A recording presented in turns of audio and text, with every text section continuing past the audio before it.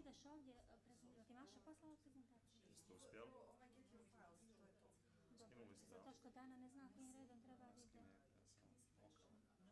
Dana, pogledaj kakav je list dat. Ono što se mi poslalo, nisu baš najbolje. Nisu uopšte podaci ovi. Ova Darija ne postoji. Darija Arta je trebala bude ubačena, Nevenka ide druga. Samo da iskopiramo na desktop.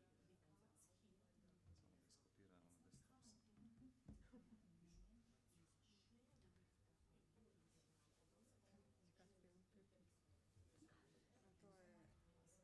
Biće ovo na desktop. Crnogorski. Ima li još ko prezentaciju dodavaći?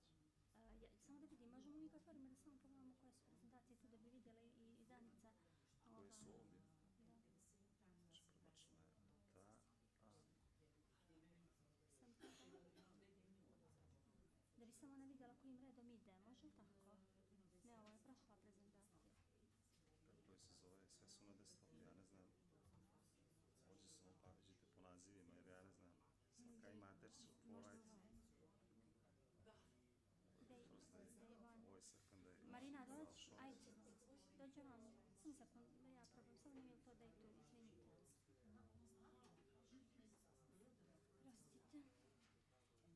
Prostite. Okej, jeste, to je to, znači gledaj ovamo. Erza ti ide prva, onda ti ide posle toga Nevenka. Ja ne znam zašto je ovako postavljeno, brate.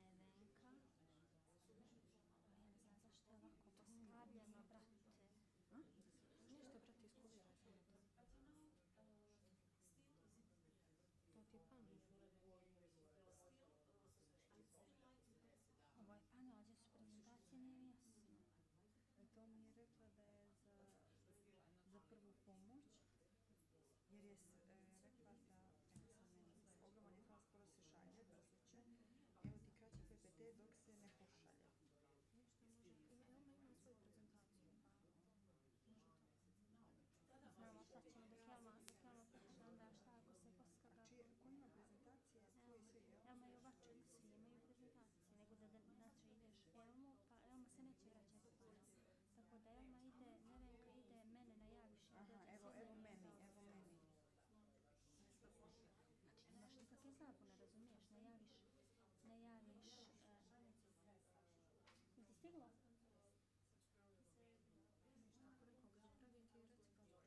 Ništa, samo znači najaviš Elmu keynote, najaviš Nevenku, one dvije odu i onda kažeš now we will have a panelist, moderatora mene najaviš. Neće doći, znači ona ode i to je to.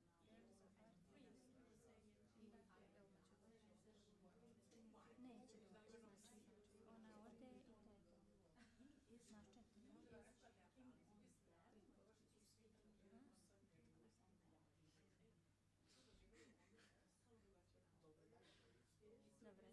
četiri, ja? Dobre. Drago mi je što imaju pozitivne energije.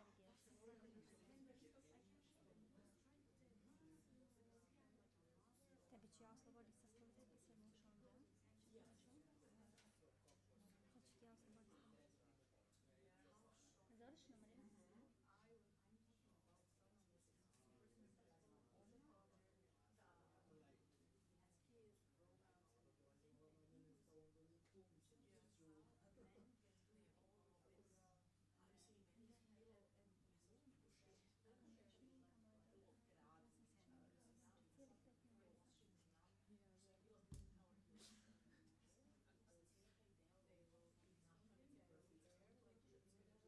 Znaš mi, žal nema više ljudi, ali dobro, ima.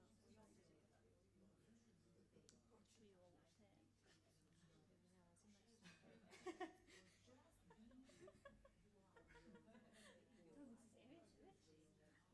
Kako ne kaže? Solution to every problem. Ja znam da ti nije pojma. Jel?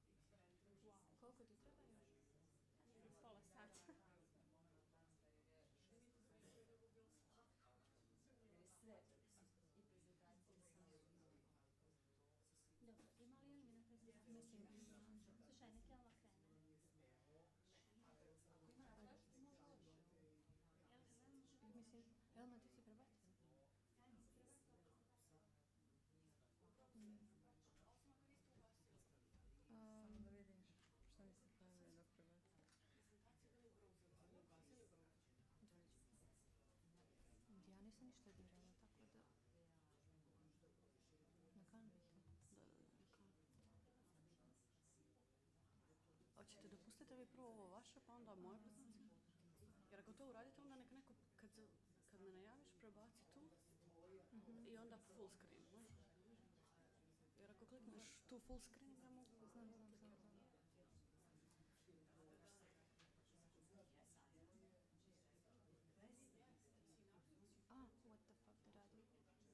What the fuck did I do?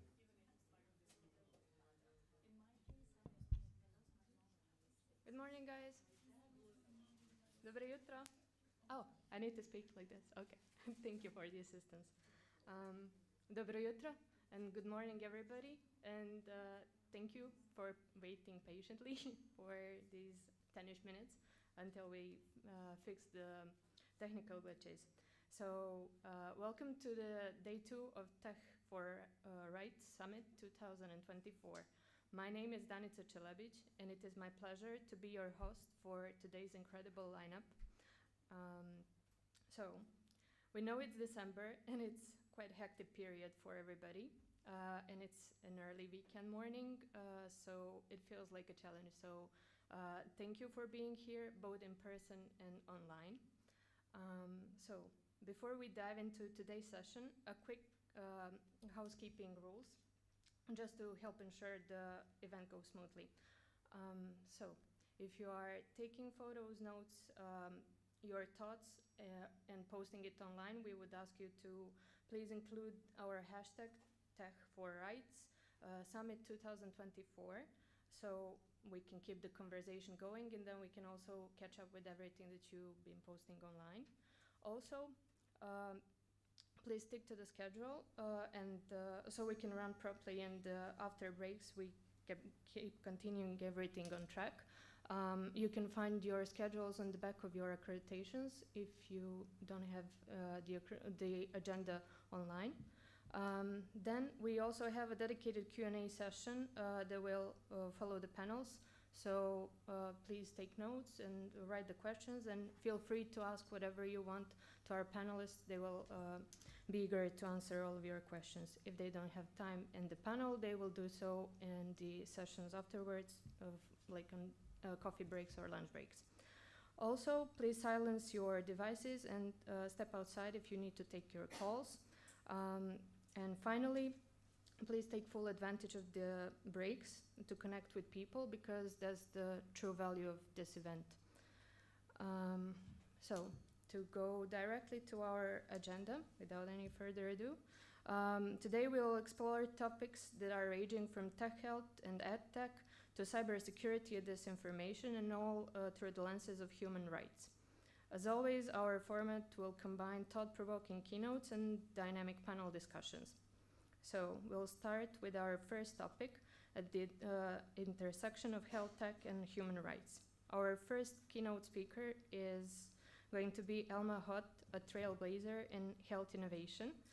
And I must say I've been following Elma's journey since her early days at a Spark Me conference, when she and Nalia were pitching their B&Me startup, IoT startup idea at the conference. And since then, she has achieved some pretty amazing things. She has been a TEDx speaker for 3 times, and she gained her a PhD diploma at the University of Vienna, and she is currently working as a researcher at the Complexity Science Hub and the Medical University in Vienna. Her work spans machine learning, network theory, and cutting-edge data applications in medicine. So, without any further ado, please welcome Elma on stage.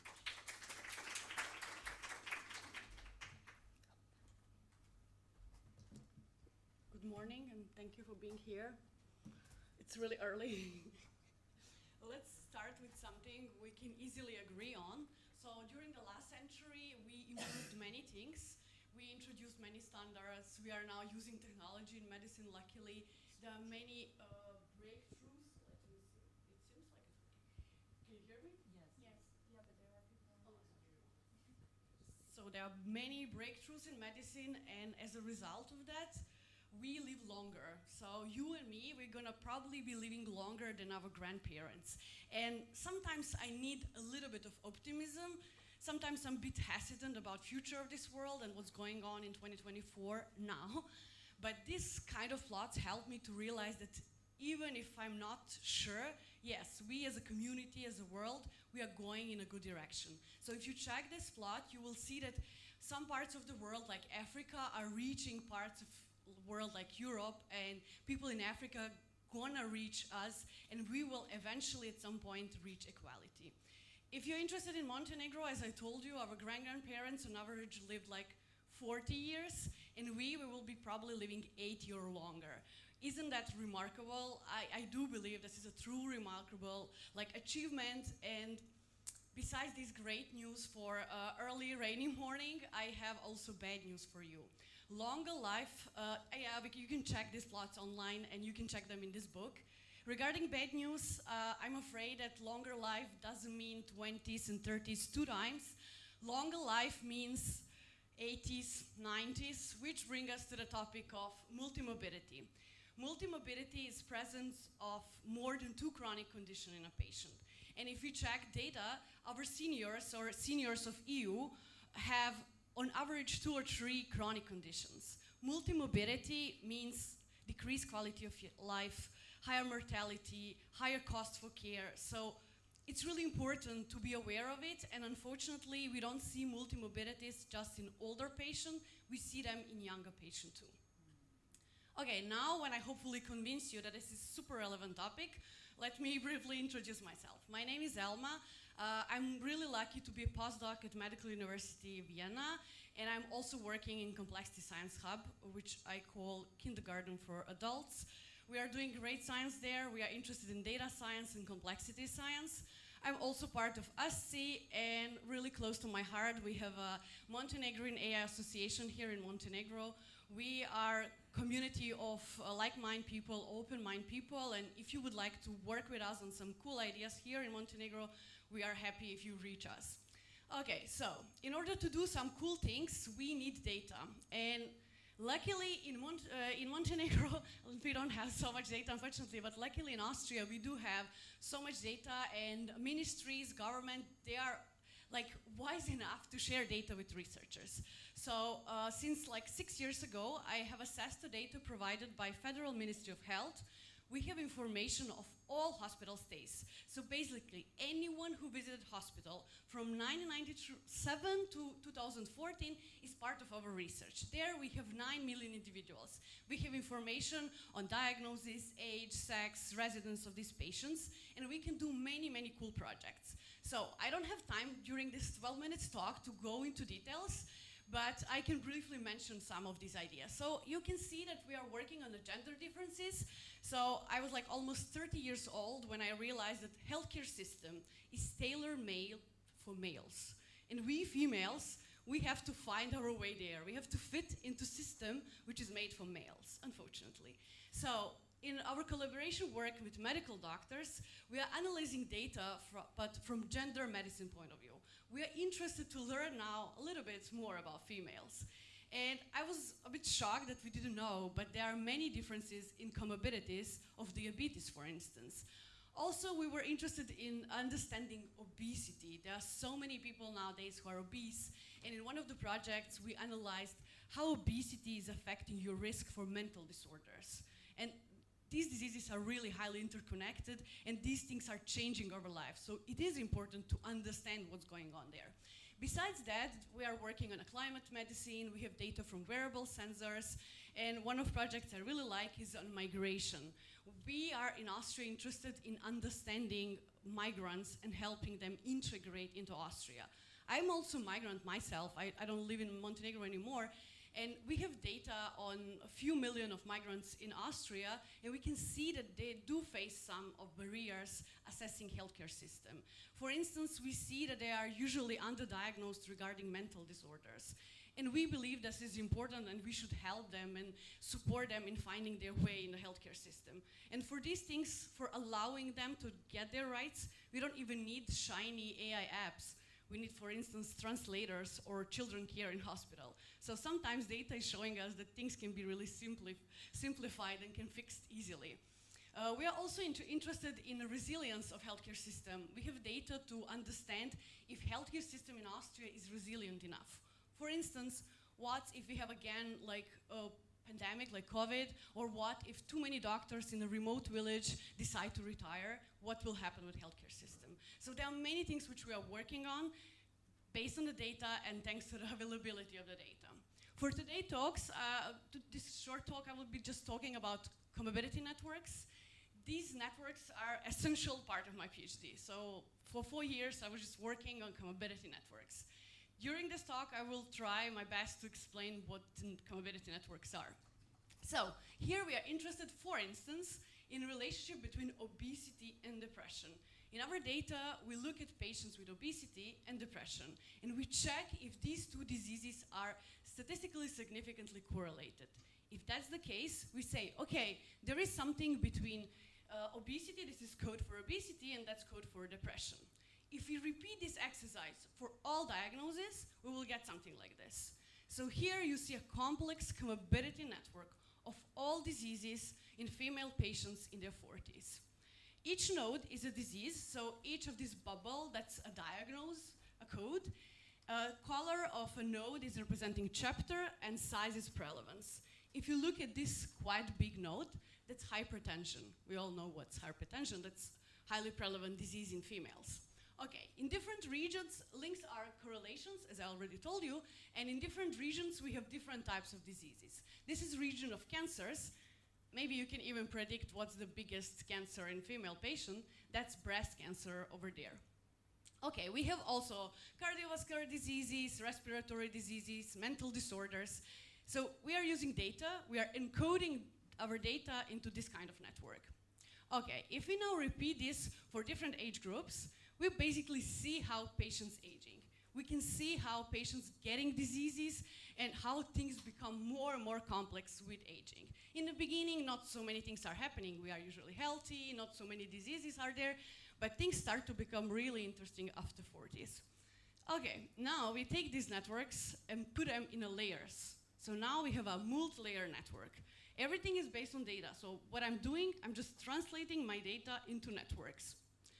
And there, we're now interested in a time dimension. We want to know if you have obesity in 20s, do you have elevated risk for depression in 30s?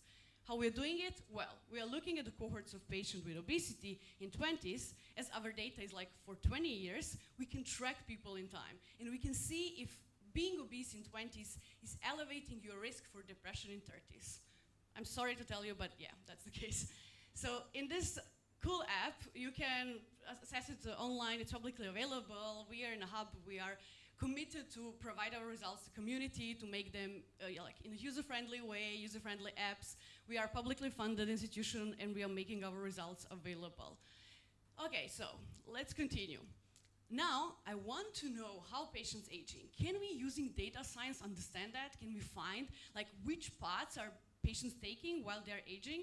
Well, we believe it's possible, and we use unsupervised approach on this big network, which I just showed you, to find the most common paths patients are taking while they're aging. Like, just stay focused, you will understand quite soon why this is important. Why do we need these networks and paths? Well, here you see all discovered paths. Here are male patient, over there are female patient. Y-axis is some kind of approximation for age. So basically each dot is a disease and each gray bubble is a trajectory. So our algorithm was able to identify 600 approximately trajectories for males and 600 for females. And we can say that these are the most common paths patient taking while they're aging. Okay. We can zoom in, we can then analyze in details these paths, we can try to understand them. And you as a patient, you would rather stay on this path here, where you don't have elevated risk for many diseases, but to be honest, for our research, we are more interested in this crazy area where you have elevated risk for many diseases. Okay.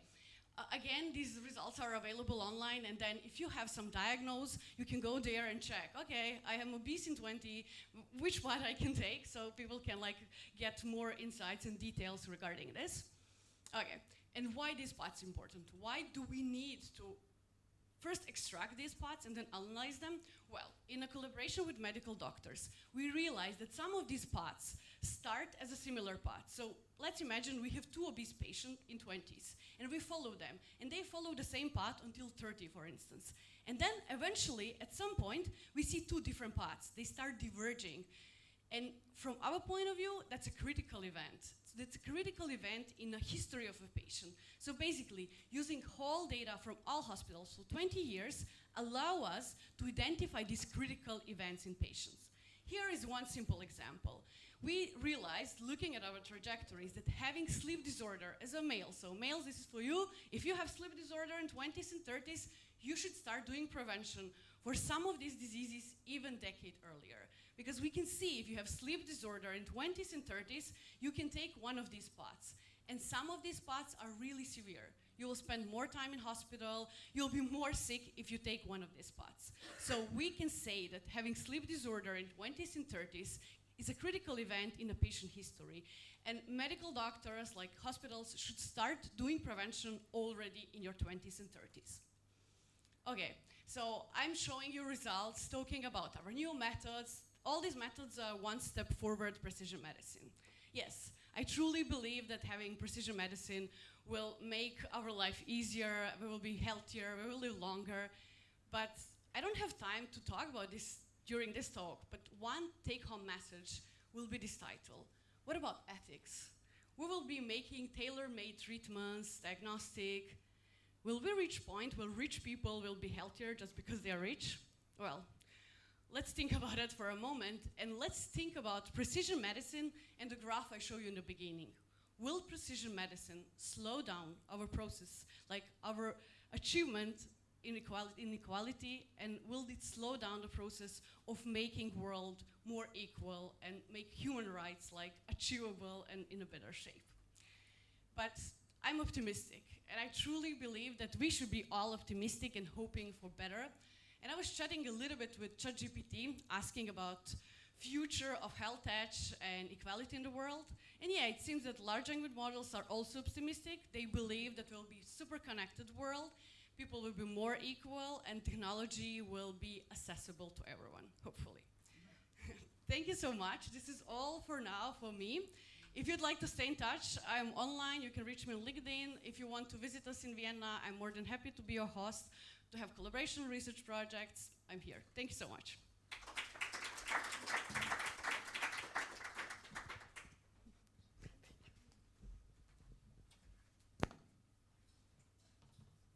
That's all, folks. Not really, but okay. Right. Okay. Is this the right presentation, by the way? Can somebody assist? Yeah? Okay. Okay. Thank you, Alma, so much for this insightful presentation. You certainly made us think this early in the morning, and hopefully not worry too much. Okay, the next talk we have is Dr. Nevenka Pavlicic, who is a clinical psychologist and also REBT therapist at the Clinical Center of Montenegro Psychiatric Clinic, Dr. Dusan Kosovic. Please. Okay. I think we might need an assistance here. But probably from you, Daniela.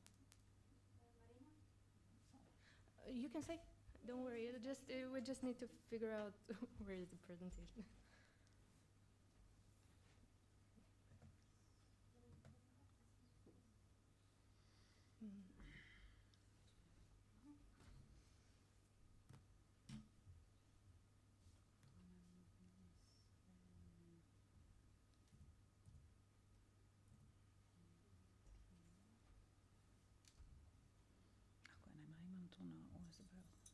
Imate na USB.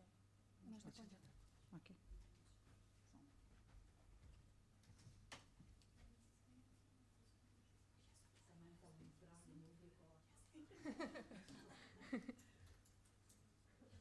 That's practicing our patience, right?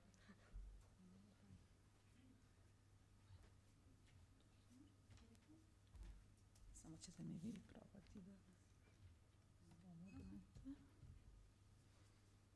Hoćeš mi pomoći samo?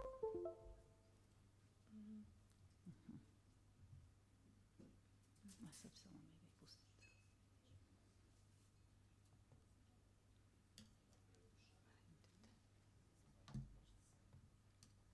Okay. Ne, sad će ovako. Ne. Mogu da počnem? Čujemo se? Okay. Hello, I am Nevenka Pavličić, and I talk about mental health in digital area, opportunities, challenge, and equality in modern health care. Because I have some trouble with my eye, I take my paper. Okay. Mental health care challenge through psychology's practice during the COVID-19 pandemic. The practical value of telepsychology in the age of pandemic has enabled psychologists to provide psychological help to clients while keeping them physically healthy. Extraordinary circumstances in the world have resulted in increased acceptance and decreased resistance and questioning of psychological professionals towards internet therapy and testing. Challenge brought by the global crisis have accelerated and adoption of innovation among psychologists in their professions.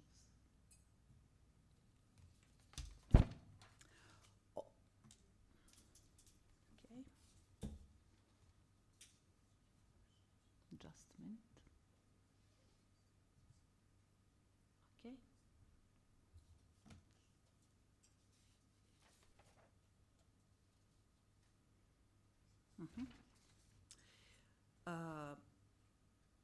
Opportunities in the telepsychology and telepractice field. You may see the development of telecommunication techniques enable providing psychological service through various channels, and new psychological practice. Teleassessment is the assessment of personality and the application of the test with the help of new technologies. Professional and ethics matters in the work of psychologists, providing valid techniques, condition and environment, determining of identity of respondent, the need of continuous client supervision while communicating during the therapy and conducting tests on the internet. Competence of psychologists needed for online assessment. Providing secure measure in order not to have test materials recorded, copied, or distributed by a client. Comparing test rules of teleassessment with a face-to-face test. Securing the confidentiality of information submitted via internet, clients' information, test results, test findings. The next, inequalities in assessment and in the process of working with the clients. The question of ethics concern social and education difference among clients. Some clients, due to economic reason, may not have access to computers, stable internet connection, and sufficiently controlled test environment. A lower education level, a poor computer literacy, may ask for a third person to be introduced assistant during testing, who is training and well prepared and familiar with the assessment process in order not to have a variable in the testing, and so the person remarks may influence a validity of the obtained results.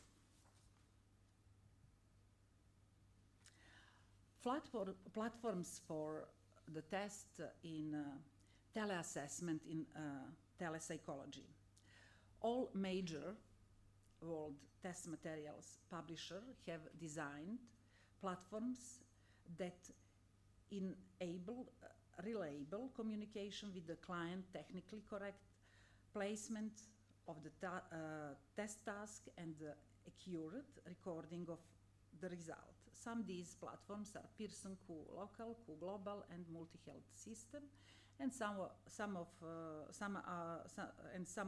our publishers also started designing similar models. Both the design and the context of tests are charging the virtual presentation in order to reduce tests that could be manipulated with.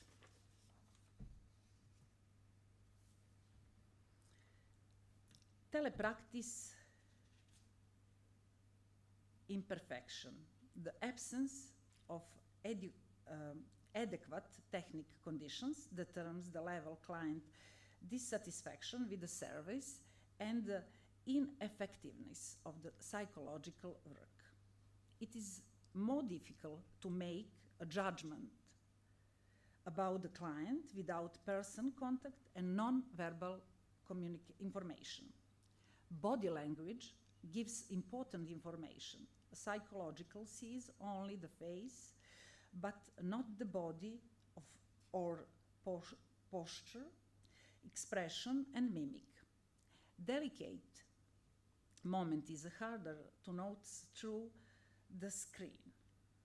Signs of tension, tremors of legs or arms, face, and neck redness. Does the client make visual contact with the psychologist or avoid it? Client olfactory information are important to make an assessment about the respondent hygiene habits or the use of alcohol.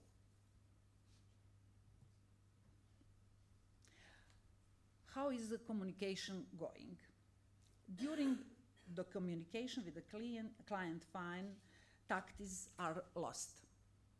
It is a more difficult psychologist to have spontaneous and non-aggressive communication. The clinician is limited to use personal experience and to test the client's reaction with the flexibility communication tactics during tele-assessment to quickly change direction and examine new hypotheses that appear during the interview and assessment, which has a significant impact in the clinical trial. Building trust and testing honesty while maintaining open relationship with the client becomes more demanding for psychologists. The importance and quality to be able to physically reach other person. The contact itself heals.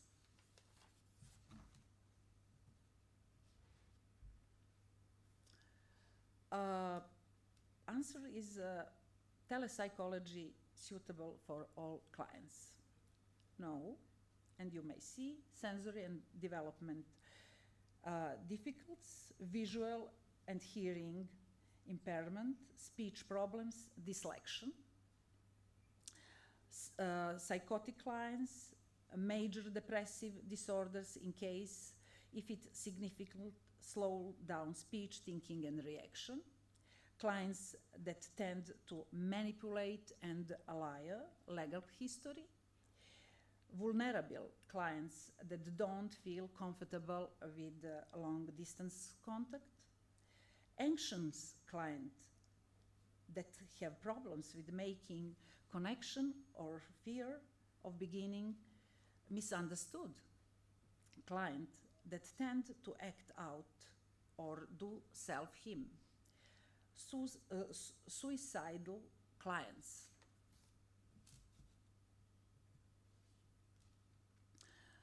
What about providing feedback to clients in collaborative assessment?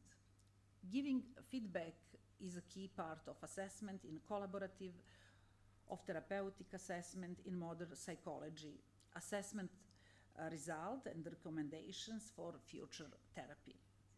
This asks for true date selection in order to determine which ones are presented to the client.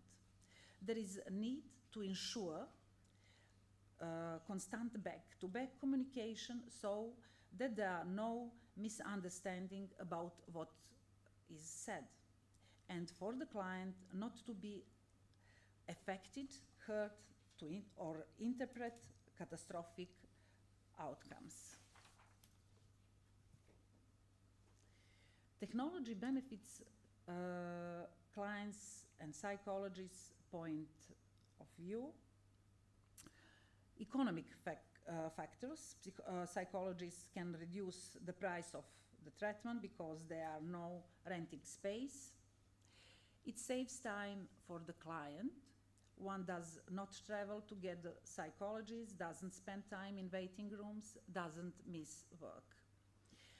Clients get impression that they are in control of the session and they time given.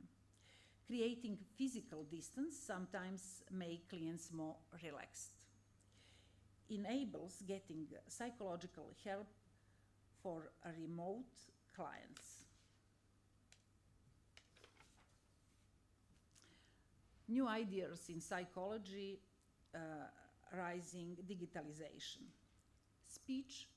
Specific training of psychologists need to be introduced for this type of work. Include practice exercise and specific knowledge from this innovation field in the subject curricula. New test tasks then contain auditory, olfactory, spatial, motor task, which was not possible with the classic paper, pencil test materials need to be included. Future development of task software in direction of measuring the reaction time of respondents, how to client make decision under pressure in virtual simulations, including mathematical personality models in the stage of interpretation of result. Flexible course of testing, adapted of individual examine, formulation future question based on clients' previous answers, assessment of the degree of probability of different interpretation of the test results. A question for all of us: will artificial intelligence that replace professional psychologists in some stage of assessment do so in the future as well? The introduction of the digital paradigm in psychological science generates new ideas in the field of theory, research, and practice. Dynamic and promising change we haven't seen for a long time in the history of psychology. The involvement of various science achievement and the comprehensive way of working in psychology in the digital era strives to preserve the client's human rights as much as possible. Professionals from various areas that help humans and concentrating through sharing information, meetings, platforms, and should be aimed in one goal: the relationship with the clients and the efficiency of work, and helping the client is a parameter of the success of the professions.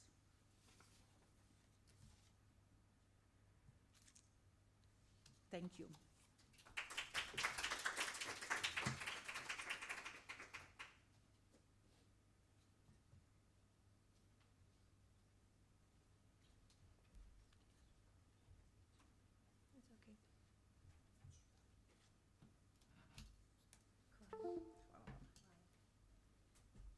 It's okay.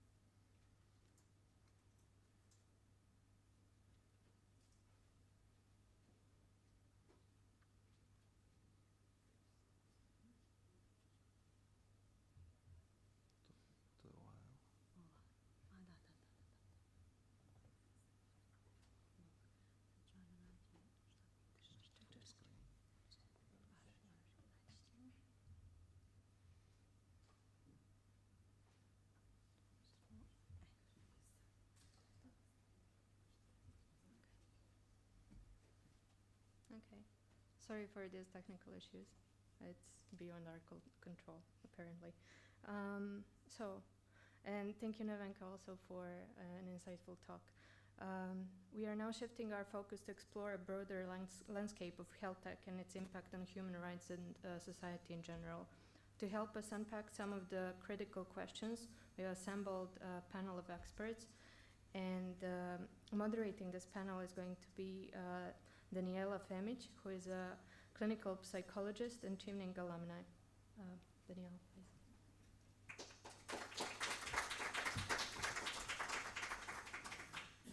So our first panelist is going to be Jasna Pejovic, who is a visionary CEO of Flourish and transforming emotional intelligence development through digital coaching.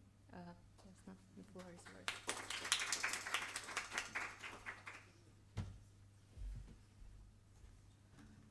Okay, thank you for inviting me and having me here today.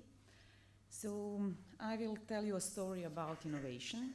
I'm basically a mathematician, and it happened that I've been in leadership positions for, let's say, more than 15 years so far, and what I learned is that in corporations or anywhere, but basically I will speak from my experience with corporation, is that simply it was never enough to have knowledge and to be expert in some area if you are not good into something else. And this something else, when I was very young, I was calling this was like some kind of soft skills, and it was like communication, conflict management, leadership. And basically I was noticing in my own career path that I was advancing in my career because I was good in communicating a very complex IT language with internal clients in the company that I was working in a simple way, in a way that they could understand me. And basically I became interested into these skills, let's call it that way. In 2019, I became certified trainer for emotional intelligence development. In my own, how to say, journey for knowledge and for exploring this area more. And that time I learned about what is emotional intelligence. And you know, initially I had impression that it consists of like several competencies. And what I learned, and this consists of 4 quadrants, like self-management, self-awareness, social awareness, and relationship management. And within these 4 quadrants, we have, according to different theories, but we have, like, let's say, 22 competencies. And among these competencies is, for example, awareness about our own strengths and weaknesses, which is really important. There is our self-confidence, there is our adaptability, problem solving, empathy, and then these very common competencies like communication, leadership, conflict management.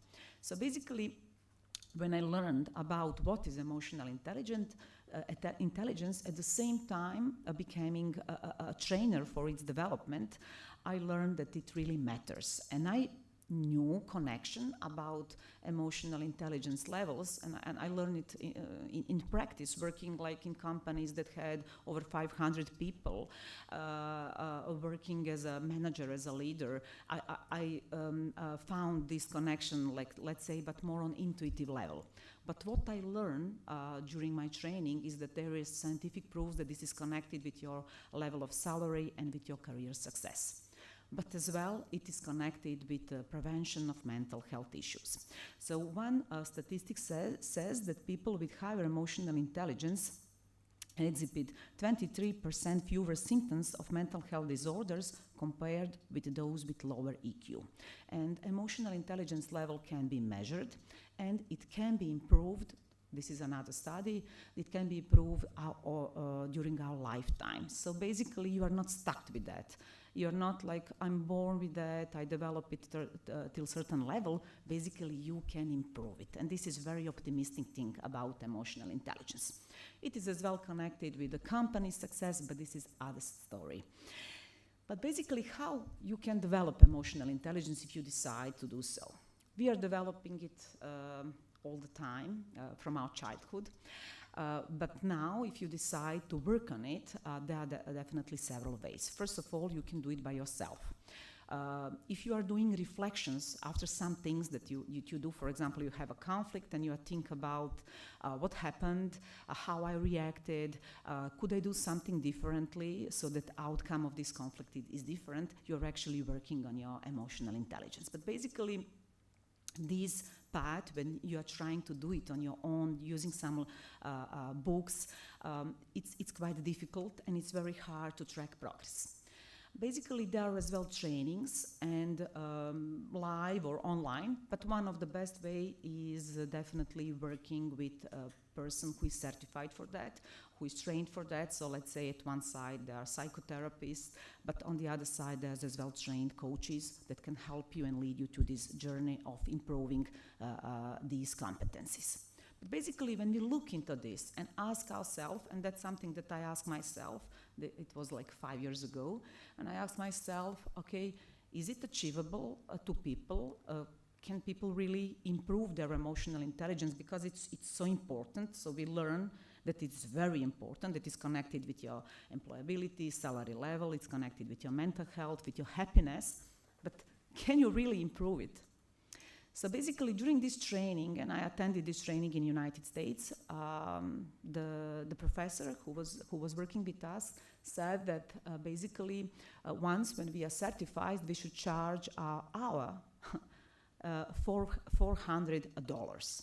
And I was really shocked with that amount, because I was thinking about Montenegro, that I don't know almost anybody except some CEOs that could really pay such a high amount into achieving this. And she was saying, okay, but our methodology that you are doing, we are guarantee results. So if you are having such coach once per week over 6 months, we guarantee that you will improve your emotional intelligence. We will measure it with psychometric tests. And if you are not, we will return money. And actually our success rate is over 90%. So they're very secure that we will do this. But still, I was thinking, such important thing is not available to many people. And it is directly connected with their life success and health. So you remember that I said that I'm a mathematician, and basically I'm a mathematician, programmer. And I have this algorithm way of thinking inbuilt in my mindset. So for me, while I was learning about techniques, how to improve emotional intelligence, and it was exercises that you should basically do and practice, I realized that this could be digitalized in a way that we could build a digital coach. And that is basic idea of Flourish that is now realized. So when we started with this, realizing this idea, we first explored whether this problem that that I thought that actually exists, and this is that people find that this is very expensive, complex, and time demanding. Does this problem really exist, or it is only my problem? Maybe only I think that this is so complex and time demanding and expensive. But basically, with this first research that we conducted, we find out that people really, once they understand what is emotional intelligence, they as well understand that this is really complex and time demanding and expensive. So once when problem was confirmed, but it is too easy to say once when problem was confirmed, we immediately developed application. That basically we started developing application. It was not only me. I was somebody who born this idea, but it could not be realized without the team. So let's say Flourish team developed solution that measures, develop, and track progress during this path. And this is application. But this application for me would be nothing if we didn't conduct scientific research and proven that it really works. Because we were using, let's say, or we were relying to this methodology that I was trained, that I mentioned. But actually, the question was all the time somehow present. For me, it's connected with the ethics. Can I really say that something works that I'm not certain? So basically, with the support of Montenegrin Innovation Fund, we went into collaboration with university psychologists, and with their help, the study was conducted on 700 subjects using our app and measuring their progress. The first thing that was done was that it was validated that psychometric test that our app use really measures properly with high reliability emotional intelligence, and then after certain periods it was remeasured and the progress was tracked. But among results, I will just mention few. So besides the test has shown that this EQ or emotional intelligence improved, it was collected information about how people perceive this. So I will just read few of these things. 80% of people who were using app, and it was like after 3 months, said that they understand their emotions and myself better. And that's something that that is really important when we are talking now about mental health, because a lot of people does not understand how really they feel, and another thing is they have no clue why they feel on a such way. And if they cannot understand themselves, their feeling and these connections, how they can understand others, and how then they can manage their behavior based on these feelings. So we have discrepancy over there. I will as well mention some other thing, like 81% of people say I'm more motivated to work towards achieving the goals that I set. 72% say I manage stress more effectively, and so on. So basically what we discovered is that by using this tool, this digital tool, twice per week, like recipe, each time around 10 minutes, within 1 month, 70% of subjects will increase their emotional intelligence, and after 3 months, 85.9. And I would just mention that Flourish is recommended by UNDP among the others, because it affects sustainable development goals. One of these is good health and well-being. Okay, so thank you for your attention.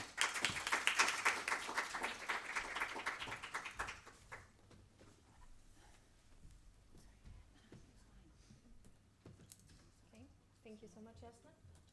Can you hear me? Is it okay? Yeah, it should be on. So it came to my attention that this other mic is a little bit weird, so it might be a bit better if we use this one. So the next panelist is Erza Salmani, who is the CEO and co-founder of ICR Labs, whose groundbreaking work focuses on digital and robotic interventions in healthcare.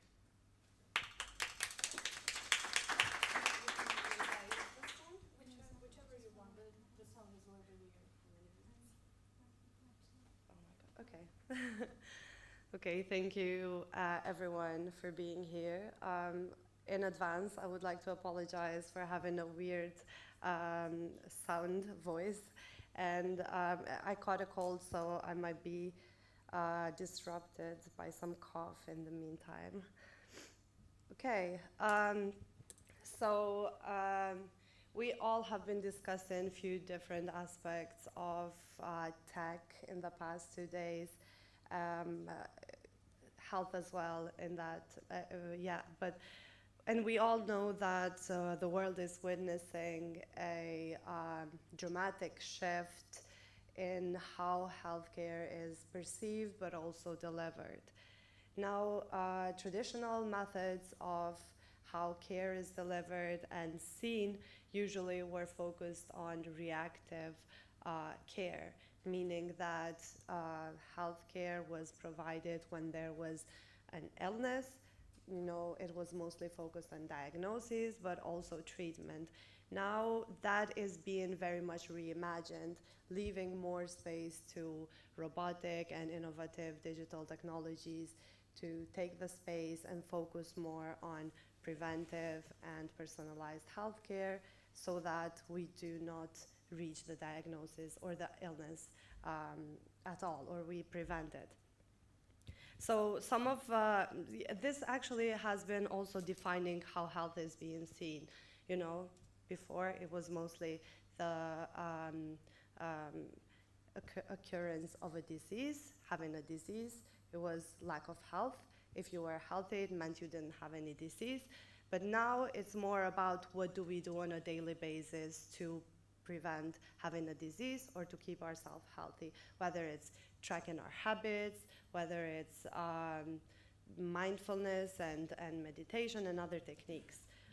So some of the robotic technologies that have seen some increase or development in the past few years include different robotic surgical systems like Da Vinci and Mako, who are helping physicians to have a better 3D visualization of the organ where they are going to do the surgery. So this is helping to achieve a higher precision in surgeries. Another of the systems that's been used is the automated dispensing systems, which are improving, helping pharmacies and healthcare institutions to improve accuracy and efficiency in medication management. Then rehabilitation robots such as exoskeletons, prosthetics, other assistive devices are helping patients to gain their strength, independence, and have a better quality of life in general. This is mostly for patients with physical impairments. And then telepresence robots are enabling remote monitoring, interaction with the patients, and expanding health access to care. This is pretty much what telemedicine and virtual therapy is doing, especially for individuals living in remote areas with lack of access to healthcare institutions and services. Mobile apps to track habits, to get CBT exercises, techniques, but also healthcare education are also having an increased use. And then wearable devices, which are helping to track stress levels and providing real-time feedback on physiological responses, are also are becoming part of our daily life. But also VR, AR, and mixed virtual reality devices are helping patients to either overcome their fears with exposure therapies or in any different healthcare scenarios. Now, while all that is happening in the world, what is happening in the Western Balkans? I'm afraid I don't have so much of good news, although some of the countries in the Western Balkans are doing better in terms of digitalizing some aspects of healthcare, and some of them are doing less good. For as much as I know, Montenegro, North Macedonia, and Serbia have this system called Moj termin, or something like that, which means my appointment, and meaning that at least they can do an appointment online or in a different system. You don't have to show up to the healthcare institution uninvited, unnoticed. In Kosovo, we still do that. We still go to the healthcare institution and hope for the best. We don't have a health information system in place yet, which is making it very difficult to digitalize other aspects because they have to be tied into something that is greater and wider. So that leaves us in a very bad situation, but with some hope. Some things are happening. As I hear today from Daniela, especially in Montenegro, they are trying to implement a new system, which it's being very challenging at the moment, but I always refer to the pandemics because in Kosovo, during the pandemics, they rolled out a platform where it was the only possibility for you to book your vaccine on that platform. And everyone was using it. All of a sudden, everyone who didn't know how to use a platform or a phone or anything, they started using it because it was this fear. And you know, it's, I think, from my point of view, is that point of desperation, that necessity that drives innovation and adoption and implementation.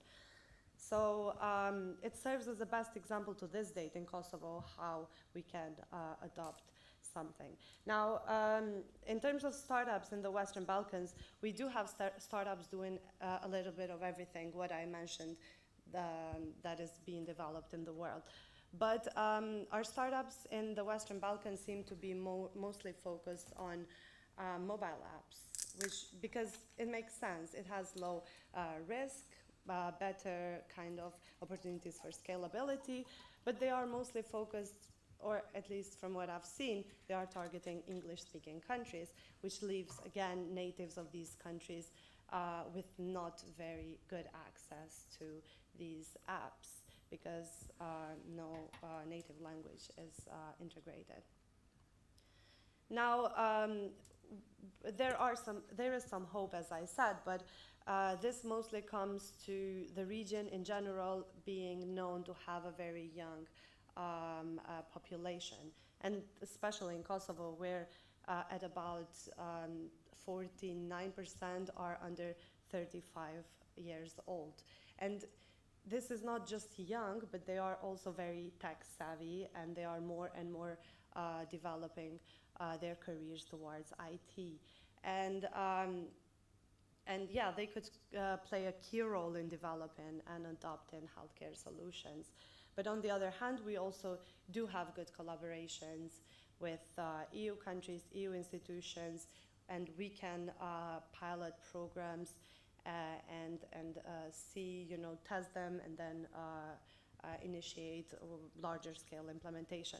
Now, I would like to stop a little bit in the collaboration, because this is how the ICR lab, or the lab that I have, oh my God, the lab that I have founded has been developed. So we partnered with the university in Germany, and they were very eager to transfer their knowledge onto us.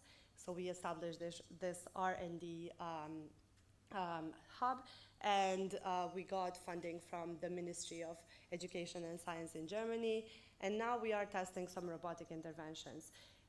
One of them is my PhD project.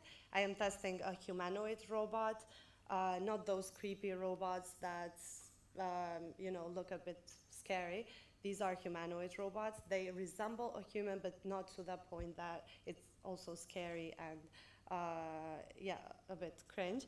But yeah, so what I'm doing is I'm testing this Pepper robot to provide motivational interviewing for young people that want to increase physical activity. And how I'm doing this, I'm using a pilot randomized controlled trial where I have a group undergo the intervention with a robot, and then another group undergo the intervention with a therapist. And before the actual intervention, we are providing each participant with a wearable to set up a baseline, what is their physical activity right now, and then we will monitor after the intervention whether the physical activity is increasing, decreasing, or is there any difference between the group that did the intervention with a human and the ones that did the intervention with a robot. Now, are there any issues in terms of health tech being implemented and adopted at larger scales, but also not so large scale? Of course there are. We mentioned a few of them yesterday. Data privacy, of course. Every app, every platform that is being implemented should be focused on complying to whether GDPR regulations or HIPAA regulations, wherever it is being implemented. And then, but what also was mentioned today is that we should make sure that whatever we are rolling out is not making already privileged people more privileged, while also putting people that are less privileged under even less privilege. Ensuring that this digital divide is not happening. And also, yeah, we need, and especially in Kosovo, we have minorities and a few different languages being spoken. So we need to make sure that these systems and platforms are respecting all communities equally and are being designed to be used by all of them. Now, I know I have been alarmed that my time is running, so I will end it here. Thank you very much, and I will be accepting any questions.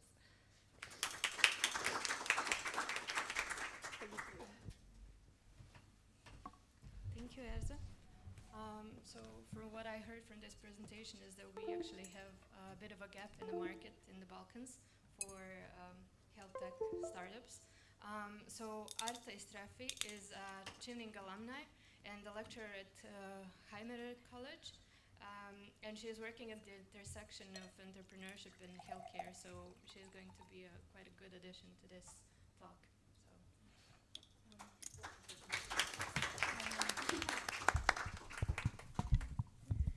Thank you so much. Hello, everyone. It's not always easy to be the last speaker because you already are tired of listening all of the speeches, although they were all very good. So I'll try to be very quick and give a little bit of a perspective why it's important to have startups in this whole world of the healthcare system. I am Arta Istrefi. I have 15 years experience with startups, especially in the tech industry. I am raised by 4 doctors and 2 nurses at home, so you can imagine that Latin language is a little bit interesting for me, like it's a heard language. But that was something interesting that I learned from them.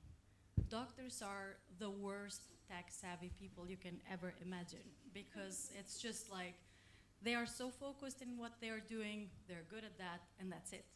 So if you ask them to have technology in their life, it's too much. Like they already have social media, you know, that's enough for them.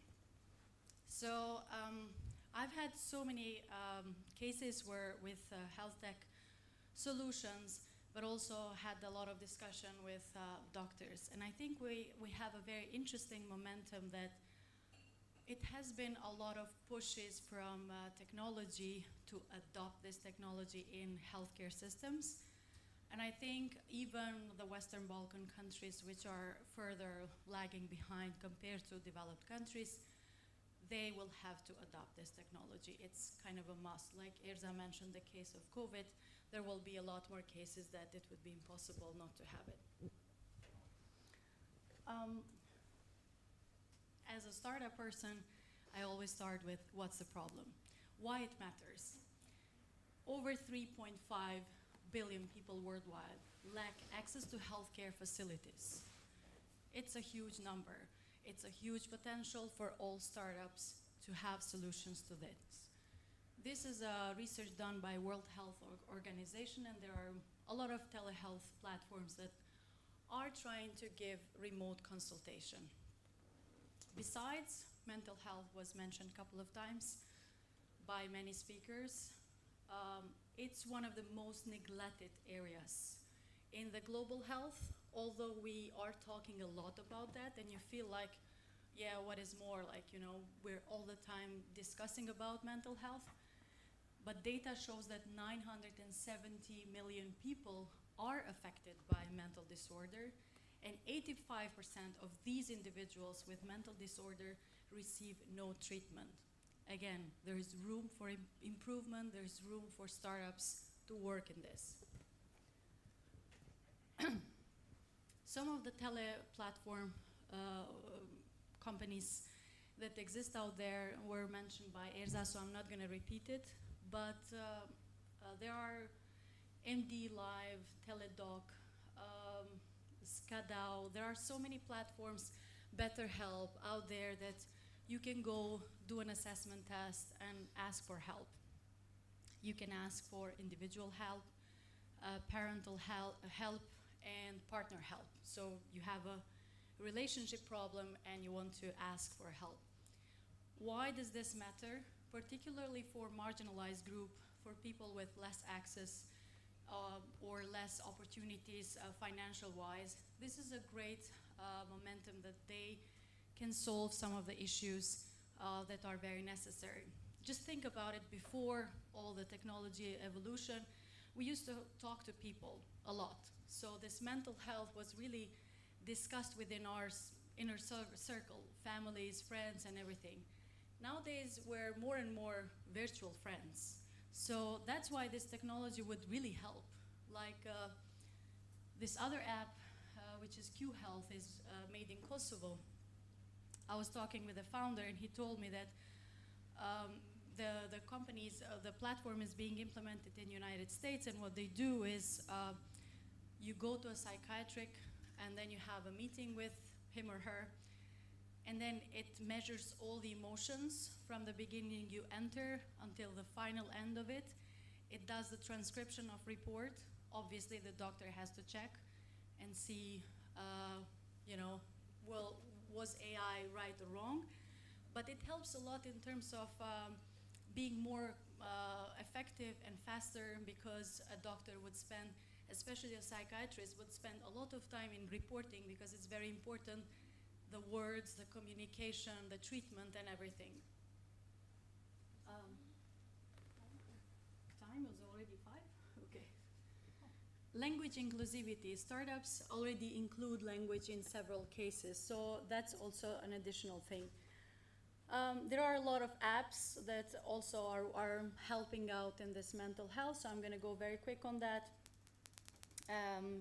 As Erza mentioned, from these very easy and cheap wearable health track to a lot of other more advanced devices that exist out there, we can now have more data on ourselves and our health, and that can help for also having consultation with any doctors.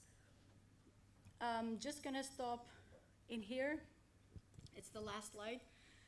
The total global market is 10 trillion. The global health expenditure is expected to reach 10 trillion by 2026. Also, the funding is very challenging, especially for health tech, because it requires a lot more investment and a lot more time until you reach the level of having revenues. Compared to any other sector, this is the most expensive sector for startups to do a business and a solution. We saw earlier that it takes 4 years just to do research, so it's not an easy entry sector. Thank you very much for listening. I'm here to have more questions from your side. Do we need a mic maybe, or? Yeah, you can take it. Okay. So first of all, I want to thank you all for being here in this Saturday morning. I want to apologize because of technical issues at the beginning. I hope you enjoy all this process. To be honest, I was very, very happy to hear you all, and I really enjoyed in all this presentation. I'm really sorry that I have to stop you sometimes, because I would like to hear a lot more about all these topics. Because we are very, very short with the time now, maybe first I would like to ask you and to invite you to ask our guests some of the questions if you like, because I notice how you listen to them very interested. So if you like to ask them first, go ahead. Do we have any questions? Yeah, Ali, please. Oh, Mike. Okay. Yes. Yes. I really enjoyed the presentations, especially yours. I can't remember your name next to Danny. Yes. Oh, thank you so much. I'm looking up the app now, and I might check it out for myself. I was just wondering about the statistic you shared. I think it was from the World Economic Forum.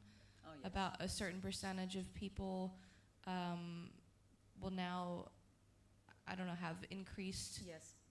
Emotional intelligence in the workforce, something like that.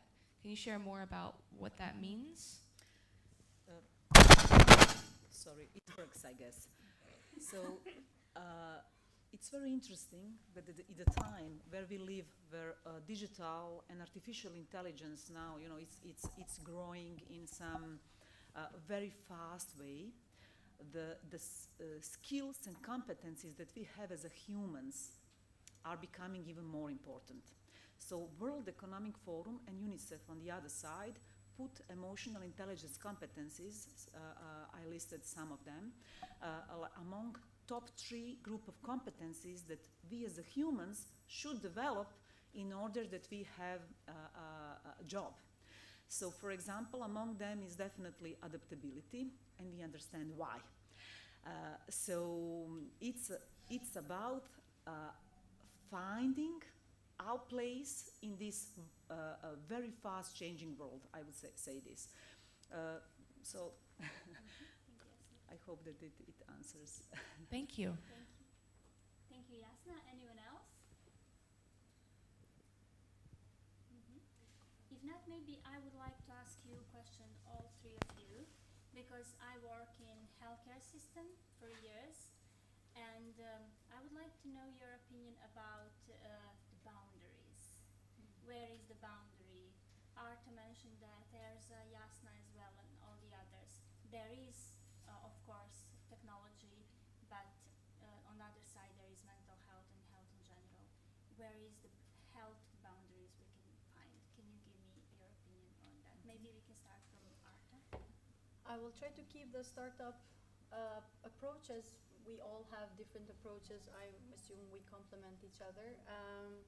I think in the Western Balkan countries it's all about transparency, because the moment you enter data, you then control what's happening. So healthcare system is not about, is the company ready to implement something, or do they have the knowledge? That's for sure that I think in all of the Western Balkan countries we do have such companies. The biggest challenge is that if you have a healthcare system digitalized, then you know how many pieces of medicine are entering, and who is using this, starting from just managing the medicine. And then it goes up to the level of having information for each patient. So it is the willingness of the government to start this big change. The rest, it's all about small clinics that they have already technologies, because it optimizes their cost. But when we talk about a state institution, it's very challenging to start. It's the willingness of the government. Okay, thank you very much, Arta. Erza? Okay. In my point of view, I think what is important is that whenever an intervention is being developed, it should be co-designed or co-created with the end users. Let's say if this intervention is being developed for therapists, mental health therapists, counselors, then it should be co-designed and co-developed with them to know what are their expectations, up to what point they see this being a daily part of their work, or integrated in their daily work. And then after that is done, it should also, because I'm a researcher, so of course I'm going to say you need to do research before rolling out something.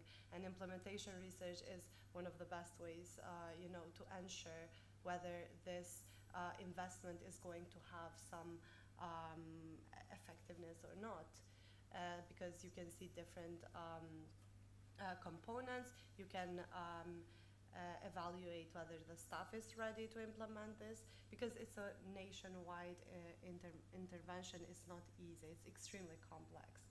So do they have the infrastructure? Do they have the resources? Do they need further training? Is there any resistance to change? And then you could also then, after you have all this data, you can introduce different mechanisms, different strategies as to how to implement this. And then the co-designing that I mentioned earlier can ensure that this is not something that when they are starting to work with it, they're going to be scared of it. It kind of matches that level of expectations. And yeah, pretty much this. Thank you. I hope it answered a bit. Yeah, thank you, Erza. Thank you very much, Jasna.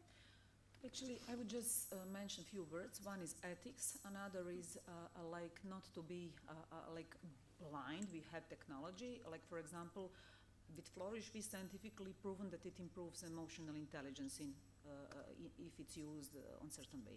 But the thing is, if somebody asks me now, okay, can we use this as a health tech app now and here? I don't have answer to this question, and I think that this is about ethics. You should be honest. and but I'm willing to explore this. So I'm willing to cooperate and see how it could be used. And I really hate to see when people are just using technology and in a way that is really like a blind, so this is good, we will use it, because it's not only about technology. Even if technology is great, it's as well about the way how it is used.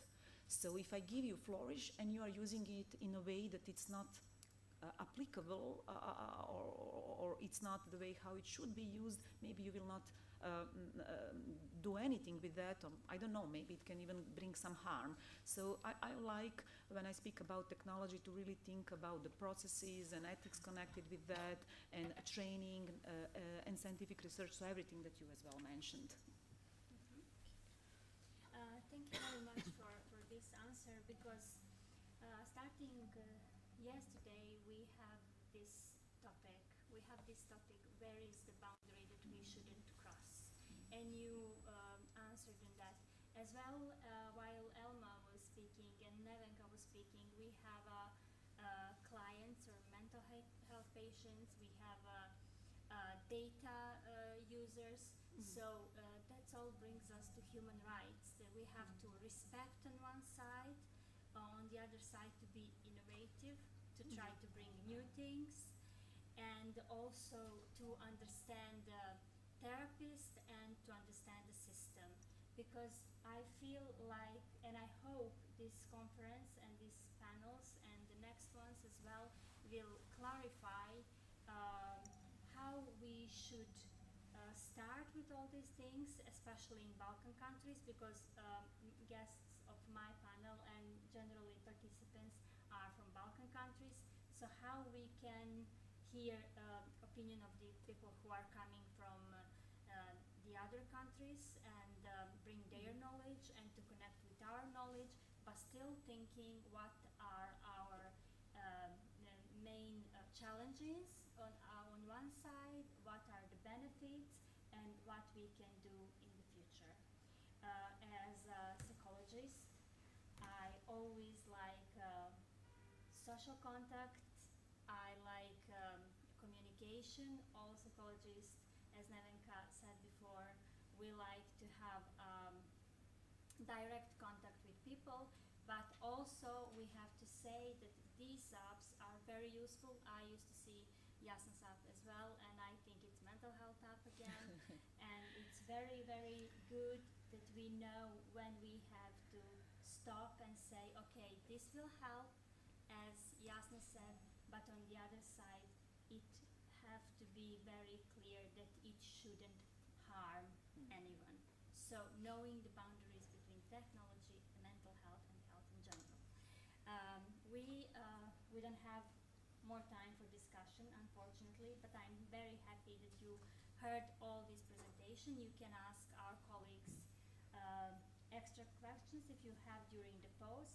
So I'm inviting you now to have a coffee or tea. And if it's okay, I would like to just highlight one thing that you mentioned, that I mentioned the psychiatry case of Q Health. You mentioned a couple of cases with psychology. Yesterday it was discussed here whether a psychologist will be replaced with AI. And I found this incredible, because it is true that there are so many apps out there that are self-assessment and all that could maybe help in some cases. To me, AI is a tool that is just a tool that you have to use it but not be used by it. And when I mention the psychiatry, is that this app will create a transcript, but the doctor would then check it and make the correction, because it's impossible that AI will do the correct way of diagnosis of a patient. It will maybe help you out in some paragraphs of not sitting and writing, but absolutely it won't replace the role of a doctor or the role of a psychiatry. And the more AI is being developed, the more we are seeing the power of human beings that would never be a replacement. So just to maybe highlight how important it is that we have to consider AI as a tool and definitely not be used by that. Thank you very much. That's amazing conclusion of this panel. Thank you very much, and enjoy on your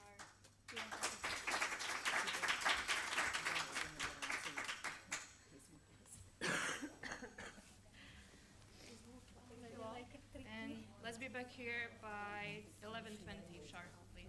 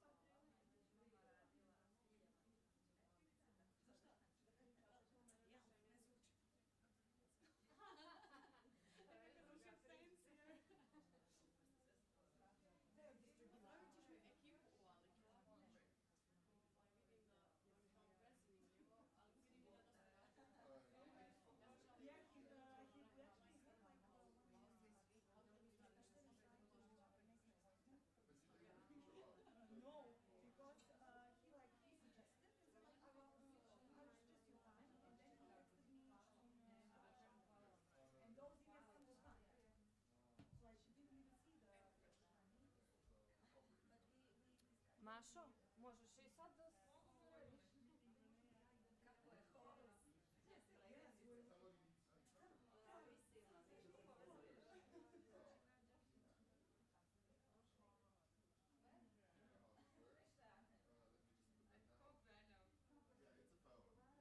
Should we go up there, like to the sign there?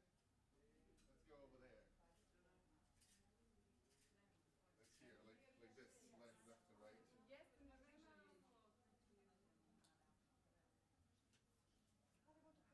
Yeah, first.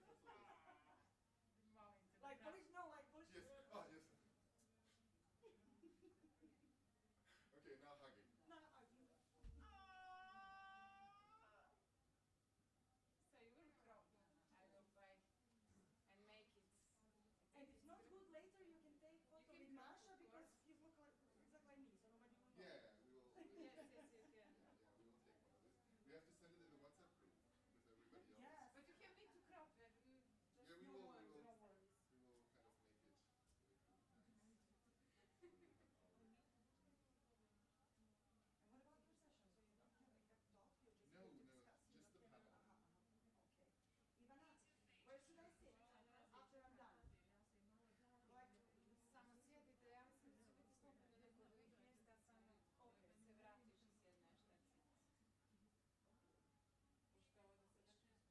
Pošto ovo da se začne iskustvo, jer nema vremena, stane se vremena, možemo čuti mali za glavu. Zato što će onda duže, neće pričati 7 minuta, on će pričati po 15. I on je ustavi, onda ima... ako i sebe, ako treba 17, ja čekam ono da nije, ako ne. Ček da vidim. Ček, Achtung, Achtung, this is not my presentation. Achman, where is my presentation? I want presentation with notes, please. Das ist some presentation, kako se kaže već. You should have seen my 3 years in Germany where all colleagues speaks, of course, German. And then like we speak English and then they turn to themselves like, human language, please. I know. And what is your favorite word? Affe. I know how to say like, bitte, kako se kaže, zahlen bitte, zusammen. Zusammen is an important word. Ali zahlen bitte, zusammen, zum Essen und zum Trinken, Oh, Mahlzeit. that's more than I know. Znam ja. Kad uđem u prodavnicu i kad uđem u kafanu, znam da pričam njemački, to ti je to. Šprdaš li?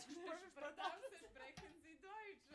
Ja sprechen Sie nula, stvarno plana. Eto 4 godine, ja nisam mogla 3 rečenice da zapamtim. A ne, ja sam zapamtila uperisana sve oko hrane sam zapamtila. Shvatiš da ne znam u prodavnicu, no što ti piše, svaki dan ideš hrastovat se. Ja sam bila pola godine. Ti gore po mene, ja sam bila 3 godine i ne znam, dobar dan da kažem, bukvalno. Ali ovdje mi je, znaš, kad bi imala vremena, naučila bi ga, moću se ti uglaviti. Crni jezik. Ja sam 3 puta išla na kurs sa engleskog na njemački, sa srpskog na njemački, pa online, pa uživo ovdje onaj Humboldt sajt i kao pravio nešto po mjesec dana. Šta što mi ne kažem pravo, ja sam nešto dolazim. Ja to kao duduk, jednostavno ne pamtim. Da, meni je najveći mislim, ja znam, pored engleskog, italijanski dosta dobro razumijem, ali mi treba samo malo vremena da se... Ja sam ga učila osnovno i srednju, isto ono bi snašla bi se. Snašla bi se skroz francuski, kad vidim da čitam, sve pročitam, sve razumijem, ali da pričam i razumijem kad je priča poznata, ali ne mogu da pričam. Ja sam ga toliko puta pokušavala. To kad ništa jednostavno ne znam, neka možda na ćelije meni fali, koji ne pravi mi konekciju koja mi treba. Pričam, nešto sam čitala oko djevojčice sa psihologom, koji su to ja volim od početka, radi. I put them in the group, like the hugging one and the serious like speaker one. Yes. And say warm regards from Podgorica. Is Lubna there in the group? Yeah, everybody's there. Will love it. And I will send it to Ulrich later. Yes, so, because he's not in the group, right? Yeah, the boss is not. Never, and never will be. Never will be. Those are the rules. But No boss in the he has group. like 3 more years and then he retires, right? Really? Already? And then there's a chair open in Affe. Affe dot. Yeah. Are you trying, maybe go back? We'll probably try to apply. Really? Yeah, because it's an amazing university to like. Yeah, of course, but I thought you were done with Aachen just as. Right now I am. Yeah, you need Right. like I'm a in pause. Vienna, Even in a sorry. beautiful Vienna. Sorry. Oh, come on, I can call her anytime. Yeah, sure. Yeah, well. Yeah, First I mean it's a stick- great opportunity, of course, but I thought that maybe you're like enough We with don't know. We don't know. Aachen. I would love to go to Darmstadt, where I'm Yeah. originally from, right? But Your family is there or Frankfurt? Yeah, my family's in Frankfurt, Yeah. but this is half an hour by car, Yeah, yeah. and it's like a good university, reasonably close, right? Yeah. And do you use car in Vienna or you? No, well, just all public transport. It's easier. Yeah. Nobody drives. I think actually it's pronounced as to be the best public most livable yes, city, yes. city in Europe. I need to Masha, what is happening with my presentation? Can I? Aha, sorry. She isn't there. You have to present there. She's deleting the slides. Okay. She's putting her like Hello Kitty. It's slide. okay. Yeah. Calm down. I'm just deleting a few slides. Like making it more serious because like, why do you talk about gamification?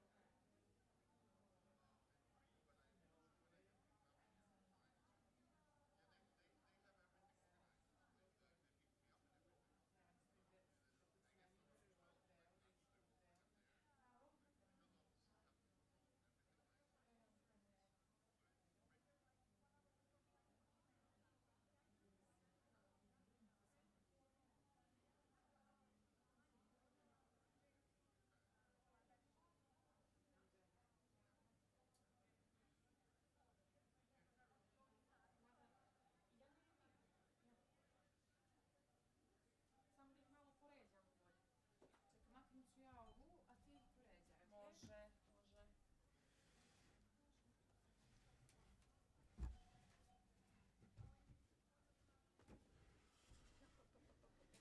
Ja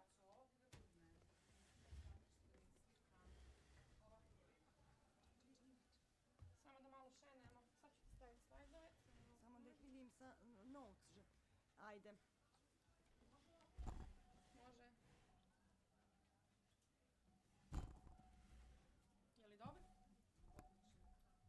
Nije skoro simetrično.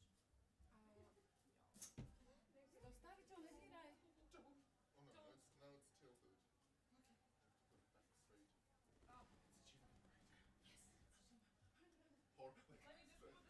Gledaj, Mašo, je li simetrično, please? Nemoj stolove da dira.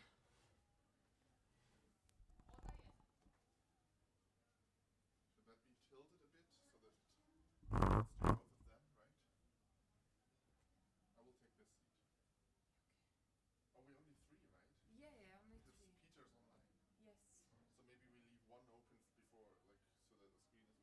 Or we can also take out one. No, that's because later you need it and like. Yeah, but we can put it.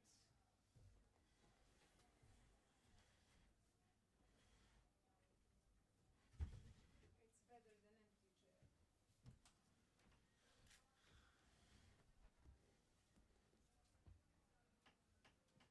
They're actually very heavy. I was thinking that it would be easy to. So maybe like this, and then tilt the microphone a bit.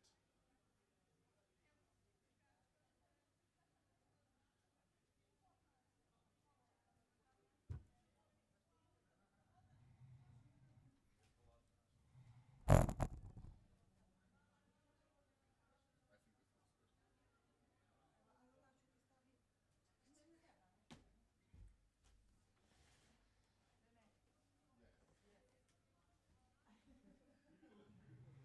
this looks good.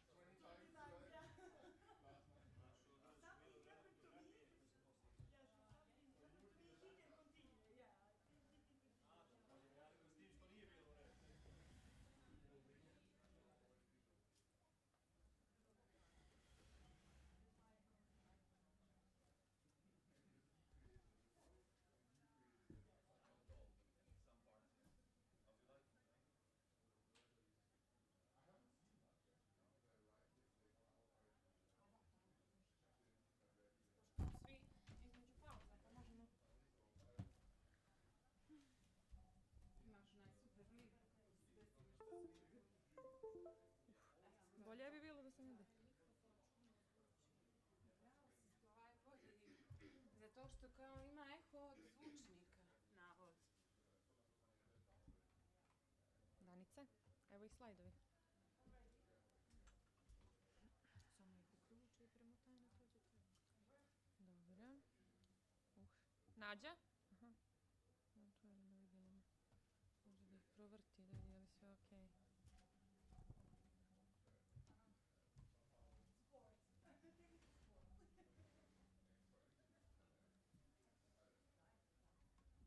Zašto sam je prebacila sad? Jo, opet sam pogrešno prebacila. Šta je ovo? O, gospod.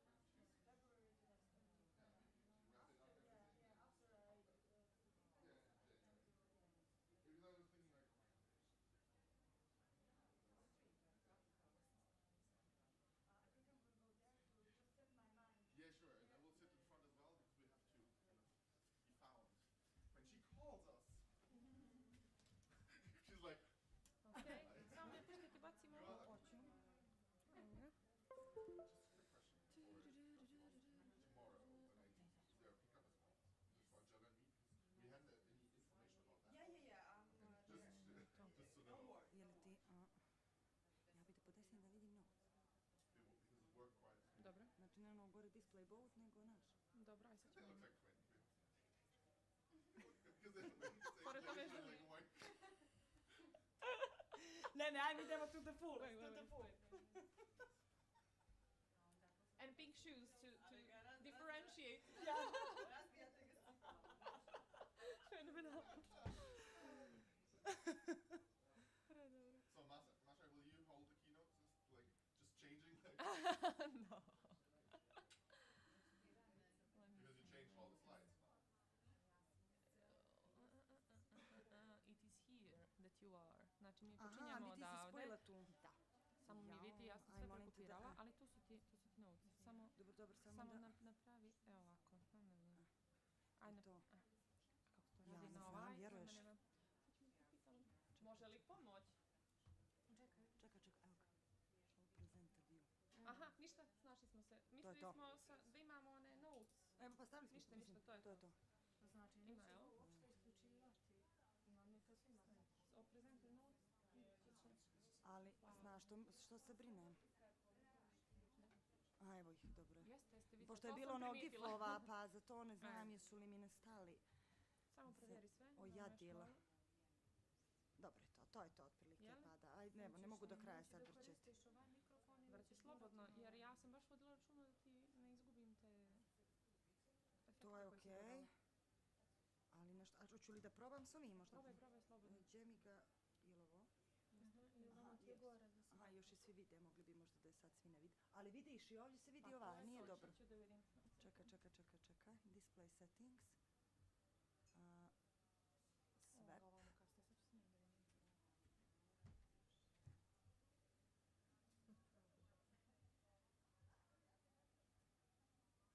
Znači, duplo nam je. Aha, okej, ovako.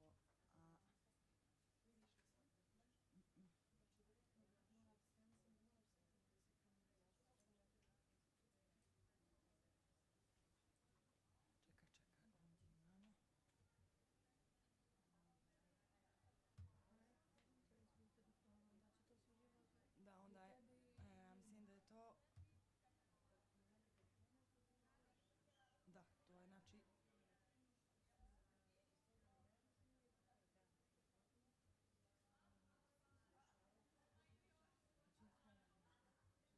Vidiš na display settings, treba ovo, sve presenter view and slideshow. Isto nije.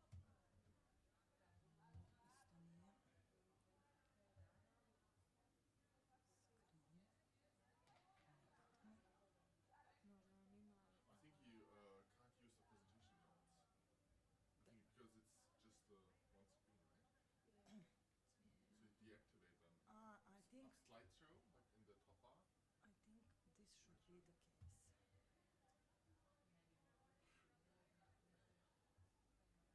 Because they're streaming, I don't know whether this works. Because they're streaming, right? Not that they stream your notes, so I think it's just one screen. Because listen, like what's shown there, right? It needs to be the same. Would you be okay without it? Yeah, I mean, I practiced. I mean, and he will if you have it, like you can, maybe we can print it. Just gonna be confused. I mean, you know, all respect. It's okay. Masha, I think it will be okay. You don't have to. I think, I mean, I called him. He can read it. I think she can't use the notes. She can't use the notes because it's the same picture for the stream, right? I just called the tech support and he will because we're already. Yeah, but like the morning was already late, so everybody's a bit delayed, like 10 minutes. Exactly. Okay. Yeah, I think if you We will start bringing people in. talk to Marina, she can like cut it a bit short because we have no presentations. Other She will announce. maybe ask her like to skip 5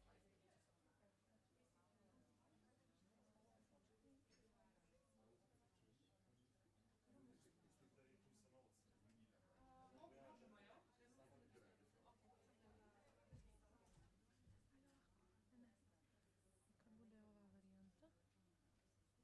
Nađa, trebaš mi? Izvini, samo se što se dešava. Pa to pokušavam ja da ti pomogu. Nisi ništa Nisi ništa nego da probamo ovo. ti ovaj Jedna screen? show presenter, ne, no. Aha, izvini. Ne, ne, Ok, uplati. ovo nam treba. Ne, ćemo. Neću moram Aha. samo promijeniti. Samo se.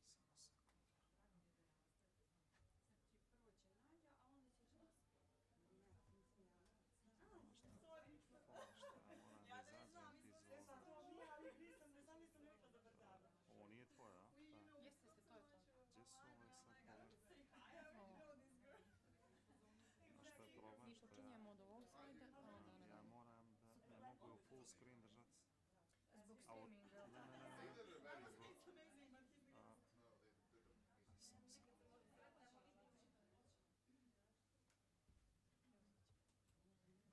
Vidi ovo, znači s ovim što zaokružiš to će biti.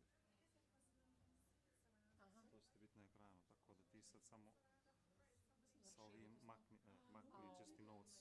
A možda nam to... Aj, pusti mi slide gdje ti je neki notes, jer ne znam. Možeš i kako bez ovoga. Samo Ma je, brate. Mogu ja, Valentin, baš Ne, samo markirajte. Što ćete da se vidi? Znači što je u okvir, to se vidi na Ali vidiš projektu. kako je bez veze, nema potrebe, vrati u normalnost. Ne, nismo još. Samo malo strpljenja. Sve ovo. Eto.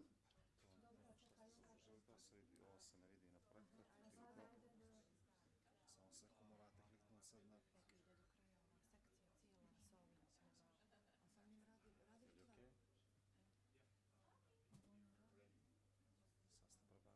Je li okej? Sad ste prebacili. Znači klikir onda ne dođe. Aj, pravo. Radi, nego ovo je nešto animirano. Sve vam isto.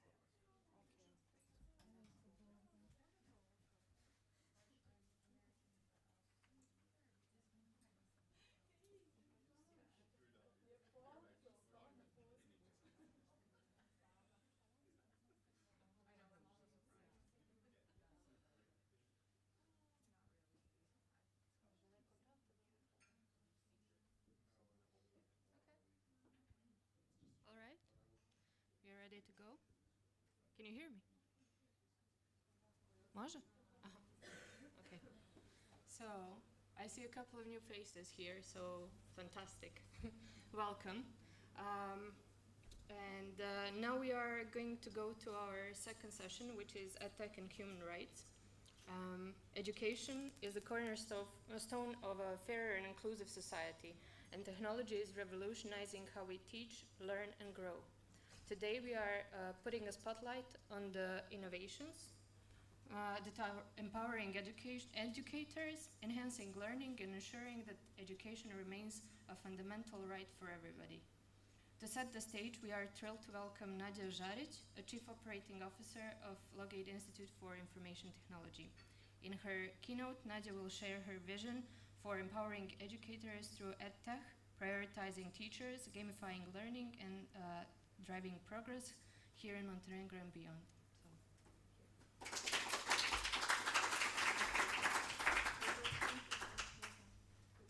Is this one working? But I'm a loudspeaker, maybe I don't even need one. No, it's because of the other. Okay. Hello, everyone. Thank you all for being here today. I am truly inspired and honored to be today here with you and to speak about such an inspiring topics as EdTech and hopefully share some thoughts and ideas with you. Today I would like to begin my talk by highlighting some of the sorry. So I'd like to begin my talk by highlighting some of the everyday struggles our students and learners face in 21st century education. I'm sure you have all heard about low motivation, disengagement, short attention spans, and all these are challenges that students face on their intention to fulfill their potential. On the other side, us, educators, researchers, stakeholders, and policymakers are working tirelessly to develop solutions to overcome these challenges. Solutions like personalized learning paths, adaptive learning systems, or game-based learning. All of these attentions, use technology and shapes how we think about education today. One of the youngest and quite popular approaches today is gamification. Gamification applies or refers to the use of game design principles, mechanics, and elements in learning process. With gamification, game elements are implemented in learning processes with the aim to tackle or target psychological and behavioral outcomes. Those are various outcomes that we can tackle, from having a positive attitude towards learning, or to reduce dropout rates and boost motivation. Gamification can be used in both virtual and traditional classroom, even though it is usually connected to e-learning environments in which, due to the lack of teacher presence and low interaction among students, possibilities for low motivation and disengagement are very high. One of the maybe best or brighter examples of using gamification in education is Duolingo. I'm sure you already at least tried once in your life. By integrating some of the most popular game elements, such as badges, experience points, in-app rewards, Duolingo managed to transform language learning process and create it or present it in as an engaging and inspiring experience. It will not be first time in my life if I hear that gamification is a superficial and trivial thing, because it can look like a childish attempt to make learning fun or as close to game or close to entertainment. However, I don't want you to think about gamification in that manner. On the contrary, gamification works because it's connected to something deeper. It taps into our natural motivation. It engages us to compete and collaborate. Gamification is used to simplify complex concepts into something that is achievable, and in other words, it taps into our core human needs that all of us have. It is a need for achievement, for connection, and for purpose. And the results speak for themselves. There are plenty of scientists and participants that have reported remarkable outcomes from gamification in education, such as an increase of student engagement, a decrease in dropout rates, an improvement in material retention, etc. However, gamification, same as every other method that I mentioned on previous slide, also doesn't work, and it can fail and fail badly. When this happens, it's not just a matter of waste of money and time. It's a situation that can lead to frustration for both educators and students, and at the bottom line, harm learning and create negative effect on students and their learning outcomes. There are plenty of reasons why gamification or any other innovative learning technology-enhanced method can fail. Some of them are listed here, like creating tools that misalign with pedagogy, or creating tools that are complex, that its interface is overly complex, or approaching one-size-fits-all approach, which we all know doesn't work. However, while all these challenges and barriers are notable and are important, in my opinion, there is one issue that lies in the core of the problem, and that is the lack of support for our educators and teachers. This brings me to the heart of the matter, which is that no matter how innovative or powerful the tools that we create are, they are only as effective as people who use them. But yet, in the race to revolutionize education with technology, we often forgot to equip the drivers of change, which are the educators. So let's take a moment to talk about how teaching looks today with some examples from Montenegro.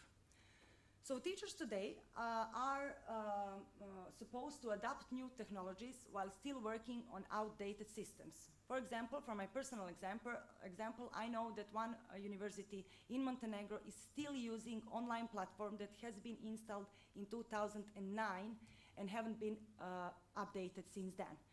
The ironic lies here that the staff from this university is constantly working on promoting innovative education, and they know how, and they have knowledge and skills on how to use this advanced technologies, but unfortunately their local platform or their own university doesn't support them to actually implement these cutting edges technologies and recommendations. Our teachers are also expected to navigate new methods and new tools without proper support. I found a report from UNICEF, based in Montenegro, that only 30% of teachers in public schools attend annual trainings for them. I think that the problem is not that they are not attending it, more or less, but the biggest problem is that the trainings are created like a 1 or 2 day seminar lasting for a few hours, and that's it. There is no further support for these teachers to check and to support them to actually implement what they learn during the seminar in their work.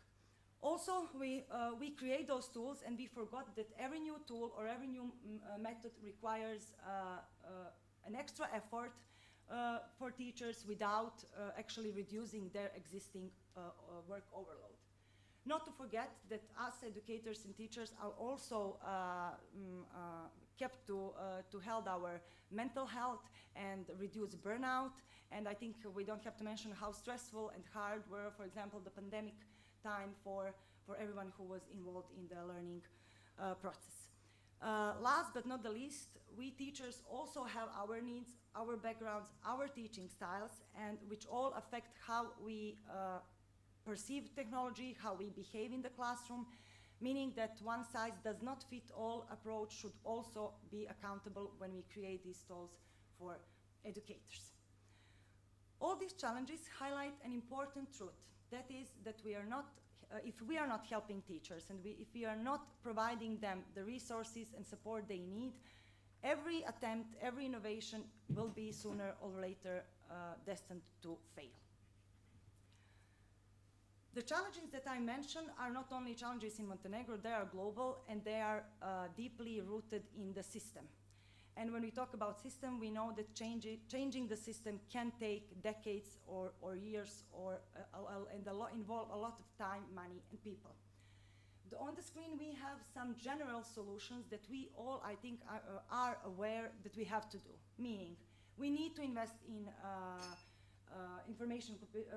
computer infrastructure to make sure that all schools and all students have modern and up-to-date technology. We need to increase funding and focus on teacher training programs to equip them with the 21st century skills. We need to improve communication between educators and stakeholders and to involve teachers in policy-making decisions and creating law that is related to education today.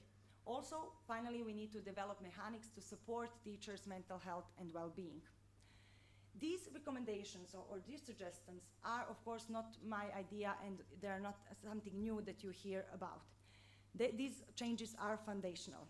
But as I already said, these changes require several years or even decades and are a big picture.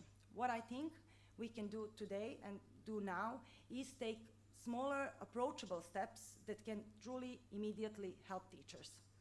One of the ideas I think could immediately help teachers is creating the so-called instructional design teams. Instructional design teams are dedicated groups of professionals who are trained to collaborate with teachers to align materials with their modern standards. They know how to integrate innovative methods, for example, gamification, into lessons and curriculums, and they are ready to provide resources that teachers can adapt and use in the classroom. For example, instructional design teams could be implemented as a government-supported teams. These teams would help develop unified subject materials for public schools. This way, a destiny of the learner education will not depend on which teacher it gets or which school they attend, or are they from central region or for a rural region, but they will have all unique access to high quality materials. And also this approach, or having this kind of team, will help teachers focus on what they do the best, and that is teaching and connecting with their students and not creating materials from scratch. Other example of how instructional design teams could be useful is in online learning. I don't know about the rest of the world, I think it's the same, but in Montenegro, e-learning environments and distance learning system are usually practiced in university level or private institutions. That's why instructional design teams could help these kind of instructors or instructors who attend to practice online learning. They could help them create online materials, integrate modern technologies or approaches such as gamification, which we know that are extremely time-consuming and somehow technically complex. These ideas are quite new, but have proven its success globally, such as in Finland, Australia, or Germany. Of course, I know that this idea or this intention would not solve all the problems, and it's not cure for all, but I am sure that it's an achievable starting point that will bridge the gap between education and educators and students and the education they receive. Slide not moving. One moment.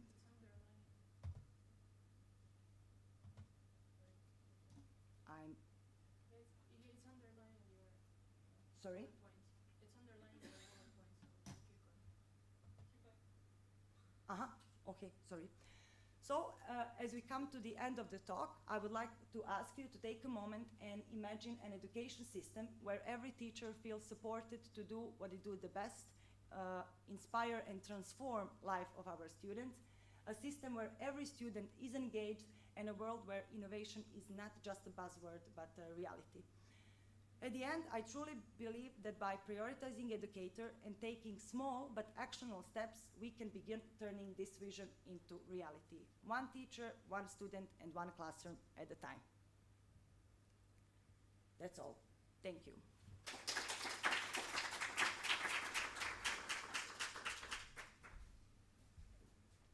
Thank you, Nadia, for this insightful talk. It made me think quite a little bit. And to link it maybe with the previous session, maybe we can use gamification for teaching the doctors. Maybe there is a gap in there. Something to think about maybe for fellow entrepreneurs here.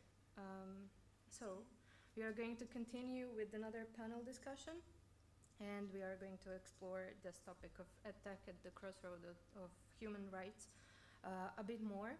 So moderating our next session is going to be Marina Tomovic. She's a Chimning alumna, UNDP consultant and a civil society activist.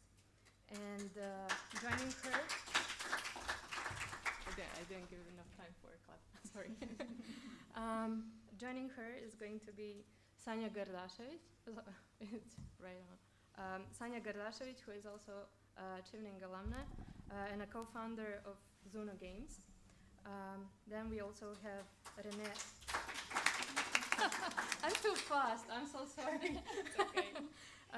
We also have René Robke. I really hope I didn't butcher your name.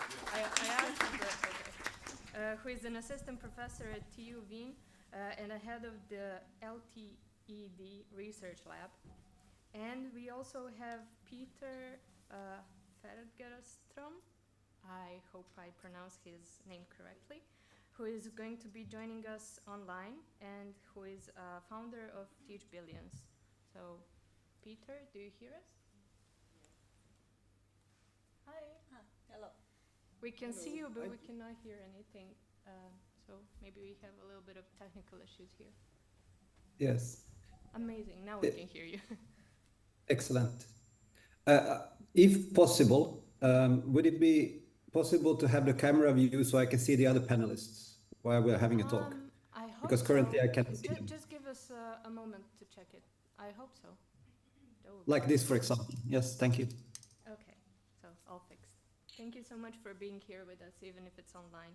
I hope the next time you're going to be joining us here in Montenegro. So we have a pleasure of having you here in person. So without further ado, I give the space for the panelists. Thank you, Danica. And thank you, Nadia, for giving the keynote speech for this panel. I'm really happy to see how this conference is going. We are jumping from one interesting topic to the next, and so much to think about, so much to talk about, so much to process. But yeah, I'm here joined by my wonderful panelists coming from the sphere of educational technology, each bringing their own perspective, each coming from a different field. So the idea here is that we give them space to talk about their personal and professional experience, but also if any questions come up, please feel free to interrupt. I'm sure Naja will be the first one to do so. The others, please, like we've seen and heard, all of these topics are intertwined. So maybe, yes, maybe we can use the gamification to educate health professionals who are maybe reluctant for the use of technology. Why not? And I'm sure that we can move in many other directions, especially when we talk about helping the educators, helping the learners, etc.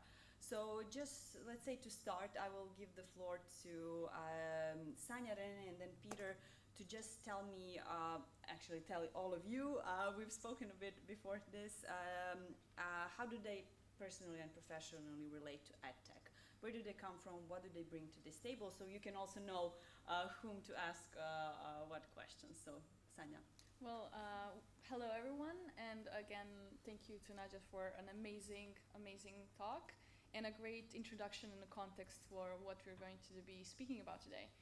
And to give a bit of a personal context and professional one key thing you need to know about me and the team with whom I'm working on Zuno is that we are inherently curious people.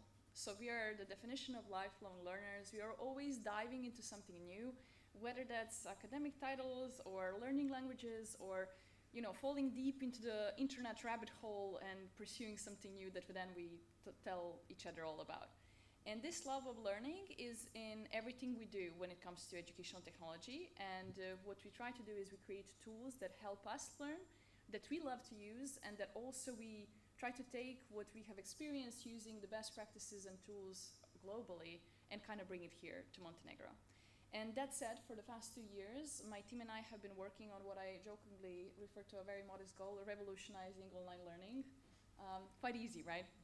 And our flagship solution, Zuno, which is the first thing that we developed, is a platform that allows educators, but also companies, to quickly develop educational learning applications served in terms of a mobile app that then help them transform their traditional teaching material into something that is easy to use on the go, that is gamified and long-term engaging.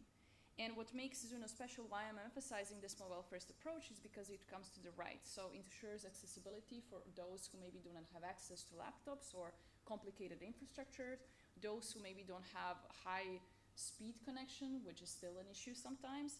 And it's also gamified, so very similar to what Naja was talking about. We try to make it engaging, interactive, to encourage that intrinsic motivation that people have to really want to go through the content that maybe otherwise would not be as engaging as it is now.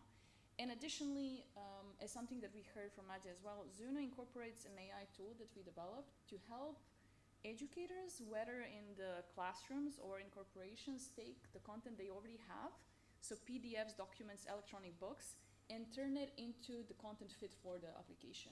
Because we don't want them to have to use another tool that they then have to create this new content for. We want to save their time and allow them to dedicate themselves on what they do best, relate to the people that they're teaching, and that we kind of take that away from them as a burden, as something they invest a lot of time in. So far, we have published 11 Zuno applications, had more than 85,000 active users, and who we have recorded over time in different projects that we work with. The response has been overwhelmingly positive. We did testing on 3,000 users, more than 85%, 95% said that it's incredibly engaging for them. And we have, to deliver this, partnered with 10 professors from different fields of biology, philosophy, arts, and also worked with organizations. We're talking about Montenegro? We're talking about Montenegro, yeah. These numbers are huge for the context of such a small country. To be fair, some of the organizations we work with, like NDI and Albania, so we created something for the Albanian parliament. we work with the XU Rock Museum in Sarajevo to kind of bring love for XU Rock to people across Western Balkans. So some of these projects have been regional, but some have been here, and I think later in the panel we can talk more concretely about them. But this is basically what has driven us so far. So curiosity, the desire to contribute and to take something that we love and bring it here, first and foremost, and then partnering with as many organizations as possible, because we believe and realize that just having a tool is not enough. There are some other stuff that we need to ensure that this actually gets used, but we'll touch that in a second. Thank you, Sanja. Lovely overview of all what you do. I'm sure we'll touch on many. I already have so many questions to touch upon after we finish the introduction. Renee, please. Yes, thank you, and thank you, Nadja, for the talk. So I'm myself in academia. I did my PhD in Aachen at RWTH Aachen University on learning technologies. I first got into that during my studies of computer science. So as a computer scientist, I look at the systems and how they interact with humans and how they need to be designed to actually serve the purpose of learning and educating. And I touched on gamification with Nadja together in Aachen and on game-based learning. I developed games for the general public to educate on anti-phishing training, so to help people to detect the suspicious emails that might trick you into situations that you don't want to be in. And in academia, we do a lot of lab-based environments because we actually cannot transport everything that we try immediately into the public. So we kind of take a step back and we say, okay, let's test that out in a lab situation or in a more controlled environment so that we can actually study the effects. So when it comes to EdTech, we have to look at the whole environment, and when we do that in research, we look at the different players, and we look at learners, but also at the teachers and educators in this context, the technology that has been introduced in the context, so how it changes the dynamic, possibly also the role of different people in this context, and in generally also the situation when it's being used in. So you touched on online learning, lifelong learning. We also touch on learning in schools, in higher education, and these are situations where there is a certain situation where students should learn, they are engaged in learning, but they also need to learn, right? So we face different organizational structures, and we need to adapt the situation and need to adapt the technology so that it actually serves the purpose of supporting students in becoming knowledgeable adults, ready to take their futures in their own hands, right? But we have to do that in the scope of a school and education. And now I'm in Vienna leading a research group on learning technologies and e-didactics. So we look at different didactical scenarios where technology is being introduced. We look at didactics to teach computer science especially. Here we actually don't use EdTech, but this is for a specific purpose. We do that unplugged. But when it comes to the technology, when it is being introduced, we need to make sure that the core concepts are delivered in informal education, and they are tangible and experienceable by the learners. And there's where we kind of also utilize data a lot. And I can talk about that later for sure, how to utilize the data that we collect with these tools in order to understand learning, but also understand the teachers and their educator role, and to foster even better scenarios in the future. Thank you, Renee. I do agree that maybe in Montenegrin context and even in the Western Balkans, sometimes things are being rushed in the sense of they don't get the data first. So I'll be happy to explore later on why is data important and why should we have data in order to build something or anything, right? So Peter, please tell us something about your background.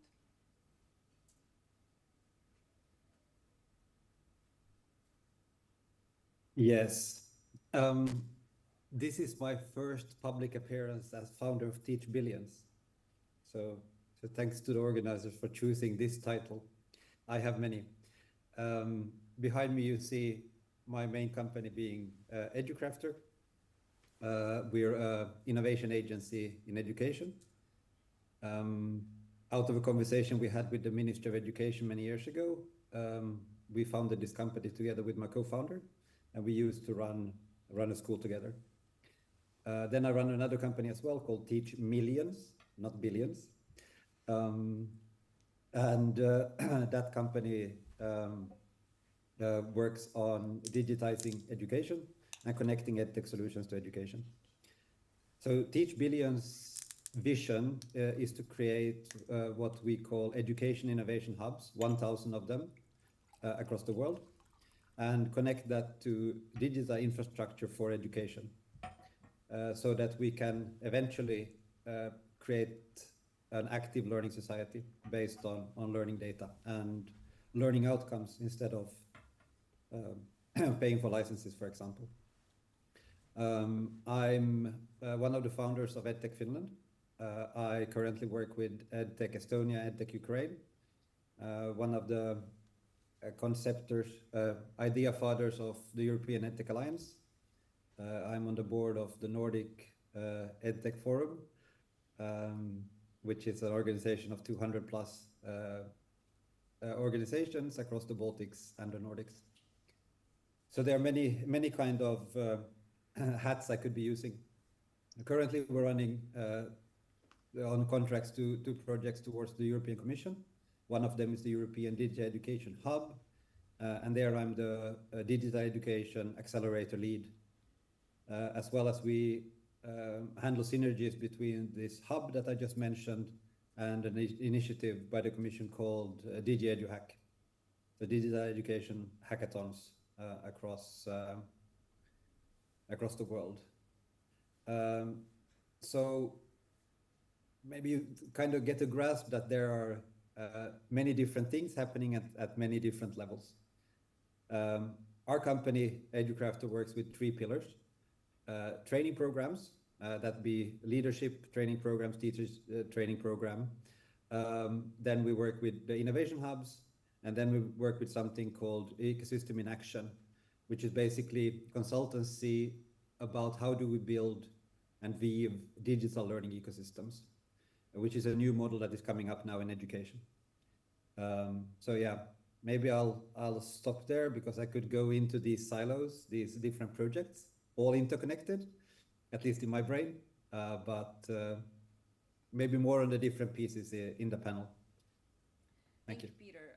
So everybody, as you've heard, Peter operates almost all over Europe and is very active in the associations that bring the educational technology companies and initiatives together. So I'm sure that he'll help us put the focus on where are we and where is Europe and where is Finland or Estonia, etc. So for sure he can give us some practical examples.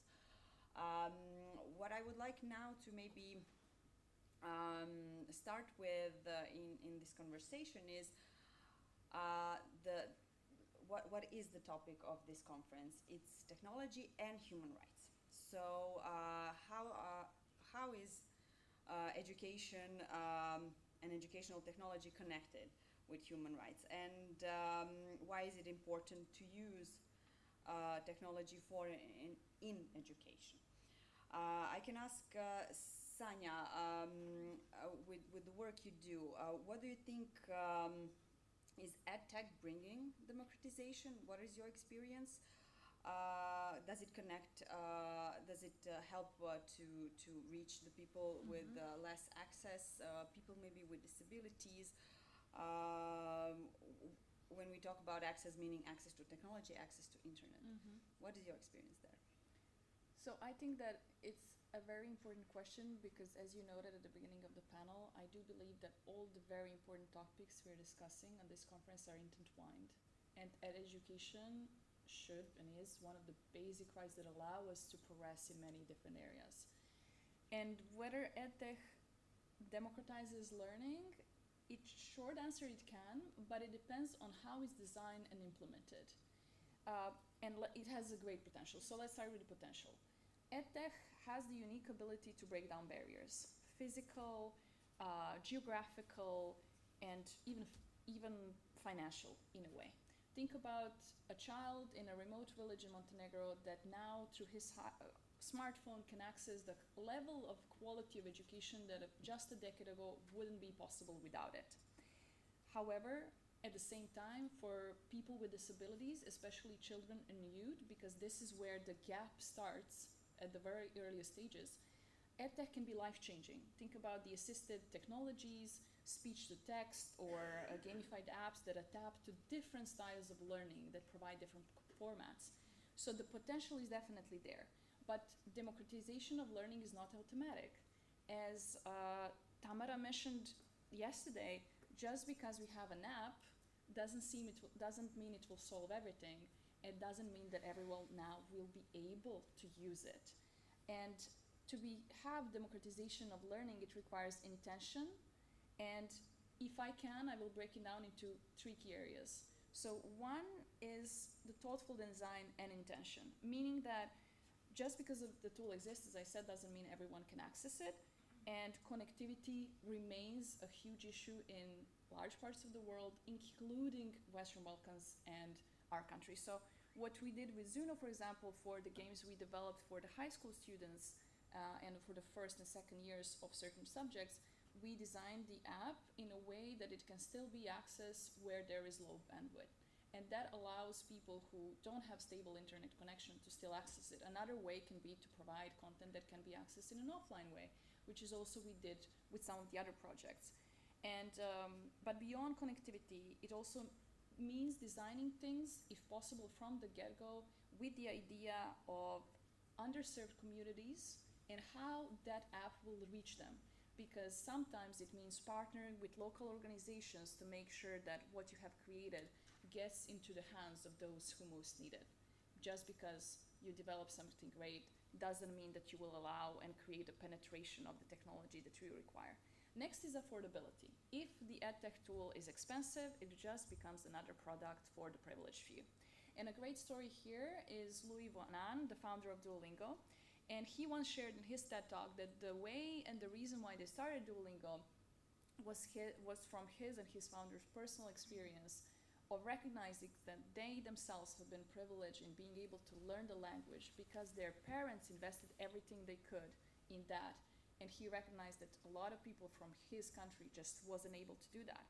So they wanted to make Duolingo free for everyone who had the desire to learn and wasn't able to pay for it forever. And if you download the app now, it says free learning forever. And the way they did it is by creating a business model that is based on this one key value. So as you play Duolingo, there are ads at the end. And the main source of revenue for Duolingo is people who pay for removing those ads.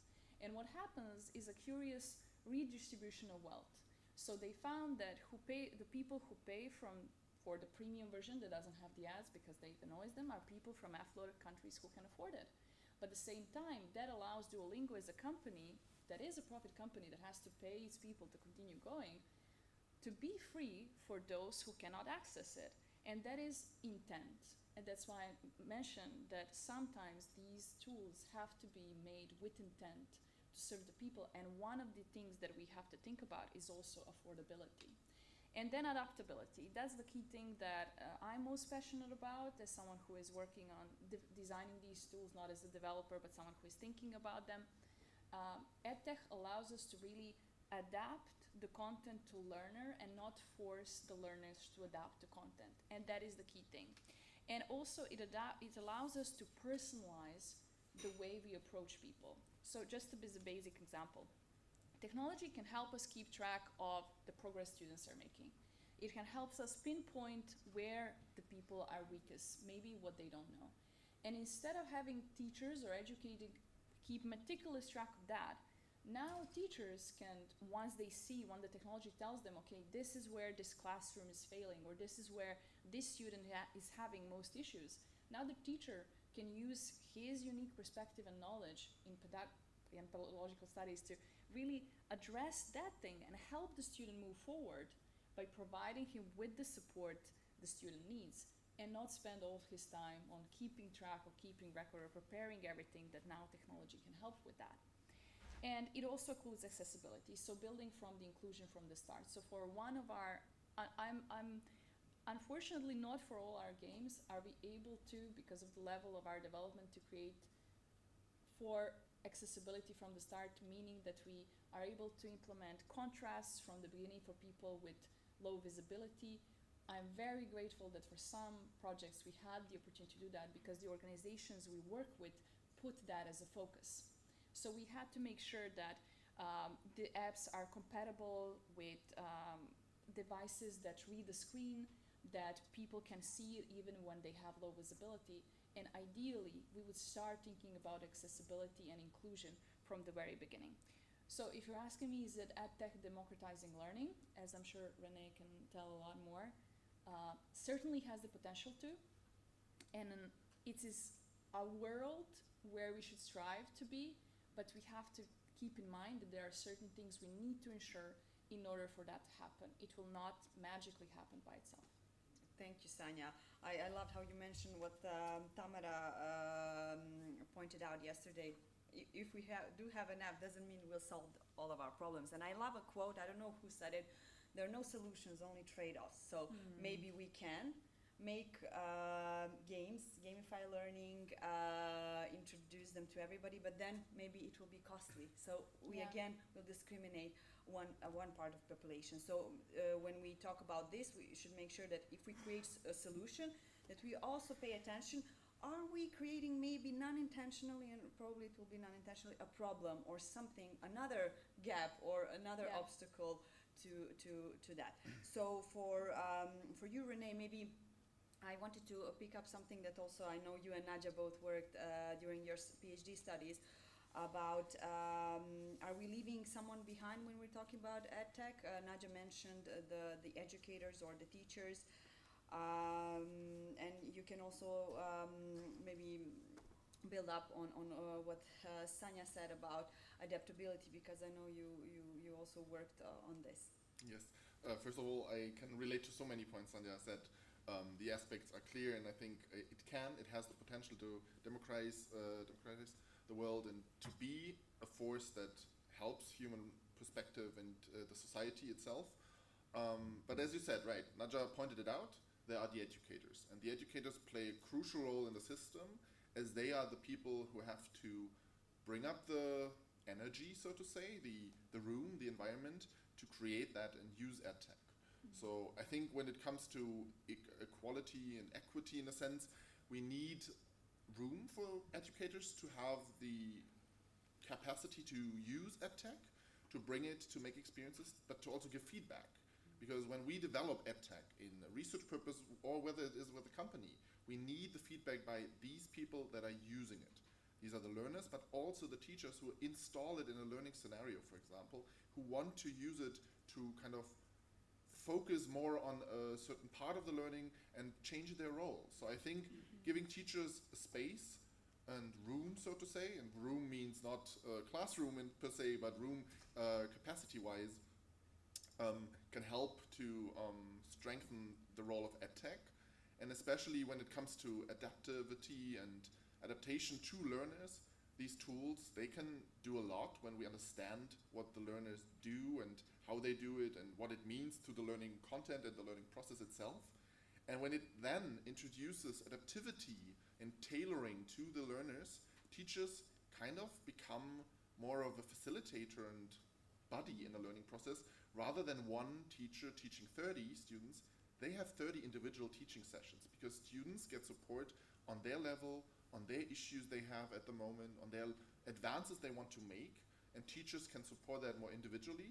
But that requires also training, as Nadia pointed out. We need to kind of invest in these teachers and in these environments, so that whatever AI, for example, may bring when it comes to personalization can actually be used fully, to its fully extent. Because leaving the learners alone and the teachers are overwhelmed by the technology in the classroom, for example, that doesn't give us anything beyond a bit of chaos, which we also could study, but that's not what we want to study. We want to study what is the benefit and how we can maximize it, while also relieving things like the stress of teachers, the balance that they have to maintain when teaching and behaving, like interacting with students.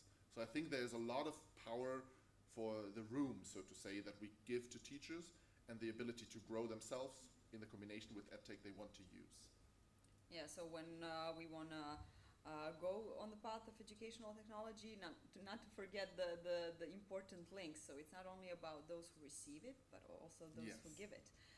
And maybe now, Peter, you can tell us what is happening in your field of work, and you've talked about associations. Okay, we see you now.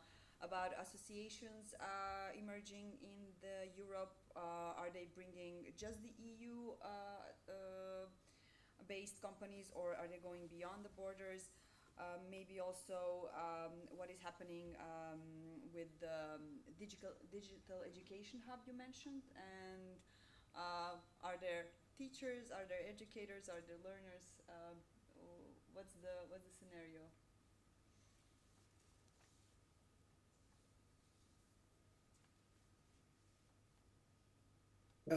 Well, I'll go touch a little bit about on what has been talked about as well, from a systemic point of view. So currently we have 17 SDGs, right? And one of them is education. In many cases, we don't look at our society and our education as systems. And I'm great to have here on the panel a systems engineer even. So this is one of the things that we also need to realize as a society. Education is the basis upon which we create the people living in society today. And globally we lack 44 million teachers. I'll say that again, 44 million teachers. We have no systems in place in current society where we can train 44 million teachers. So we have actually no option but to change the system and how we do things. And that would then, of course, as we have done in many other sectors in our society, introduce technology that can scale and create impact. Then we need to understand that when we talk about EdTech and technology in education, we have different layers. So mentioned here has been the infrastructure, the content, and maybe even the method kind of things. But we also have delivery. So what are the delivery systems we use? And what are the support systems we use in our education? So a lot of energy, for example, is being used today in many countries across the world to administer education systems, paper-based education systems. But there are many modern ways of reducing this paperwork. For example, applying to university. There are a company from Estonia called DreamApply that works with universities across the world that digitize the application process to universities. And then more and more we see different kind of platforms coming up that gives access to education. So looking at these kind of bottlenecks we have in the education system and trying to solve this. So for example, UNICEF at the moment is building something called the Learning Cabinet, where there is going to be a curated amount of EdTechs that fit many not developed world's needs as well. For example, Grapho game from Finland, an application with which children, I think as young as 3-year-olds, can learn to read by themselves. So we don't actually need to have the ABC book anymore. We can use technology for these kind of things. And Duolingo was mentioned here as another one. So we know that we as humans, we can learn from basically getting access to some sort of technology, and then we can figure it out ourselves. I think the Sugata Mitra experiment and initiatives, a hole in the wall, where they placed the computer in the wall and just gave open access to the kids, and the kids figured it out without any bigger problem, really, because the kids are curious by nature. And this is what current education systems unfortunately kills. Many talks by the late Ken Robinson about these topics. But if we talk about how can we then support these systems, so and I will move a little bit over here. So if we're looking at innovation and how are we currently in Europe supporting this growth of educational technology and the implementation of them. So I mentioned earlier the DigiEduHack initiative. So that's an initiative where concepts and teams are created all across Europe. And it's been happening now for, I think, 6 years in total, or maybe 5. And the next year it is still continuing. And then at least 3 to 4 years more. So this is something that anybody across Europe can take part in, and start with those ideas how to make education better, and especially through digital education. Then we have the communities. So we have national EdTech associations all across Europe now, and then under the umbrella of the European EdTech Alliance, there is now, I think, 2,600 companies connecting on a more policy level. And in many countries already, especially here in the Nordics, I would say, but also across Europe, there is government support for this as well. So I could mention, for example, Estonia, where the government and the industry association, EdTech Estonia, have an MOU in place. So memorandum of understanding that if there is something that the ministry sees needed in the education sector, they don't first build it. They ask the association, has this already been built? And can we then implement that for this challenge that we see? So these kind of public-private partnerships are starting to appear. The Estonia case, I think, is the first that I at least know of that has been. But this model is being looked at, and also I know many countries that are considering can they implement such a thing. And then there are development programs. So here we have the European Digital Education Hub, which is a community of practice open to the whole of Europe and all the neighboring countries to the European Union, and not per se close to the rest of the world either. But there is a kind of review process how to get in. And that then connects to, currently I think it's 6,000 digital education experts, something around there in this community. And then, of course, the accelerator program that we run there. So a way to then take those best practices locally and scale them across, in our case, then across European borders. But of course, there are other initiatives as well that scale them globally. I think I will leave it here so we can hear from our other panelists and maybe get some dialogue going as well. Thank you. Thank you, Peter. Yes, Peter's comment really made me think. I think maybe us here on the panel are mostly millennials, and we didn't have any assistance when we first got the little phones with the mono melodies and then poly melodies, and then smartphones. We just took it, we played with it, and we figured it out. I really like that point.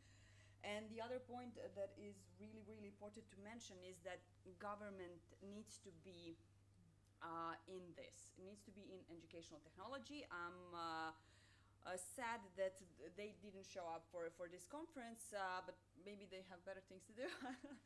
I don't think so, but still this shows that they are not aware of what is happening, and that sometimes we, the civil sector, the private sector, the academia, needs to draw to them, okay, this is what you need to do. And this is sad, but it's a reality we live, not just in Montenegro, in the wider region, I would say. And why is it important? Like Peter said, maybe they'll think of doing something because, oh, it's happening, let's do something, and they start something on their own without asking the academia, without asking the professionals in the sphere, and without asking maybe experts in other fields of what does this bring, and what we've spoken about. Maybe if we try to open some paths, we unintentionally create some obstacles for others. And in this sense, I would just like maybe now to give floor to Sanja. I mean, if we talk about Montenegro, since we are here, what is happening? Like you mentioned with Zuno, you mentioned some numbers, impressive ones. You said that some regional initiatives have been also made. So maybe now, if you could focus for me very concretely on whom did you work with in Montenegro? What did it bring? I know it was University of Montenegro and Faculty of Economics, so please tell us more about it. I would like to just first address something that was, for me, from Peter's speech, one of the most prominent things, and that is the idea that the government looks at what it requires and asks the association, those people that are in that field, that are specialized for that, what do you have already? A bit proactive approach, a bit proactive, and recognizing that they should use the best of what is already there. Maybe some people know, and I'm always open to dialogue and also contradiction in that, but the process of getting tools and content accepted by our Ministry of Education as a tool to be used inside classrooms is incredibly complex and slow. It does not encourage, at this point, digital tools being used, if not pushed for or created as part of some different projects. And I would like to address two before I get to what you asked me. So we have two great examples of using EdTech in educational sector and in formal education in Montenegro. One is the digital learning passport, and people with kids probably know more about it. It was introduced through a partnership between Ministry of Education and UNICEF. It's their big global initiative, and Montenegro is one of the countries where they really pushed for it. And it's great. So it aims to give every student a digital classroom. They have their own profiles. They can go through different digital lessons, simulations that follow the textbook. However, and a talented team from Montenegro built these interactions and lessons, and this is a big successful case study. And it is being used, but at least from my perspective, it is being introduced slowly, steadily. They're constantly training teachers. They're introducing for it. They're pushing for it. And it's getting used, but slowly, which emphasizes what we also talked about and what Peter mentioned, the need to change the system. So more teachers can get introduced, so the system could really help. So not just, but the educators, the students, the parents, that together can work towards something like this being adopted. The second case is by the British Council Schools for the 21st Century. They introduced, I think, 4,000 microbit computers into primary schools in Montenegro. They educated 700 teachers. And we had the opportunity of seeing what these kids were developing with these microbit computers. They created on these science fairs. So they did dispenser for the medicine, they fire alarms, they even made a game, they even themselves made a game for other kids for learning math. But now, after a few years, nobody's talking about it. I personally can say I don't know how much it is being used. Is it still being used, or is it somewhere collecting dust? Hopefully not, that is not the case, but we don't know. So sometimes we need to follow up, right? So sometimes it is not only, so it's part of the system, not the system only in introducing it, but in upgrading it, following it up. Nothing will happen by chance. But to come back to your question, what we did was also a project, so not part of the formal educational system, but the project we did with the Faculty of Montenegro as part of the university, Faculty of Economics as part of the University of Montenegro, and we worked on a project with them that last year introduced Zuno as a learning tool, as a learning aid for the 7 courses in the first year of their management studies. So all 200 students were able to use Zuno to prepare for the exam, to go through the content in a way, through a mobile app, 10-15 minutes a day when they wanted. We had great success. First of all, we work also with professors, so that was new for them. So we kind of had the moment of seeing how they react to something like that. But students were more enthusiastic. We realized that after the course ended, after the semester ended, the students that used it had much greater results on the exams, which is the main key point. But also personally for me, which was a success kind of factor and indicator, was that as this new year started, other students, so students who were now second year were asking, okay, where are these subjects in my Zuno app? Why don't I have them? Because they really helped me in the previous year. And also now new students that are now first year are asking, oh, I heard from my senior colleagues, they had this app, where is my account? How can I get to it? So the word is starting to spread. Again, it requires partnerships. So that is my only point, that we need to reinforce and really take care of the system and acknowledge the partnership, as Peter mentioned, as Nadja mentioned, and also Renee, how important it is for the whole system to work together. And in Montenegro, so far, we have a lot of systems that work outside of the formal educational system that could be, there are brilliant teams, not many, but there are working on something like this, that are welcome and encourage, conversation and dialogue on how this can be used for the formal educational system. Because the 3 high school applications that I mentioned were also created and made available for students completely for free as part of the another project. And we work with a professor of biology from the gymnasium in Cetinje, with a professor of philosophy and art, to showcase how Zuno can be used in different scenarios for different subjects. And the app is still free and it's still used, and the professors are using it in their classrooms, but because they want to. And they're sharing it with their colleagues, but because they want to, not because it is mandated or made available for everyone who doesn't maybe know about it. Thank you, Sanja.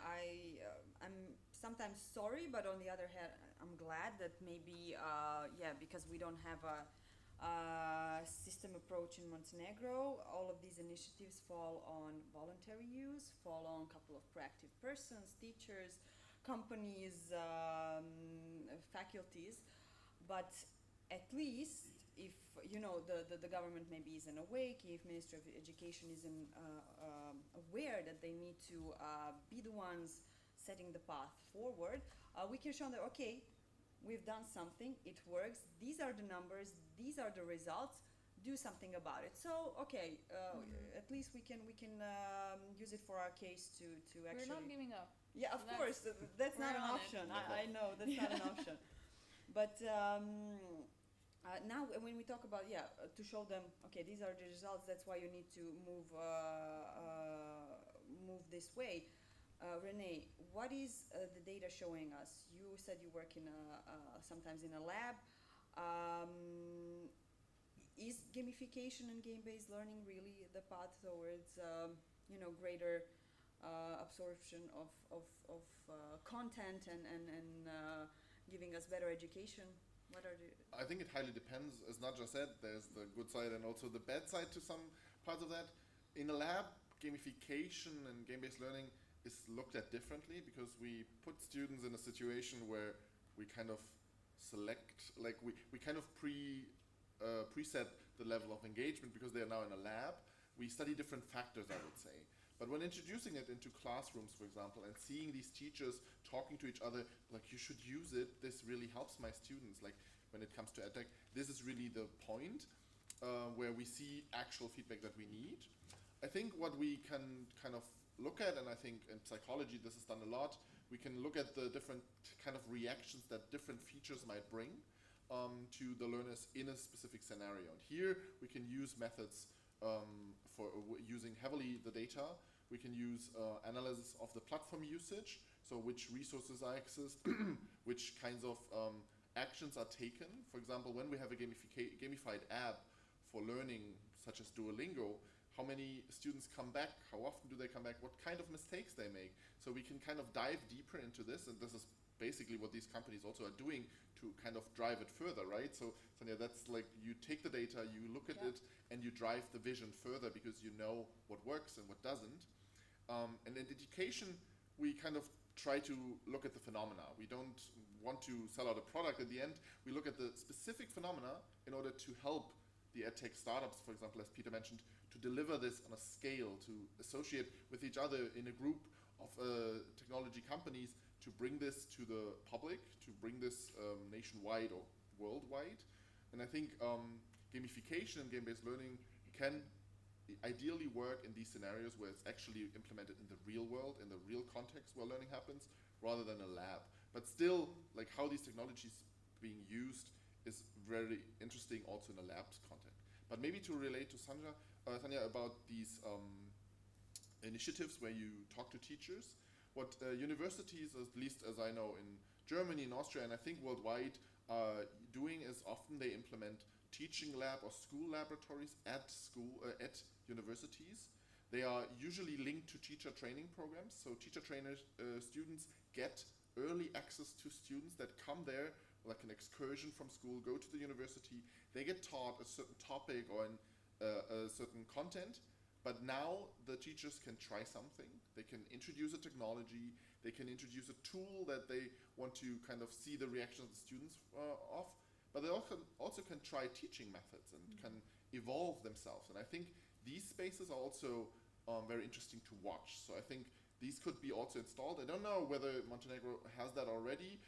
If not, the universities should invest in that. They should set up kind of spaces where they invite students from school to kind of not experiment with them, that sounds negative, but to give them the chance to try out things that are currently being researched. Because until they are at scale, students today are not students in school anymore. They're probably adults. So I think to kind of get a jump on that, universities should open up to the public and provide these labs in order to engage with the public, especially with students. Exactly. We need to hear back from as many persons involved in this as possible to give the best solutions or trade-offs. I really need to emphasize the point that, yeah, academia can play a crucial role.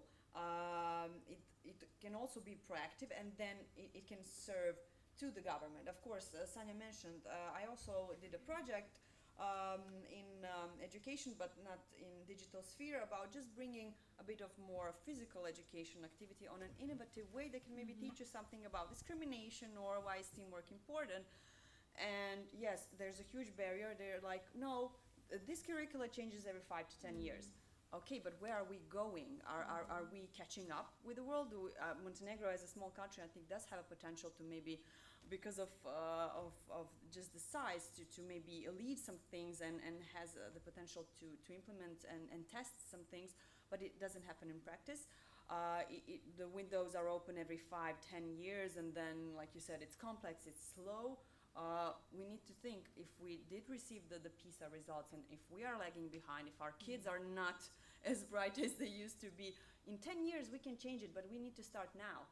And not in 10 years say, oh look, we are 50 years behind of some other countries. But yes, it's a systematic question, and the answer and the approach should be systematic as well. We can talk here about it. We can raise the awareness. I'm sure that this is for the first time in this format talked about in Montenegro, so I'm really happy about it.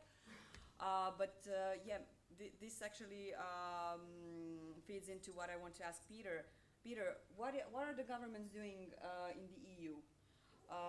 What is maybe the European Commission doing? How is it setting the ground for great things to happen in educational technology? Well, this is me a few years ago doing something called an education hackathon. This is the initiative we started with the Ministry of Education in Finland. So the reason why this company exists is that we decided we wanted to do education hackathons in education. hackathon is an innovation process where you engage different stakeholders. So we're talking about the students, the teachers, the leadership of the schools, the parents, companies, corporations, and government, all coming together and solving challenges in education. This is possible if we have a 21st century curriculum. Not all countries across the globe has 21st century curriculums. And those countries who do have that, not all of them, or most of them, are not implementing 21st century curriculums.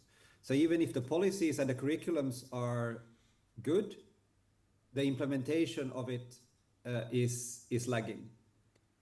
So first of all, competence-based education that is not test-based PISA results education. And we need to realize that for this to be able, we're now becoming a hybrid system. So organizations like we have here on the panel can already deliver method and content so very well online, and you don't really need to have physical books. I'm not saying we shouldn't have, I'm saying we don't need to have physical books with centuries old, or at the very least several decades old information in them. So one of the key things that Europe is now doing is taking these silos of education practitioners and bringing them together. And this is really what the Digital Education Hub is. So there are many different communities out there brought together into a community of practice.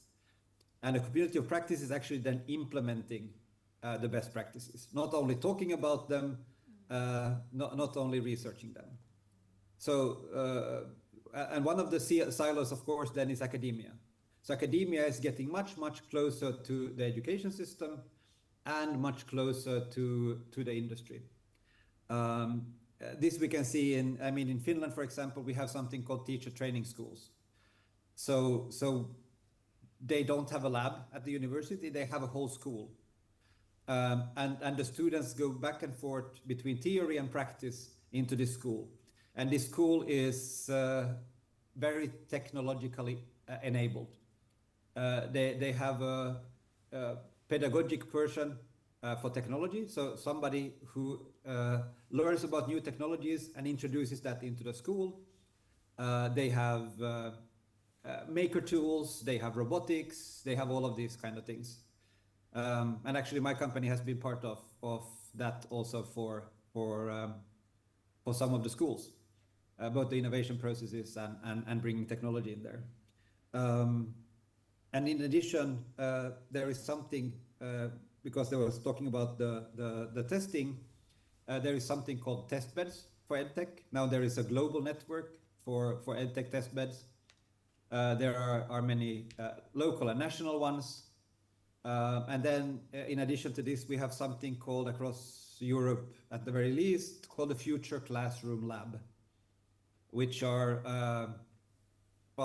testing environments, learning environments for what the future classroom can look like.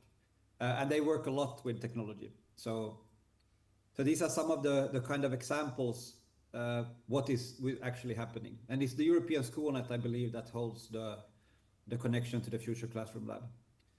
So that's an organization also working both in the European Digital Education Hub together with us for the Accelerator program for testing across country borders. A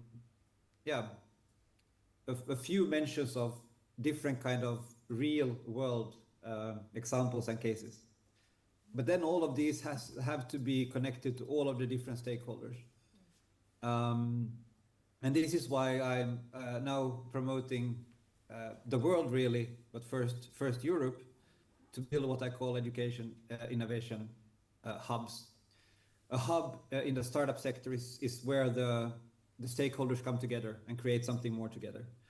And we don't have these kind of spaces for education.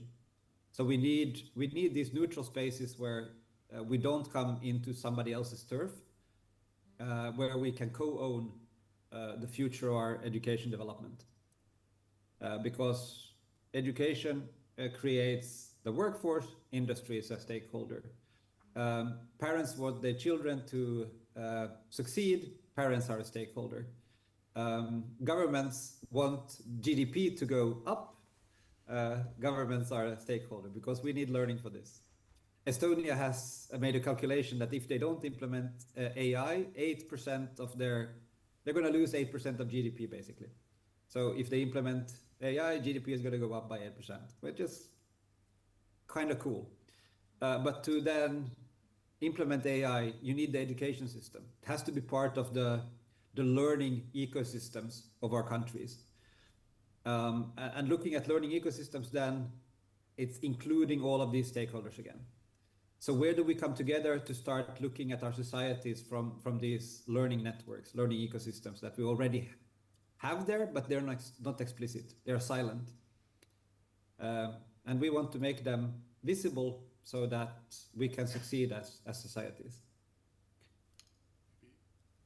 Maybe I can also add on. Please do, yes. I really like that Peter said we need these hubs, we need these connections between the companies, the educators, the learners. We need to bring forces together. And I think that ties back to Nadja's keynote where she said, okay, we need instructional teams in the classroom. We need, instead of having only teachers running the show, so to say, we need a team engineering this scenario and bringing technology in and allowing for it to grow. And I think that boils down from a big hub and networks across the world to localized networks in a country, but also in a town, in a region, right? Up to networks between schools and within schools. I think team teaching, team innovation, and interdisciplinary teams, they can really bend the force. And I think that serves to all the panels of these 2 days, right? Interdisciplinary teams are what we kind of need in order to bridge the gap to innovations that we might not even think of yet. Yeah. Peter, you also wanted to, did you raise your hand? Well, I actually rose 3 fingers. So 3 is the minimum of you need in an innovation team. Because if 2, then 1 falls out, you don't have any support anymore. So you need the mandate from the leader in a school, and you need 3 people.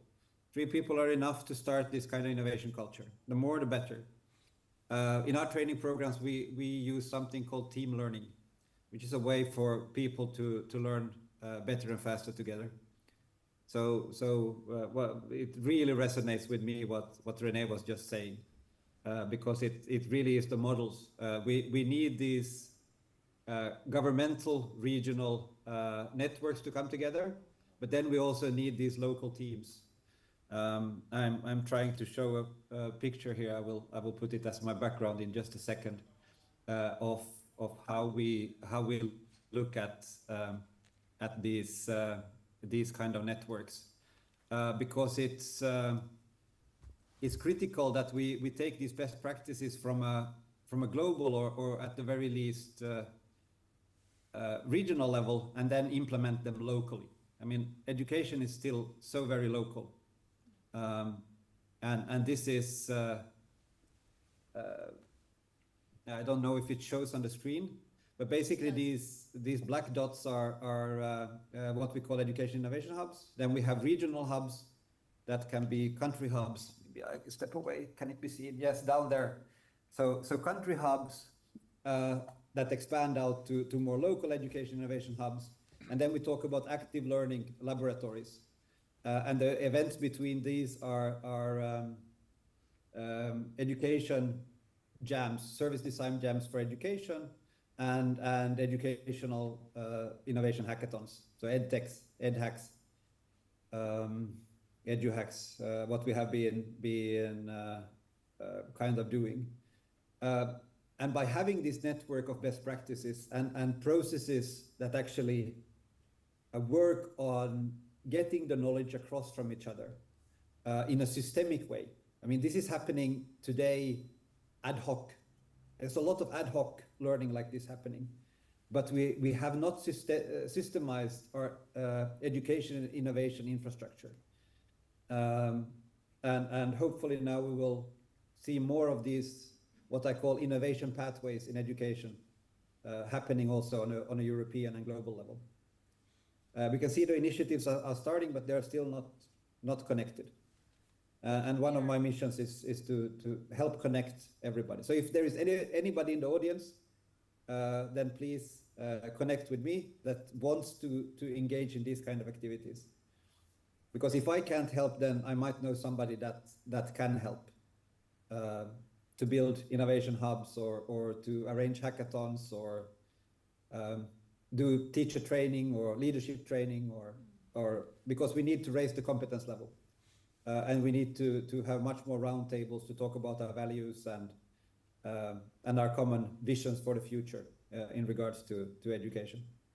Thank you, Peter. That's the joy of networking, right? If we don't know, if we are not the main person to speak to about it, we might know someone who is. I don't know if Sanja wanted to add something. We are exact on time for lunch break, so. No, I'll be very quick. I just responded. I think that my internal response to what you were saying showcases how important it is for everyone to be part of that conversation. Because as a startup, one of the biggest pitfalls and dangers for us is to develop our systems on our own without expanding it, without opening it to feedback. And when we work with the Faculty of Economics, through that process, Zuno changed a lot. Because we got feedback from the students, from the faculty on how they perceive something that we were very happy with, but they really added a lot of value, not just by testing it and using it, but providing feedback. So I think for everyone involved, it is so crucial that they are part of that conversation for the synergy and for the greater goal, but also for their individual goals as well. Yeah.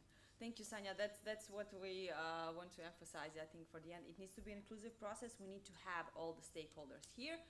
Shout out to the government and to speak about it, to talk about it, to go and implement it, test it, speak with the private sector, ICT community, the civil society and academia, join the associations Peter is helping and move things forward. I'm sorry that we didn't leave much room for the Q&A, but we do have an hour and a bit longer break for lunch, so let's keep the conversation going. To network, so yes, to a network. Thank you, everyone.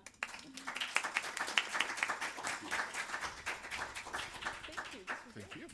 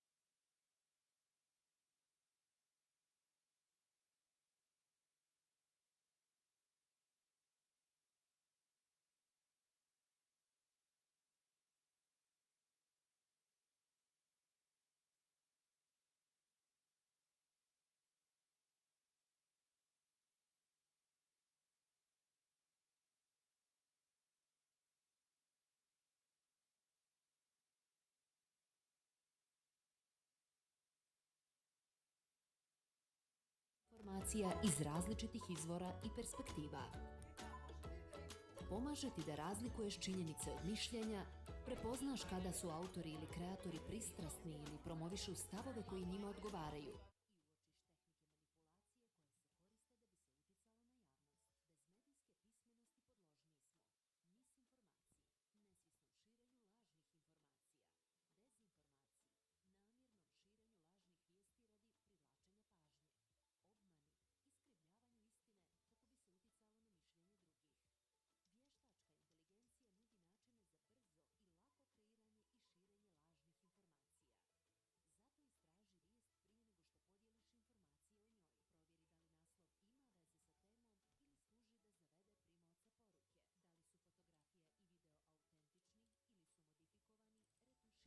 AI generisani, kakvo je obraćanje? Da li speaker djeluje autentično ili zvuči automatski izvještačeno? Info provjeri pa tek onda dijeli. Da saznaš više, potraži na internetu. Provjeri info. Svakog dana smo bombardovani informacijama, od tradicionalnih medija poput TV-a, radija i novina, do platformi kao što su TikTok, Instagram i razne druge. Među toliko mnogo informacija, može biti teško prepoznati one autentične. Lako je povjerovati ili čak širiti lažne informacije, a da toga nismo ni svjesni. Jedini način da ostanemo pravilno informisani jeste da postanemo medijski pismeni. Medijska pismenost znači razumijevanje i filtriranje informacija iz različitih izvora i perspektiva. Pomaže ti da razlikuješ činjenice od mišljenja, prepoznaš kada su autori ili kreatori pristrasni ili promovišu stavove koji njima odgovaraju i uočiš tehnike manipulacije koje se koriste da bi se uticalo na javnost. Bez medijske pismenosti podložni smo misinformaciji, nesvjesnom širenju lažnih informacija, dezinformaciji, namjernom širenju lažnih vijesti radi privlačenja pažnje, obmani, iskrivljavanju istine kako bi se uticalo na mišljenje drugih. Vještačka inteligencija nudi načine za brzo i lako kreiranje i širenje lažnih informacija. Zato istraži vijest prije nego što podijeliš informacije o njoj. Provjeri da li naslov ima veze sa temom ili služi da zavede primaoca poruke. Da li su fotografija i video autentični ili su modifikovani, retuširani, AI generisani. Kakvo je obraćanje? Da li speaker djeluje autentično ili zvuči automatski izvještačeno? Info provjeri pa tek onda dijeli. Da saznaš više, potraži na internetu. Provjeri info. Svakog dana smo bombardovani informacijama, od tradicionalnih medija poput TV-a, radija i novina, do platformi kao što su TikTok, Instagram i razne druge. Među toliko mnogo informacija, može biti teško prepoznati one autentične. Lako je povjerovati ili čak širiti lažne informacije, a da toga nismo ni svjesni. Jedini način da ostanemo pravilno informisani jeste da postanemo medijski pismeni. Medijska pismenost znači razumijevanje i filtriranje informacija iz različitih izvora i perspektiva. Pomaže ti da razlikuješ činjenice od mišljenja, prepoznaš kada su autori ili kreatori pristrasni ili promovišu stavove koji njima odgovaraju i uočiš tehnike manipulacije koje se koriste da bi se uticalo na javnost. Bez medijske pismenosti podložni smo misinformaciji, nesvjesnom širenju lažnih informacija, dezinformaciji, namjernom širenju lažnih vijesti radi privlačenja pažnje, obmani, iskrivljavanju istine kako bi se uticalo na mišljenje drugih. Vještačka inteligencija nudi načine za brzo i lako kreiranje i širenje lažnih informacija. Zato istraži vijest prije nego što podijeliš informacije o njoj. Provjeri da li naslov ima veze sa temom ili služi da zavede primaoca poruke. Da li su fotografija i video autentični ili su modifikovani, retuširani, AI generisani. Kakvo je obraćanje? Da li speaker djeluje autentično ili zvuči automatski izvještačeno? Info provjeri pa tek onda dijeli. Da saznaš više, potraži na internetu. Provjeri info. Svakog dana smo bombardovani informacijama, od tradicionalnih medija poput TV-a, radija i novina, do platformi kao što su TikTok, Instagram i razne druge. Među toliko mnogo informacija, može biti teško prepoznati one autentične. Lako je povjerovati ili čak širiti lažne informacije, a da toga nismo ni svjesni.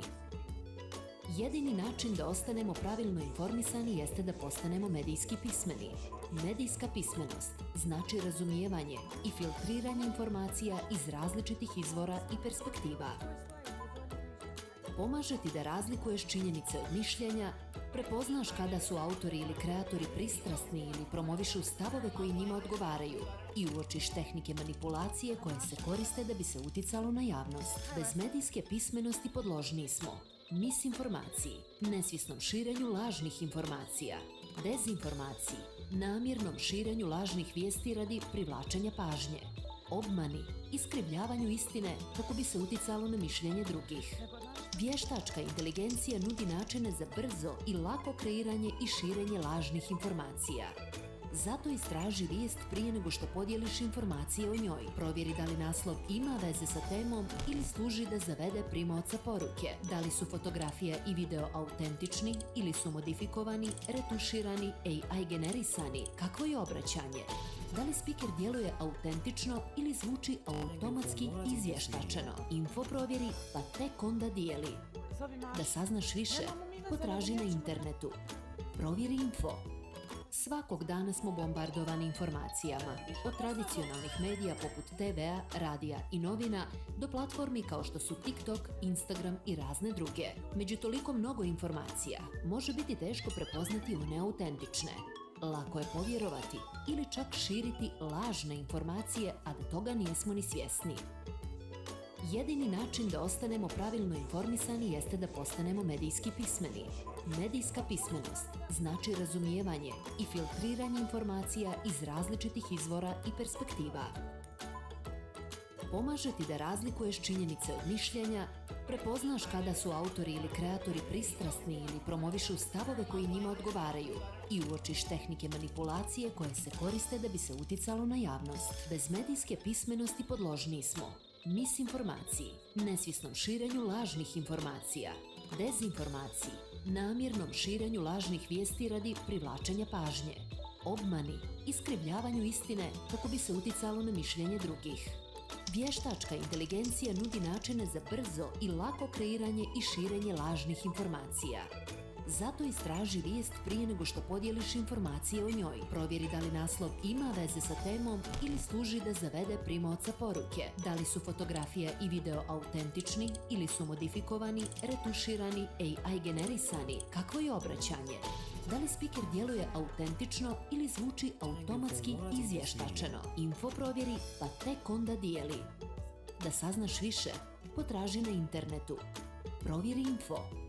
Svakog dana smo bombardovani informacijama, od tradicionalnih medija poput TV-a, radija i novina, do platformi kao što su TikTok, Instagram i razne druge. Među toliko mnogo informacija može biti teško prepoznati one autentične. Lako je povjerovati ili čak širiti lažne informacije, a da toga nismo ni svjesni. Jedini način da ostanemo pravilno informisani jeste da postanemo medijski pismeni. Medijska pismenost znači razumijevanje i filtriranje informacija iz različitih izvora i perspektiva.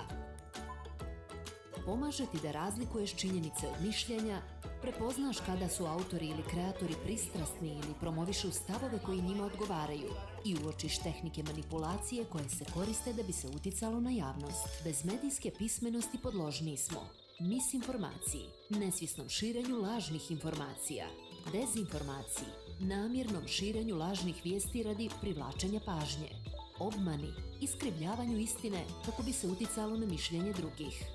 Vještačka inteligencija nudi načine za brzo i lako kreiranje i širenje lažnih informacija.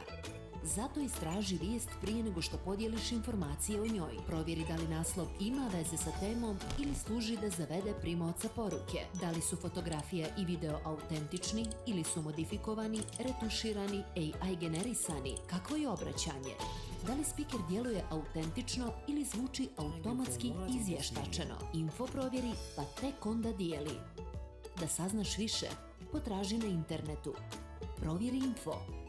Svakog dana smo bombardovani informacijama, od tradicionalnih medija poput TV-a, radija i novina, do platformi kao što su TikTok, Instagram i razne druge. Među toliko mnogo informacija može biti teško prepoznati one autentične.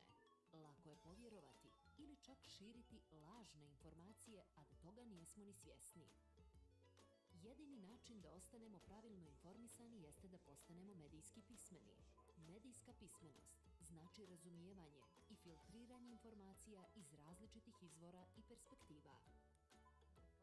Pomaže ti da razlikuješ činjenice od mišljenja, prepoznaš kada su autori ili kreatori pristrasni ili promovišu stavove koji njima odgovaraju i uočiš tehnike manipulacije koje se koriste da bi se uticalo na javnost. Bez medijske pismenosti podložni smo misinformaciji, nesvjesnom širenju lažnih informacija, dezinformaciji, namjernom širenju lažnih vijesti radi privlačenja pažnje, obmani, iskrivljavanju istine kako bi se uticalo na mišljenje drugih.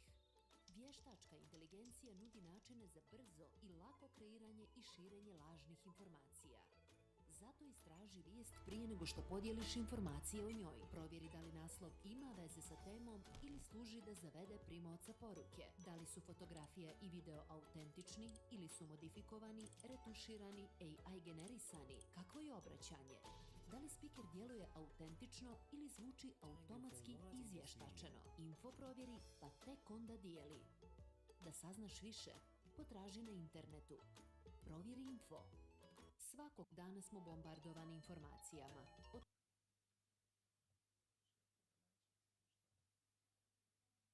Ne, nego je druga bila, že ne znam. Aha. Ajde.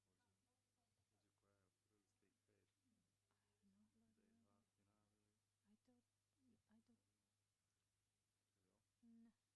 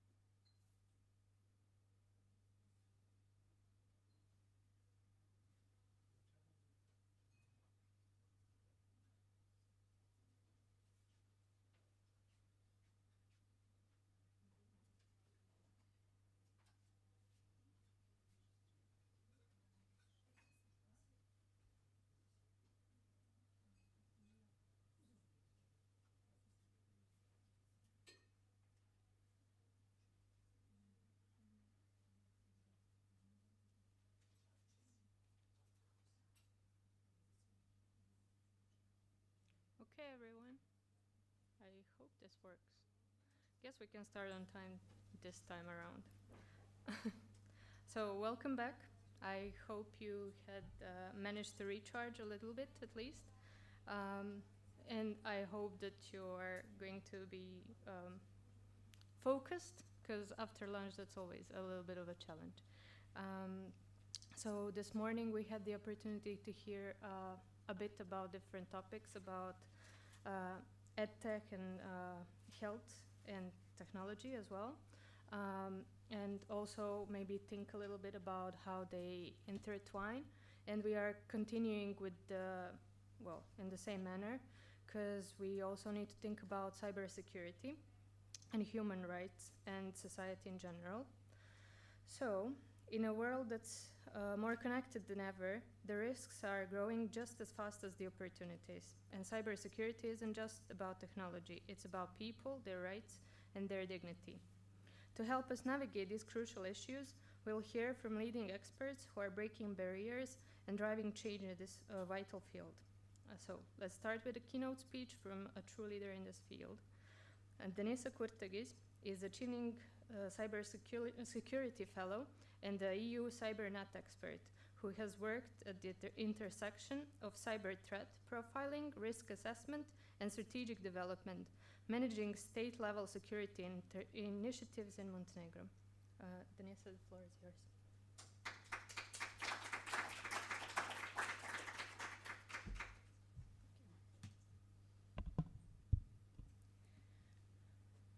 Hopefully you're still in a good mood after the lunch, and my speech won't put your motivation down, but rather inspire you to have a discussion, not only on the panel that follows, but also with me. So I'll leave some time after my speech so that we can maybe discuss certain topics and points. Let me start officially. Dear organizers and guests, ladies and gentlemen, esteemed cybersecurity colleagues, it is a great honor to be invited to speak at this gathering on matter of critical importance such as cybersecurity. This topic has been extensively discussed nowadays as we grapple with the evolving digital landscape marked by unparalleled interconnectivity and challenges that do actually transcend national borders. The Euro-Atlantic region today faces the overwhelming array of cyber threats in forms and complexities that has been previously unimaginable. Europe, however, confronts an additional layer of challenges due to the ongoing full-scale war on its soil. The Russian aggression against Ukraine has shattered the illusion of traditional security perception and the sense of safety of each individual. Yet, Europe really must address ever-expanding display of cyber threats, including cybercrime, cyber espionage, brutal disinformation campaigns, terrorist use of internet, and eventually cyber warfare. An unprecedented escalation of digital threats, I would say. The Western Balkans, situated in the crossroad of the Europe, faces similar imminent security threats, but also grapples with unique context-specific challenges. This region's complexity is often overlooked or underestimated in a broader scope of Europe's security concerns, a reality actually that is particularly true in the realm of cyber threats. To fully comprehend the security profile of a country, one must understand the history, geography, and societal fabric of its own. Through the careful observation of historic events, there is almost no example that mirrors geopolitical movements and influences as Montenegro does. And I think this is one thing that we can reach consensus easily. Its strategic geographic position, diverse population structure, interconnectedness with neighboring countries, political dynamics, and eventually economic relationships with different countries have often placed it in the crossroad of East and West. However, Montenegro has historically resisted external pressures and remained steadfast on the path of democracy, rule of law, and human rights, which resulted in its NATO membership in 2017. This milestone has made a country frontline state in the hybrid warfare arena. Please be aware of that. Where cyber attacks and information manipulation are ever-present challenges. These attacks have exposed vulnerabilities in critical infrastructure, underscoring the urgent need for collaboration, information sharing, and cyber intelligence exchange. They have also highlighted weaknesses in social resilience, emphasizing the necessity of robust strategic communication framework and coordinated national efforts to counter these threats effectively. Myself, I've been in position, luckily or not, to witness those activities, and I can tell you it's way more complex and challenging that we can even unpack today.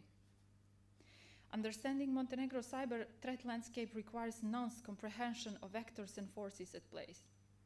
Unfortunately, also I have observed the repeated instances where national cybersecurity efforts are undermined by different individuals, groups, or even entities that try to influence and misuse the efforts. Such actions, which could be rather often classified as sabotage, have included attacks on critical networks, leveraging Montenegro as a pawn in geographical competition, and obscuring government efforts by sabotaging national reforms, first of all, in a legal framework. Ultimately, the most significant impact of these actions fall upon society, our citizens. One of the most recent examples I can think of and give you, as you probably do all remember, is the orchestrated campaign against the law on information security in Montenegro. It is therefore crucial for decision makers to recognize that cybersecurity is not just a technical or isolated issue, but an integral system that profoundly influences nearly every aspect of human life: individuals, society, governments, and global affairs. Cyber provides the tools for innovation, communication, and empowerment, representing a pathway to progress. Yet, it also serves as a domain of conflict. At its best, cyberspace offers unparalleled opportunity for economic growth and political advancement.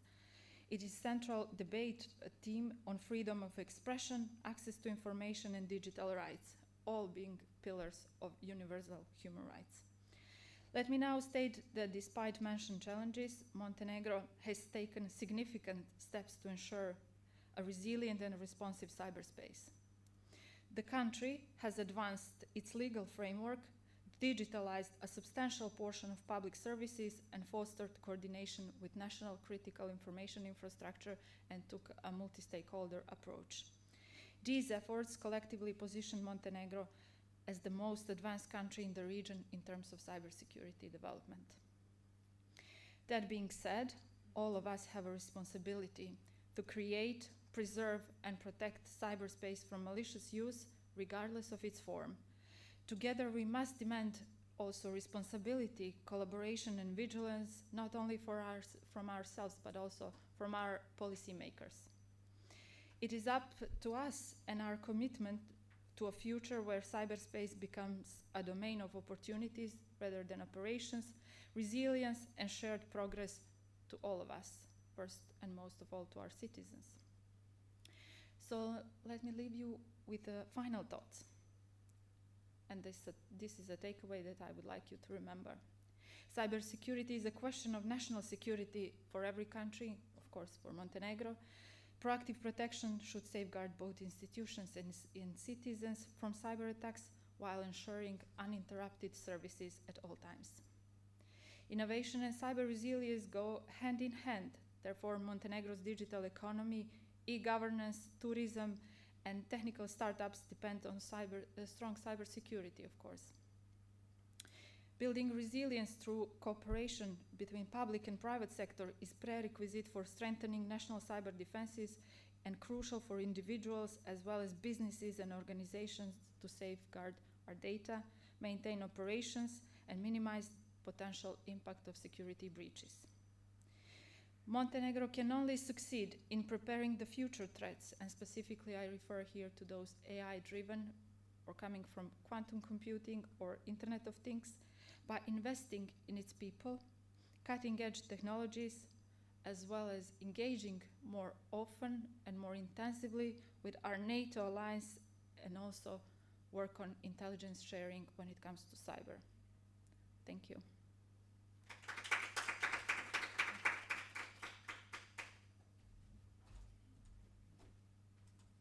Thank you, Denisa, for the enlightening presentation. Well, your insights certainly remind us of the complex and ever-changing landscape of cyber security. And thank you for sharing the Montenegrin side of it. For me, at least, it was very informative. Now we are going to go to a panel discussion, which is going to be moderated by Milana Rankovic, who is a Chevening alumna and a PhD candidate with an expertise in IT law and AI regulation.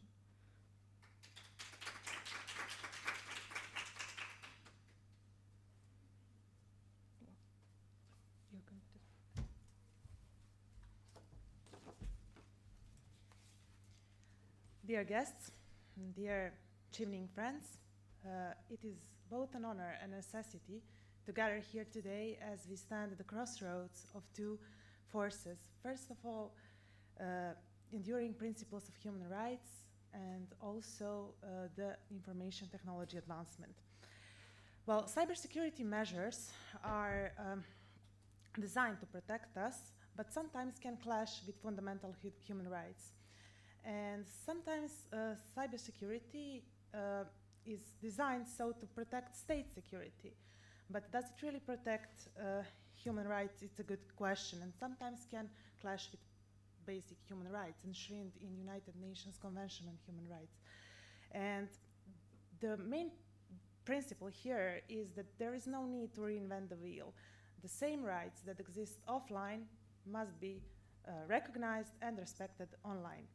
Because people rely on the internet to exercise their rights.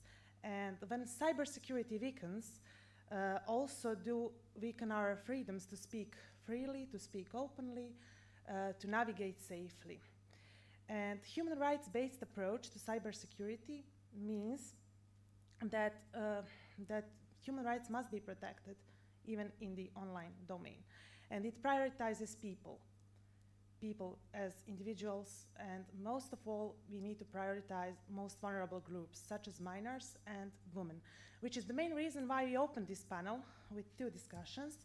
First discussion is on the protection of the minors, and which will be followed by my esteemed colleague, Angela Milivojevic, on the protection of the women as most vulnerable groups. Further, we will speak about challenges and opportunities in cybersecurity, and finally, about policy making, so as to discuss how can we protect and advance human rights in the online realm. Well, when we speak about the protection of the minors, I would like to start that imagine a world where every child has a key to endless playground, but behind that playground there are hidden dangers. And it is not a question whether children will face cyber risks in navigating online, but the question is when. When will they face some threats in cyber world? So here's the empowering truth. We can protect them. But to protect them, we need to act collectively. Like all society has to take measures to protect children online. By educating ourselves, by building awareness and fostering open communication. That boundless playground can become safe haven for the children. Well, when it comes to the children as vulnerable groups, they're first of all vulnerable because of their age, but because also of the lack of the parental monitoring, because of the lack of the protection of the system, and because of the peer pressure sometimes, because children are very vulnerable, especially teenagers, to the peer pressure and to the desire to be popular in the group. So key concerns about online realm include, first of all, online predators. And the scariest thing about it is that there is no typical profile of pedophile. So they usually act friendly to gain children's trust and to get information from them and to start conversation with them. They do so by social media platforms and chat rooms when they exploit children. They usually try to build online relationship with a child, try to gain their trust, to become their friends, and then manipulate them to gain photographs or various kinds of information.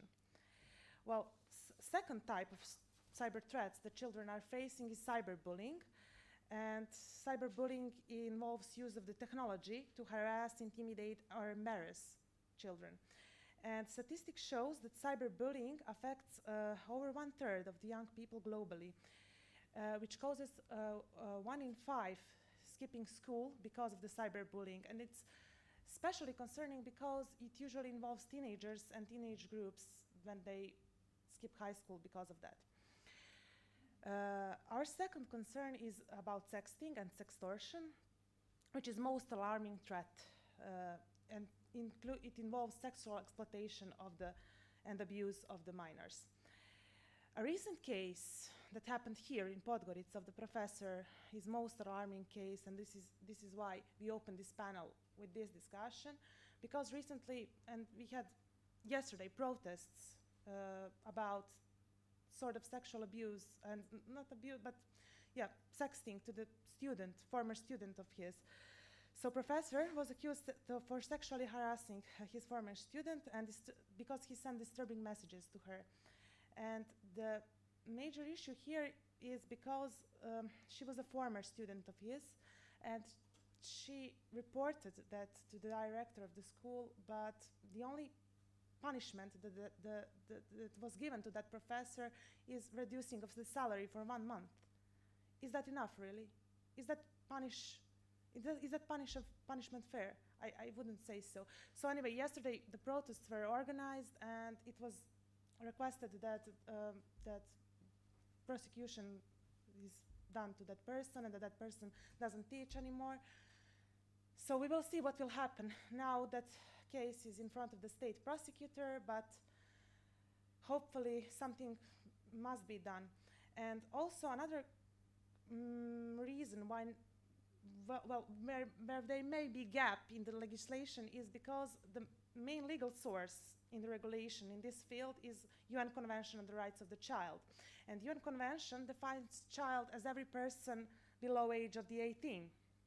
So in current case, we had a student which age was 19, just one year above.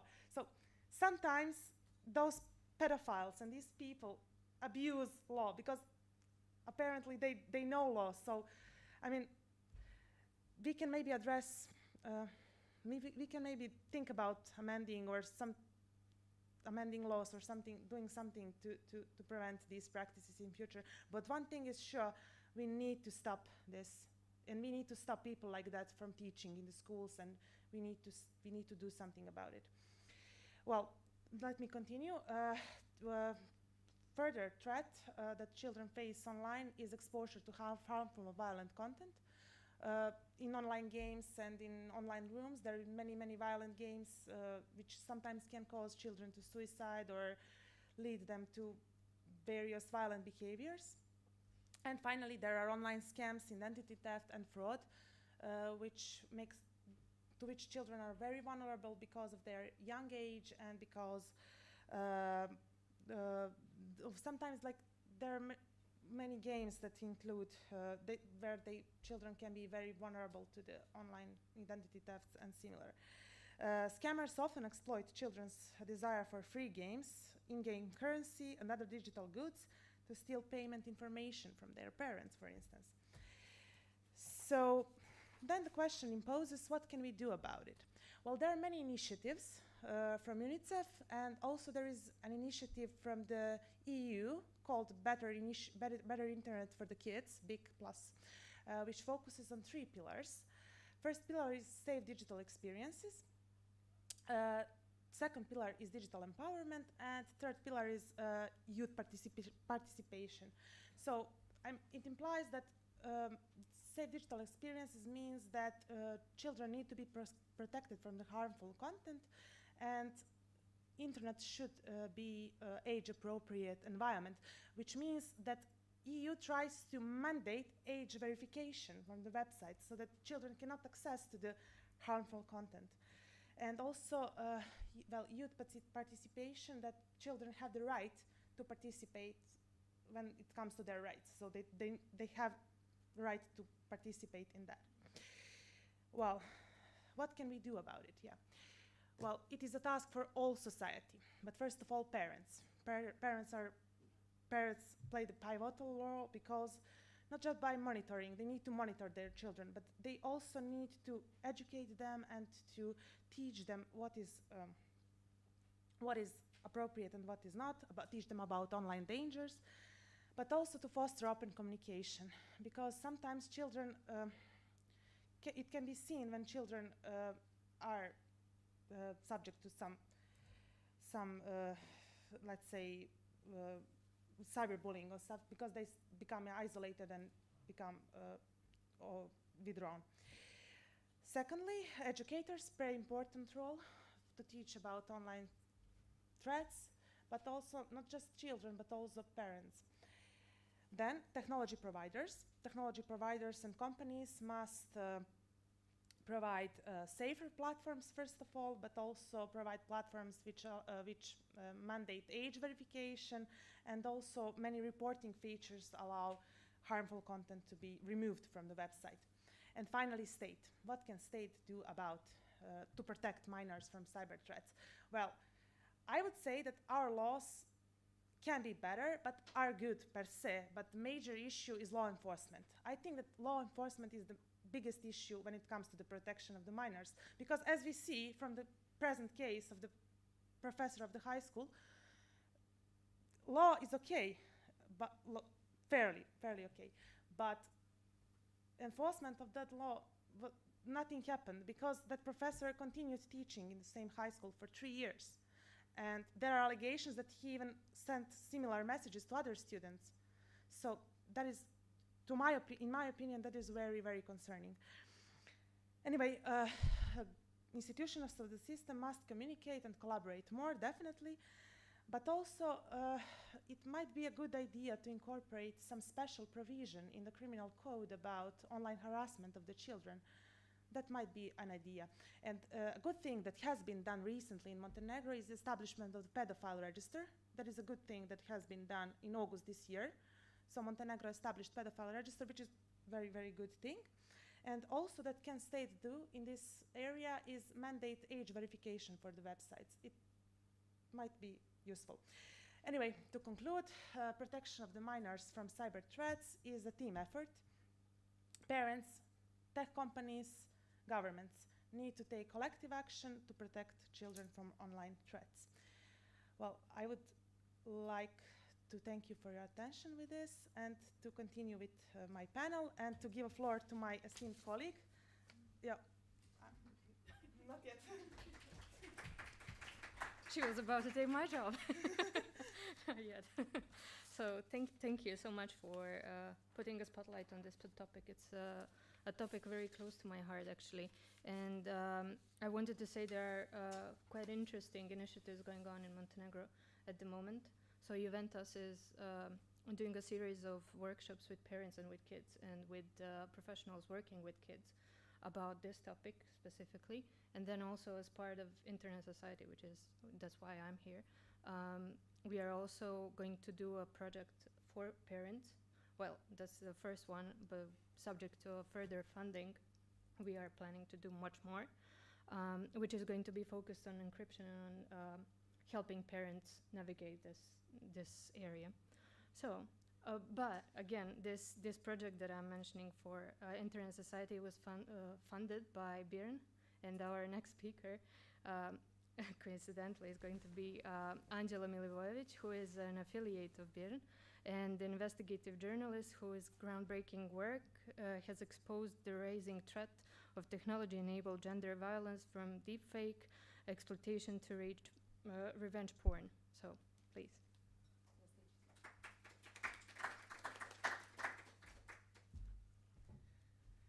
Well, hello everyone. Thank you for this really nice introduction. My name is Angela. I am an investigative journalist and teaching alumni. I have been really lucky to have the opportunity to study in the UK in the middle of pandemic though.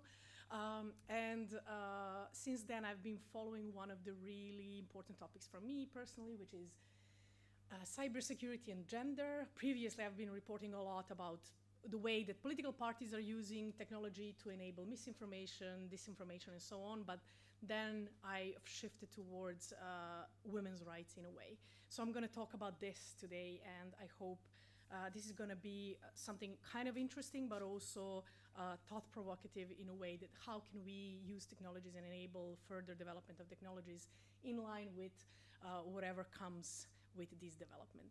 So I'm going to start with, I guess, this. Yeah, this was my introduction. So when we talk about cybersecurity, we often talk about really important things like complex networks, firewalls, digital security and so on, and technical protections. And in a way, for me, coming from a journalism background, I've kind of noticed that talking about these cybersecurity niches, we have often forgotten to talk about gender angle. And we have often forgotten to talk about systematic digital violence targeting women, especially in the Western Balkans. And cybersecurity, for that reason, for me, is not gender neutral in a way. It is a topic that is deeply connected to gender and how gender is treated in the cyberspace.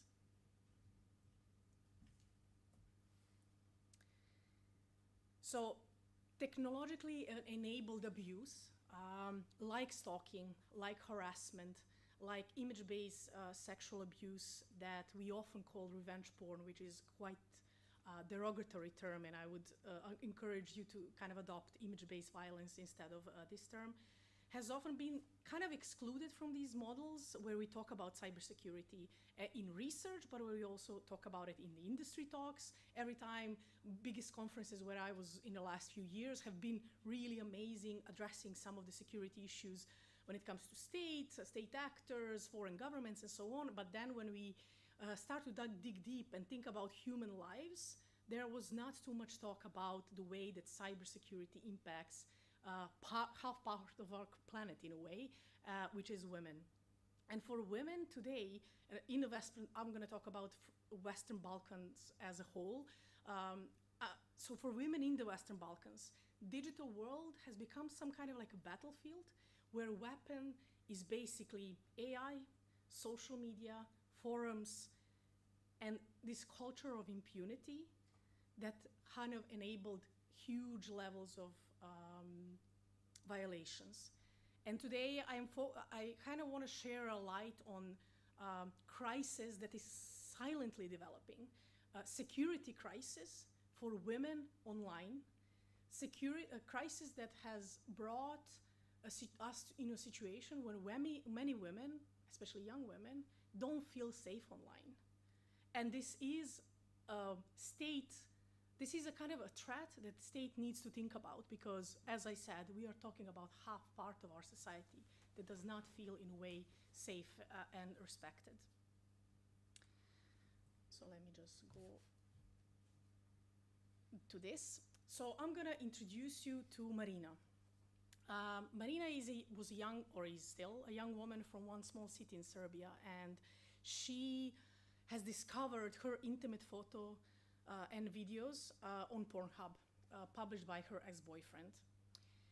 And for Marina, she has since had to leave her town, and she has since lived for 3 years in a fear that these videos are gonna emerge somehow again from somewhere. Even though she contacted Pornhub, they removed everything.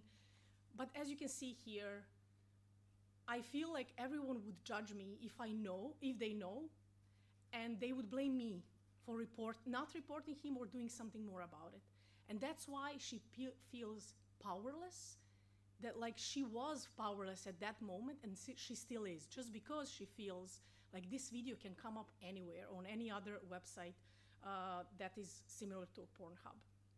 And then there is a case of Adriana.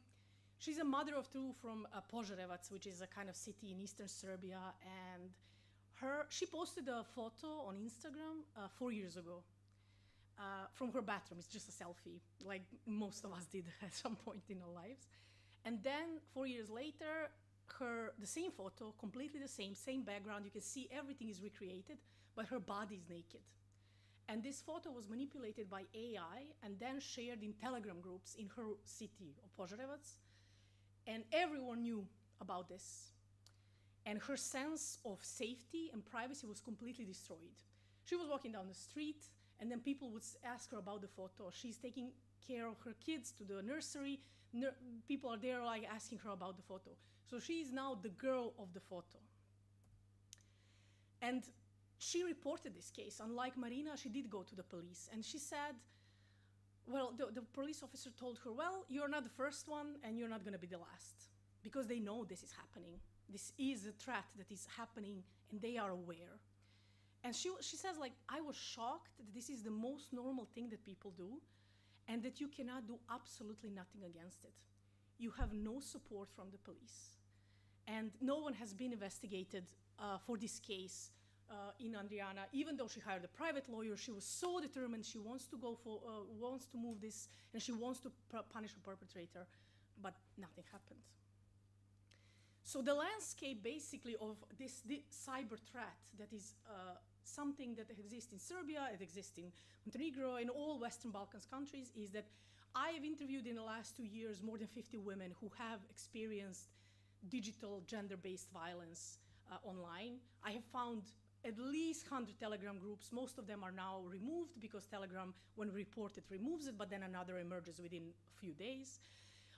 One of the largest groups that was removed a few months ago had 70,000 members. So it's like 70,000 people in one country, mostly in this region because they speak kind of similar language and they can understand, has been in this group. And AI bots are shared there, basically that can completely remove your clothes. And one of the AI bots, you cannot see at the end, but one of the AI bots there has 500,000 subscribers from all over the world. And this bot is promoting basically kind of, let's say, promotional videos of, subscribe to our bot, like bot and addressing women and violating their digital rights is like a marketing opportunity and a business opportunity. That's how these technologies work. It's a business and marketing opportunity for them. And impact of this, as I said, is devastating. From constant fear to social stigma and shame, emotional trauma, we have discussed this, mental health as an impact of technology, and completely the potential of completely destroying a person's life, future of the job and so on. And my recommendations when it comes to gender, recommendations for kind of thinking about cybersecurity as gender responsive cybersecurity is that to tech companies, basically, your platforms are not neutral. They have all these amazing tools and these amazing developments, but in the hands of people who want to misuse them, they will be misused. And your idea that you're not responsible for how people are using your technology is not good enough for me personally, and for women who are targeted by these technologies. It's not good enough to say, well, we are not responsible for what people post on our media. That's not good enough, and it shouldn't be good enough. For policymakers, cybersecurity, I truly feel, needs to have this gender approach. Any kind of policy going forward from Serbia, who is trying to adopt certain laws and certain strategies, trying to hear part of the society that is being targeted much more than any other part of the society, because 95% of, for example, deepfakes are sexual content. It's not politicians saying stupid stuff or wrong stuff. It's not inventing Donald Trump saying something. It's explicit content.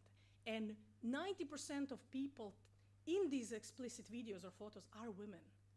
So we are talking about deepfakes and Trump and impact on democracy, but we are not talking about 95% of people who are targeted by these technologies. So I really, truly believe that we need to kind of adopt this approach and include victims, survivors, but for governments as well, not only realizing that this is happening, because unfortunately the Serbian government, since I've been reporting about this, they have always said, well, we just don't need to change the law. Current laws are good enough. And they don't see this as a problem. They don't see it as a priority. Currently, we have a change in criminal code. This was not part of the priority, despite 20,000 people signing a petition to criminalize revenge porn, so-called, or image-based violence. It is criminalized here in the Montenegro, but still it needs so much more work when it comes to development.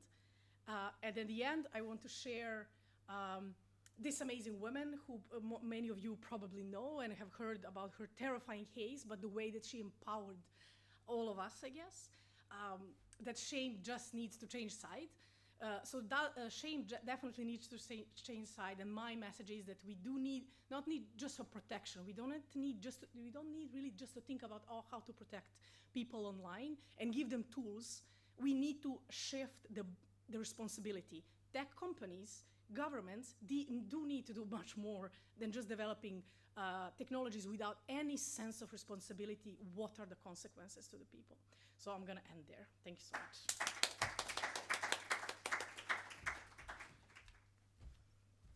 Thank you so much, Angela. So I don't know about you, but I'm really loving this topic. And I wanted to say that actually companies are in charge in deleting and reacting, and we as individuals have the right and should actually press them to do so in any case that we feel violated or that we know somebody is violated. And on the other side, there is also governments that can press big tech companies, and I'm not sure if our region is actually doing anything about it. I would need to check, but there is that side as well, because there should be a bit more proactive.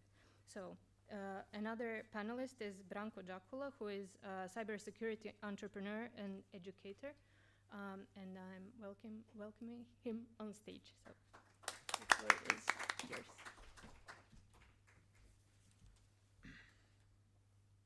Hello, everyone. All right, there it is.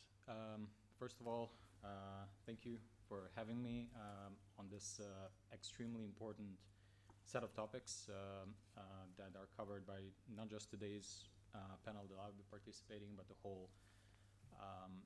whole conference and the topic of human rights that every day we see is being treated as a topic that requires much more attention, much more energy from all sides. And today, hopefully, I will be contributing to the part of how my practice, that is cybersecurity, is contributing to enabling human rights online. And to start, I'm representing the private sector. I'm coming from the private sector, and for you to understand where I'm coming from, we in the private sector have the luxury of working with the latest technologies, being at the forefront of the practice that we are practicing. In this case, the whole overall cybersecurity and privacy. We have the luxury of not just working with the latest technologies, but also contributing to or inventing new technologies and starting companies that can help and not harm the basic human rights. So here is just a small overview of the things that my team and I have been doing in the past 4 years. We have successfully launched the first Montenegrin cybersecurity product. We're also running a non-governmental organization in Montenegro, working on educating as many interested individuals on bridging the gap in the cybersecurity workforce. As we understand, the currently over 4 million positions are being globally sought for cybersecurity personnel, especially to fight cybercrime, to respond to all these very burning issues. And when you go to the police station and want to report a crime that is being committed in the cybersecurity space, the first question is, are there enough skilled individuals on the other side that can actually take over that case and start resolving it in your community and in your country or even the overall region. So far we have educated over 130 individuals in Montenegro and Serbia to start their careers in cybersecurity with entry-level knowledge over a 6-month intensive course.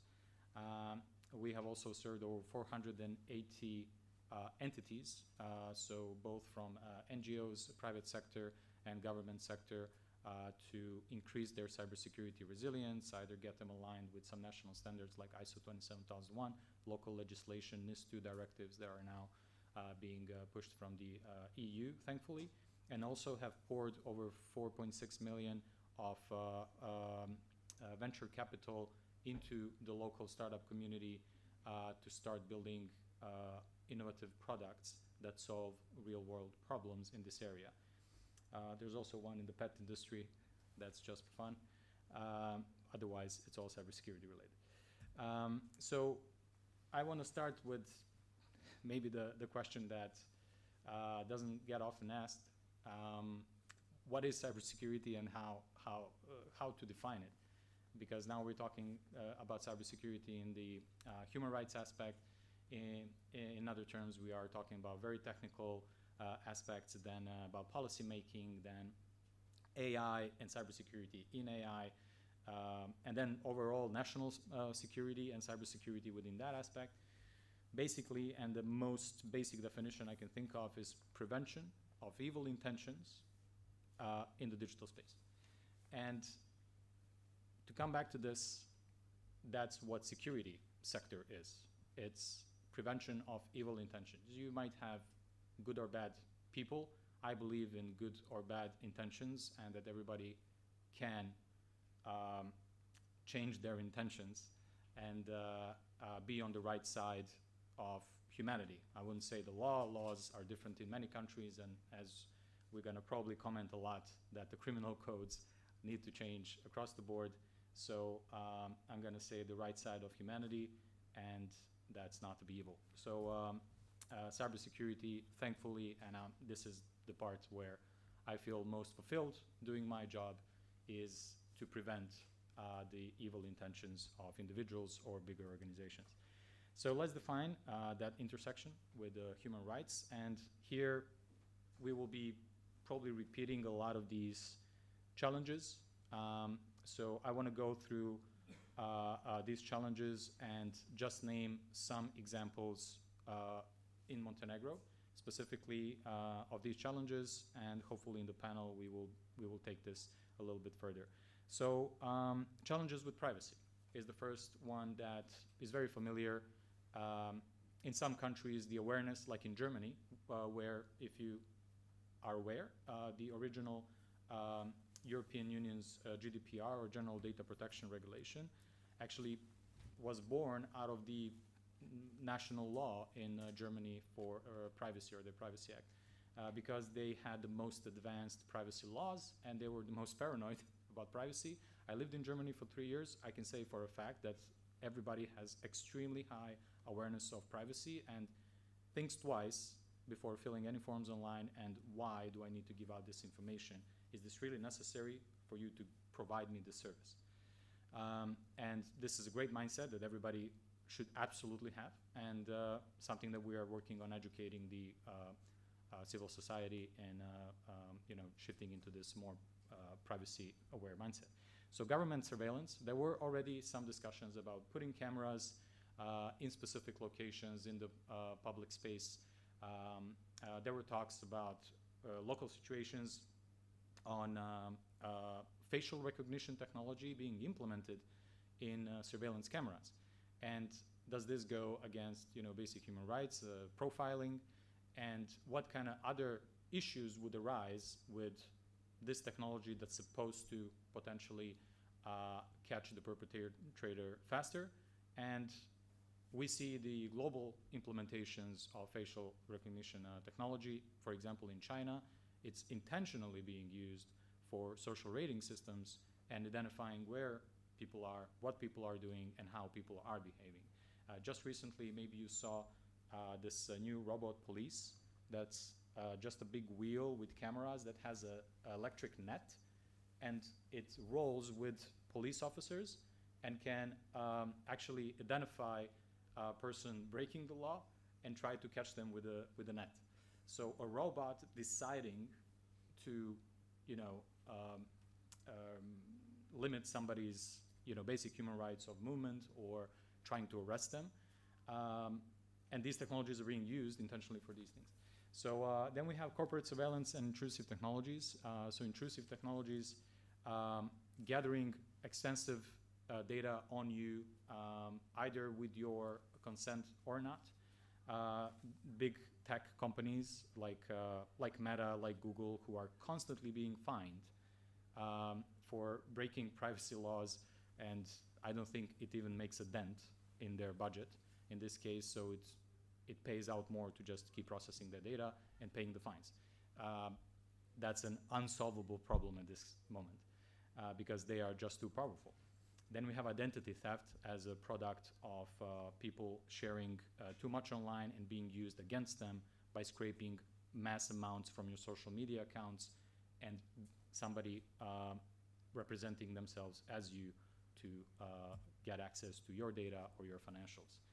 Then we have challenges with freedom of expression, like targeted cyber attacks to journalists. Like there was Pegasus, the biggest cybersecurity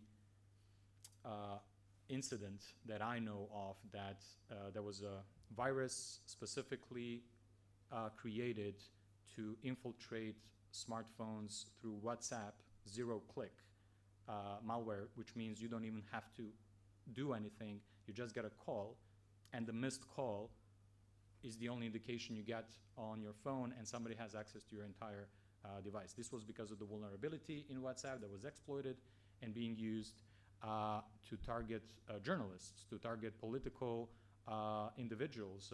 Angela Merkel was being, her phone was tapped and being listened to through this technology until it was discovered and the patch fixed, and of course this being mitigated after that. But we don't know how many of these malwares are being used and sold on the black market for targeted cyber attacks and used for silencing and other acts. And some journalists even lost their lives because of this tracking technology. Content blocking, we've seen during the COVID times, many accounts on Twitter, now X, were blocked because they just had a different view on the vaccination policies and should you be vaccinated or not. It was a polarized topic, sure. But many individuals were silenced and blocked because of the company's internal content blocking policies. In Montenegro, we had cases of entire panels being like this being cancelled because of fear that there was going to be a debate that is not appropriate for the special government units, or being intentionally silenced to avoid a discussion that is uncomfortable. Then we have disinformation campaigns. Of course, they're at the height during political campaigns that are being broadcasted every day. And last, challenges to our youth. Cyberbullying, sextortion, AI deepfakes, all the topics that Angela actually covered pretty well. And just want to mention one deepfake situation that happened in that was very alarming, that happened in the region. Was with the, at the time, Minister of Health in Serbia, where her interview was used and her words twisted to promote a heart medication and to be used for marketing purposes by a company that was supposedly selling heart medication that can be harmful for you, that was probably not tested at all. And this was a campaign where AI deepfakes were used for public individuals in purposes of commercial use. And for sextortion and cyberbullying, you heard very stressful stories already. So to not stress you more on that topic, there are two reports I recommend. They were written by a Balkan Investigative Reporting Network. It's a Digital Rights Violations Annual Report and Current Cybersecurity Capacities and Digital Rights in Montenegro, freely available. They have many statistics if you're passionate about the topic and want to dig deeper into it. I am a co-author of one of them, so it's a shameless plug. But anyways, opportunities are within reach. So what are the opportunities that we need to strive for? Multi-sectoral cooperation. It's absolute must that I think in every panel we discussed. It's private sector, NGOs, academia, and the civil society discussing together at the same table about these issues. This is currently not the case. It's still in a very selective group of people that are being pulled in to make decisions about policy, to make decisions about, you already heard about the criminal law, and them not being interested enough to make the changes that need to be made, or not reacting to worries from the public about specific sections of the law that will be passed. Stronger legislation and regulation is absolutely necessary. It's something that will be the only thing that can force companies and individuals to make changes, but these also need to be done with the right people at the table to make these discussions worthwhile. Victim support is currently non-existent. It's down to investigative reporters to make us aware that something is happening. It's down to students to protest on the streets.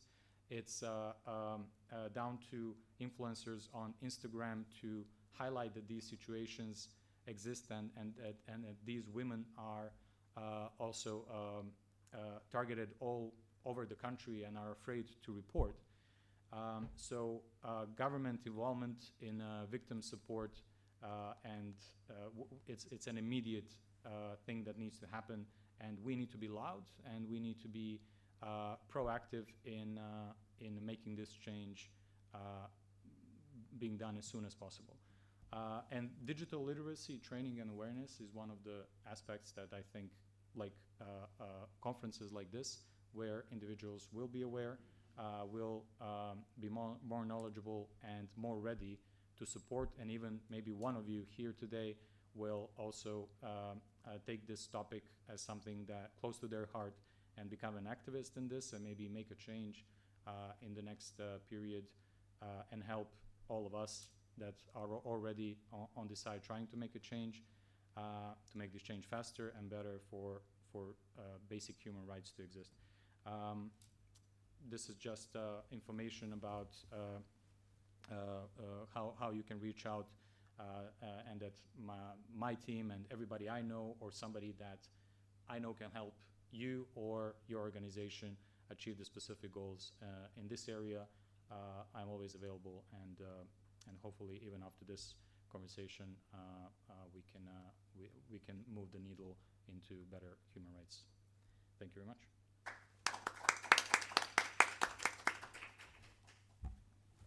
Thank you, Branko. I think we need to connect somewhere. So you touched on quite a lot of points here, quite a lot of interesting topics, and I don't think I'm going to question you at the moment. Maybe we can go outside and talk after this panel.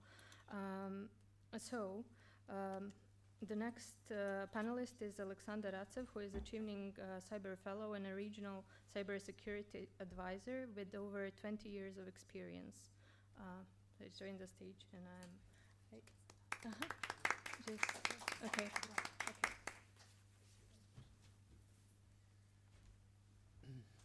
Dobar dan svima. Good day, everyone. Thank you all for joining us for this session, and a big thank you to the organizers for the invitation and for the opportunity to be part of this excellent event. I'm really glad to see so much achieving scholars and fellows, and this is a great opportunity, a great venue to showcase the important impact that all of us as achievers have brought back into our countries in the Western Balkan region. So this is just a few short slides on policy making in cybersecurity, on what are the current and near future legislative obligations that are being set up within the Western Balkan countries. The first slide shows, I would say, one of the few most prominent and acknowledged international ranking of the countries when it comes to cybersecurity. It is based on 5 pillars: legal, technical, organizational, capacity development, and cooperation measures. But this is just a paper. It shows that our countries from the Western Balkan are currently in different tiers, stating that Serbia is the most advanced as role modeling country when it comes to cybersecurity. Albania is in the 2nd tier, advancing. North Macedonia and Montenegro are in the 3rd, establishing, so still developing, establishing the structure for governance of cybersecurity, where Bosnia and Herzegovina is in the tier 4 evolving. Unfortunately, this research done by the International Telecommunications Union does not include data about Kosovo. But this is, as I said, this is just a paper. This is fifth iteration of this global cybersecurity index, and for me, it's a challenge to identify is this correct or not. It is in a way that showcases what countries are doing, at least on paper. But for me, the biggest scoring or the best scoring for our countries and for any countries would be the number of or the impacts that cybersecurity incidents have on our countries and their frequency and their scope. The countries that do not have cybersecurity incidents and more importantly successfully deal with cybersecurity incidents when they happen, in my opinion, are more advanced than those who face large data leakages, data exfiltration, large-scale incidents on critical infrastructure. At the bottom of the slide, you have the link for the complete research. And again, this is just one trying to somehow measure the advances when it comes to cybersecurity on national level. One of the most prominent driver when it comes to cybersecurity legislation in the region and in general in Europe is the European NIS2 directive, the Directive for Security of Networks and Information Systems. I would say that this directive does not directly impact the human rights, but more indirectly through the different interventions and opposing certain types of obligations within European member countries. Of course, being here in the Western Balkans, we all strive to become members of the European Union, and it is visible that all countries in the Western Balkan region are trying to transpose, I would say, the obligations set out within the NIS2 directive. When it comes to strengthening data privacy, this is related actually to imposing stricter measures and controls on those entities that collect and also share personal data so that they become more resilient to future cyber attacks. When it comes to freedom of expression, we can tie in the NIS2 directive with, again, measures and controls to make the services that are related, public services that are related to expression of freedom, more resilient and to stop their interruptions. When it comes to accountability and oversight, again, NIS2 is related with stricter fines for those that do not comply with the higher measures and controls that are imposed with the directive. And again, and the last one would be supply chain security related, again, indirectly to human rights protection and improvements, especially in the cyberspace, through, for example, prevention of DDoS attacks that would limit expression or public interests or would, I would say, interrupt delivery of services that are essential for us as citizens. On regional level, each country has made strides in transposing the NIS2 directive, but basically what it means is to have at least one national competent authority or cybersecurity authority. I think that here in Montenegro there are plans with the new law to, or maybe it's already established, the agency, that needs to govern the cybersecurity efforts in the country. When it comes to personal data protection, I do believe that all the countries in the region are already compliant with the GDPR, but when it comes to computer incident response, we are facing different issues in the country. I'm coming from a background of establishing and working actually for the national CSIRT or computer incident response team in North Macedonia, so I can share with you my personal opinion that there needs to be more improvements in capacity building, but also in the mandate that these CSIRT teams have. For example, if any of us face ransomware attack or are victims of ransomware attack, from whom do you expect, or who do you expect to help you with that? Or do you have any expectations of help? Or you just say, I will get back the data. But when you consider that ransomware, when you consider that ransomware is actually the last step of a successful hacker or cyber criminals attack that is preceded with, in most cases now, with data exfiltration, leading to a so-called double ransomware that not only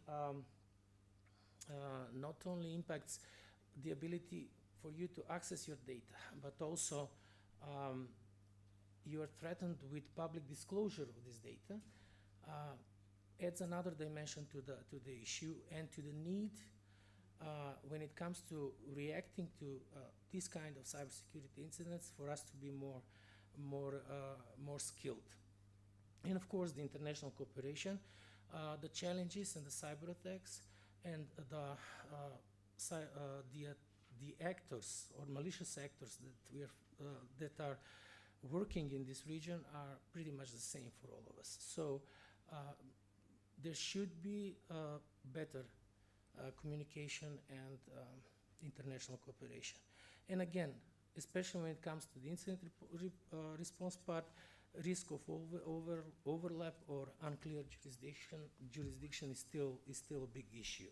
Not knowing who to call, who to ask for support, not knowing what organization is in charge, whether it's for protection of personal data.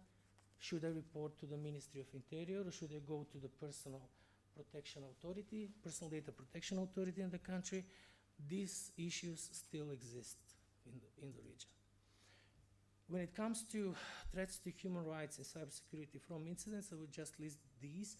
I think that previous panelists also discussed in more details: data breaches, cybersecurity on infrastructure that is facilitating the delivery of the services or availability of the services where we express our human rights. Of course, surveillance and espionage.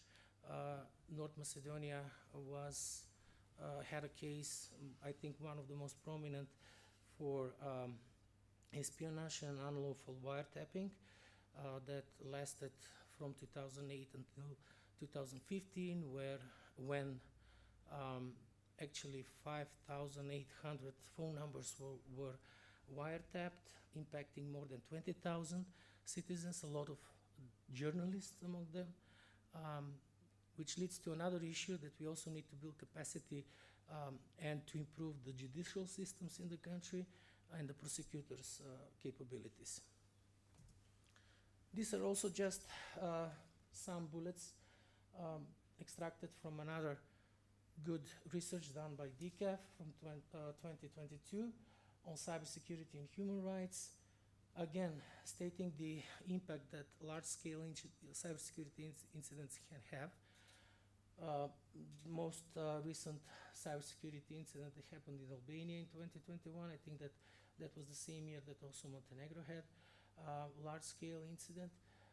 Of course, institutional limitations and capacities are still an issue, and what is the main topic, and that's human rights violations. So I would stop here just to allow for more time for the panel discussions and for your questions and debate.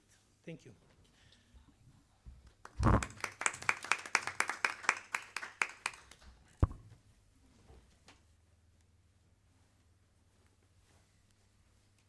Well, was nothing short of inspiring. Thank you all. It was great pleasure to moderate this panel actually, and to be in company of such experts in cybersecurity field. Well, definitely digital era has brought many opportunities for all of us, but also challenges. Data breaches, online harassment, invasive surveillance, which all undermine freedoms we once thought that were inviolable. And it makes me question whose security we are prioritizing in cybersecurity. Because often policies focus on security of the states, but undermine security of the individuals who are the most vulnerable to the cyber threats. Therefore, my first question would be for Angela. And many times women suffer hate speech from anonymous accounts. What role does anonymity play in enabling cyber threats against women, and how that can be balanced with right to privacy online? Because there we have right to privacy of the individuals and protection of the women. What would you say? Yeah, exactly. Let me go back to when you said whose security are we protecting. Kind of an interesting idea of where Serbia is for now, for example. Serbia has this prosecutor for, let's say, online crime, let's say like that. They have one chief prosecutor and four kind of deputies, and that's for all Serbia. For every single crime that happens online, these four people are supposed to solve them. From Serbian National Electricity Company being blackmailed to a woman from Požarevac being blackmailed. So that is, who are they protecting is kind of a funny question in Serbia, just because that prosecution office doesn't have enough capacities. And then when we go to tech companies, for example, Telegram, which is the kind of notoriously now famous for allowing different stuff to happen on their platform, one of which I was mentioning, is basically Telegram recently, their CEO was arrested, an owner, and then it came out that Telegram had around 40 moderators to moderate the content that is being published or exchanged on that group, on their platform. And this is an app that is used by millions of people all over the world, used for good things, but used for terrorism, gender-based violence, different type of scams, different type of crazy things. And when you think about 4 people in Serbia, and when you think about 40 people in Telegram, I really do question how are people protected in this cyberspace, and are they protected, and is this even a priority, and for whom? And when you ask about this kind of idea of privacy versus security, it's really tough, and I completely understand, as you two mentioned, coming from a journalism background, I want to be 100% safe online, and we sometimes, investigative journalists, become paranoid with our security and using all sorts of tools and stuff. But then on the other side, Telegram, because it's allowing such a level of anonymity, has become completely safe place for perpetrators to feel safe there, because they know that they're not going to be caught, especially not in Western Balkans, because they're like, well, police is not going to spend their resources finding me.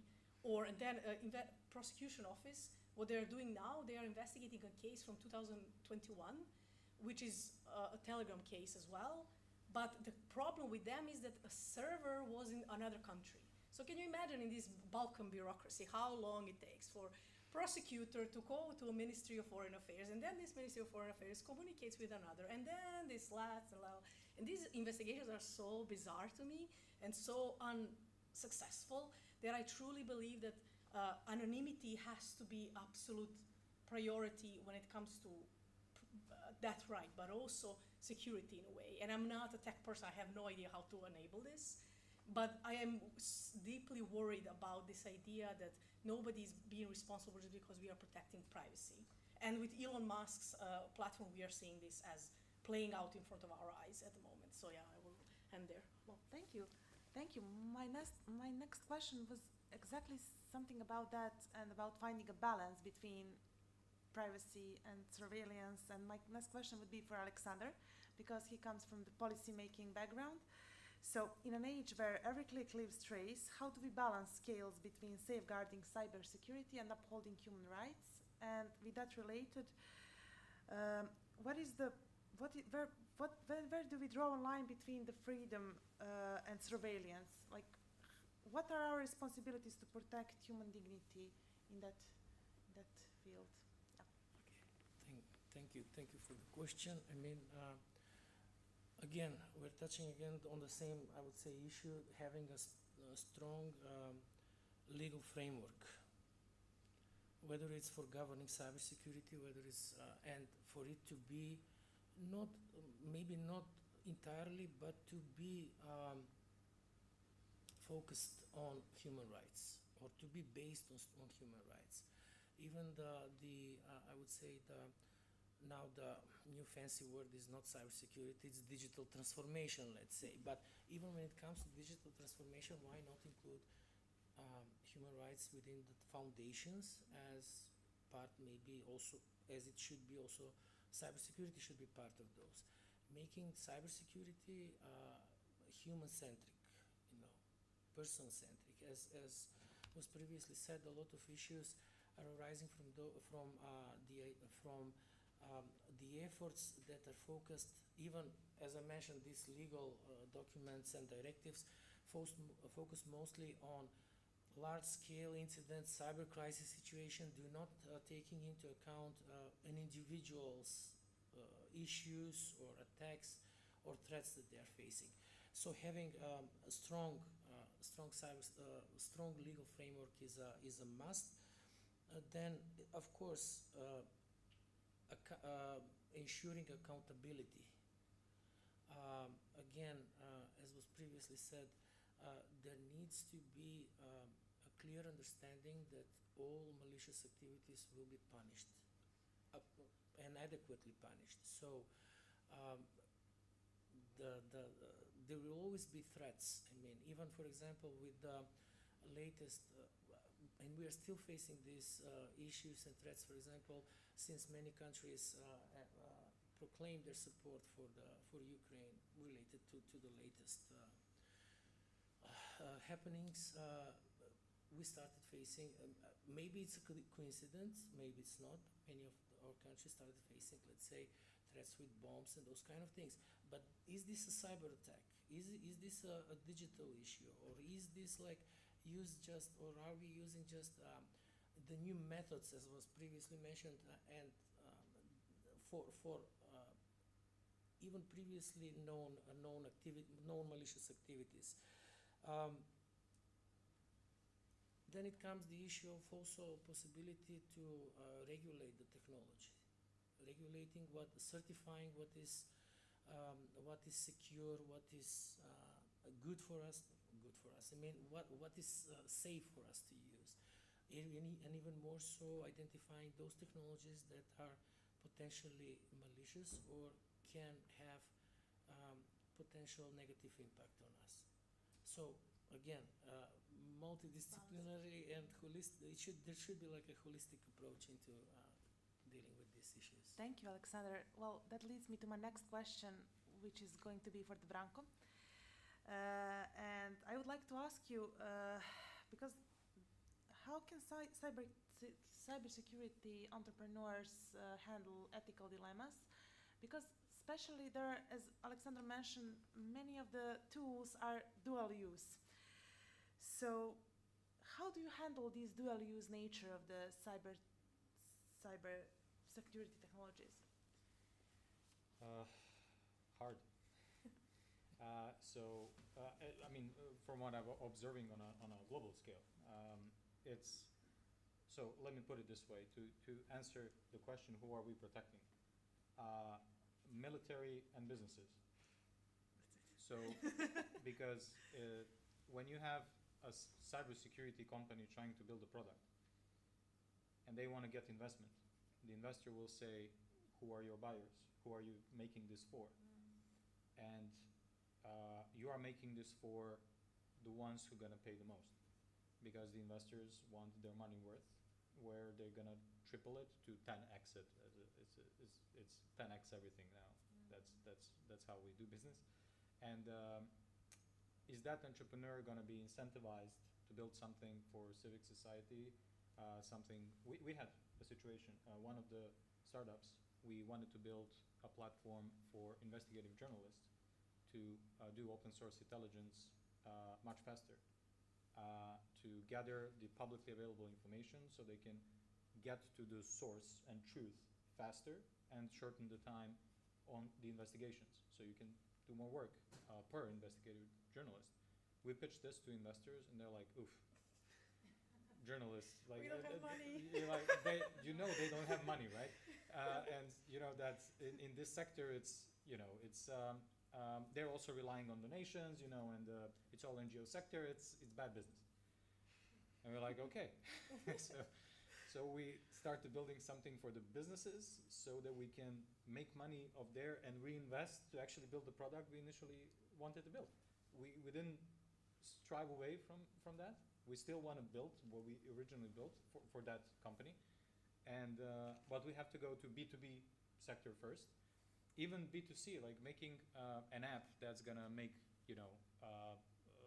ensure your privacy online, or VPNs and everything. That market is already overly saturated. Only a few tools that specifically address that, and they are also being offered to the highest bidders.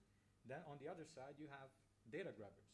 So this is what I call money grabbers, and this is data grabbers, and data grabbers are working against the privacy frameworks, and that's marketing tools, analytics tools. Their business model is based on I need more data from you, about everybody, so that ad targeting can be so specific that you have the situation where we have a conversation about a product, and then you look on Instagram, and then third post, oh, it's that product. How? Magic, right? Yeah, no, it's a lot of data about you and prediction that it's so precise that means they have a ridiculous amount of data about each of us and in the demographic groups. It doesn't even have to be by name or last name. They know what you need to buy or what you will say yes to buy at a specific price. So that's the problem. The problem is that the market is set to incentivize building products and services for profit and not for human rights. So how to make human rights more profitable would be a big topic to research, and it's an interesting one to make, and maybe somebody will come up with something. So let's think about it. Wow. Well, thank you. Definitely, that is a good idea to think about. And then I think there's an action for the whole society actually to try to find a balance and to try to prioritize human rights over profit, hopefully one day. Anyway, how can we have effective multi-sectoral cooperation in the cybersecurity field, and what are the most important advancements in the Western Balkans would be my question for all of you people. And what do you think, what can we do to have more effective cooperation? Because I think it's a task for all society. It's not a task just for the government or just for the entrepreneurs or just for the educators. I think that we all need to have a long way to go to protect human rights when it comes to the cybersecurity. So yeah, anyone who would like to start first can. So yeah, go for it. I mean, you already presented about, it was in one of the slides about cooperation, but I would also add coordination. Definitely. I think that individual or initiatives are there, but the issue is that they might overlap or might leave certain segments in a gap. So there should be coordinated cooperation, not just disclosing, yes, we're going to do this, we're going to do that. There needs to be, I would say, coordinated approach to this. The state can and should be involved in this, but all the others should be considered equal partners. And also, I think that that is also an issue, because, for example, NGOs are the only way, or one of the most prominent ways how governments can actually hear and get feedback from the society and from the citizens. And that's why I mean coordination must be in place to amplify the effect that all of these initiatives, projects supported, some even from, let's say, from FCDO supported, can have even bigger impact. Thank you. Anybody else? Comments? I believe the government should be the initiator always, as you have, if you want to get opinion from you know, the practice, you're gonna talk with private sector, you're gonna talk with academia, because you need both points of view. You need scientific research point of view, and you need what's actually happening in the world, you know, on the forefront of that practice in the business sector, and NGOs who are